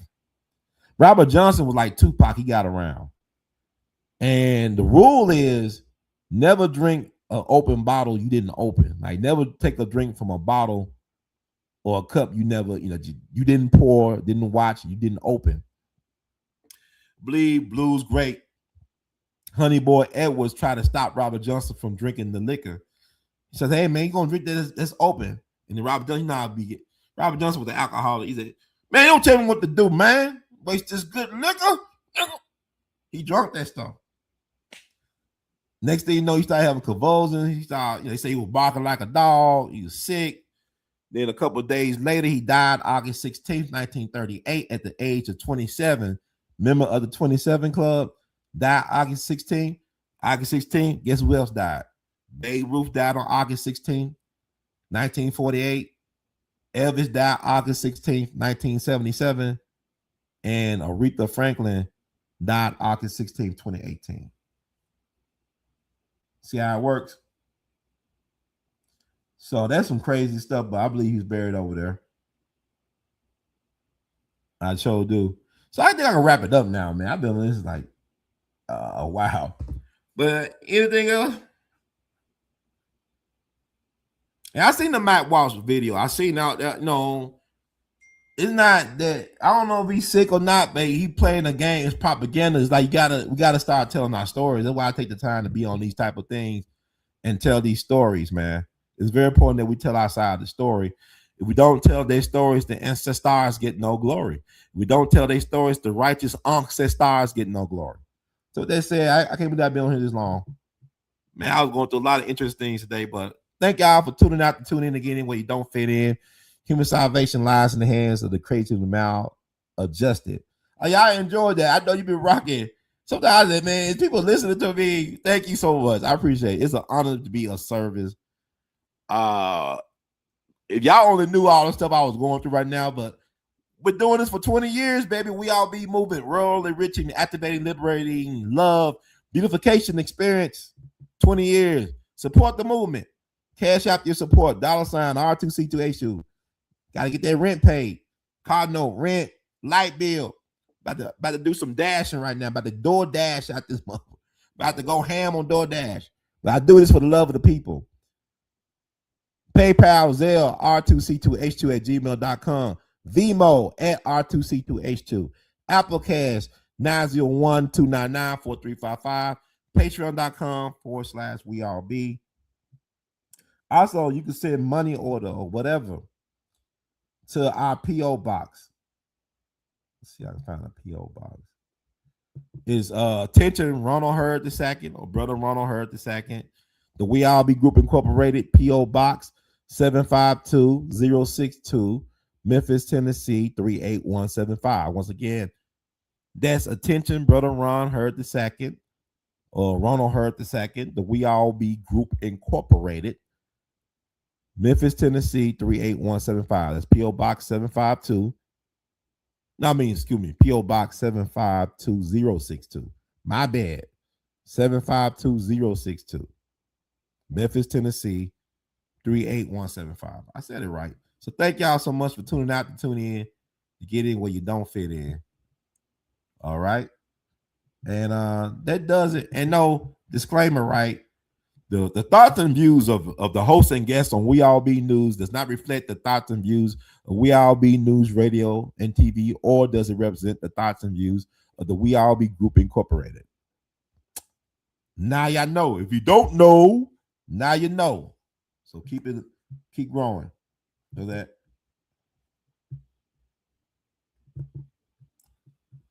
Haven't heard you in a couple years. I'm glad you're still doing it. You know what's funny? A lot of y'all saying that. I've been trying to tell y'all, I've been doing stuff on We All Be TV too, on rumble.com / We All Be. I keep on doing stuff, even TikTok and stuff like that. But I'm glad that I feel good. It feels good to know that it's people that was checking out for me. I told y'all to go on We All Be TV too, but it's all love. But I'm here now. We ain't going nowhere. We ain't going nowhere. We ain't going nowhere. We can't be stopped because it's We All Be for life. Can you dig it? Thank y'all. It's good to be back home. Support the movement, y'all. Like I said, we need y'all help. We in the fundraising mode. 20 years of We All Be. Let's make it 20 more years. Can you dig it? One love. Keep on producing and pushing. We love you madly and divinely. The marathon continues. This is We All Be News Free Dixie for the 21st century. Signing off. One love.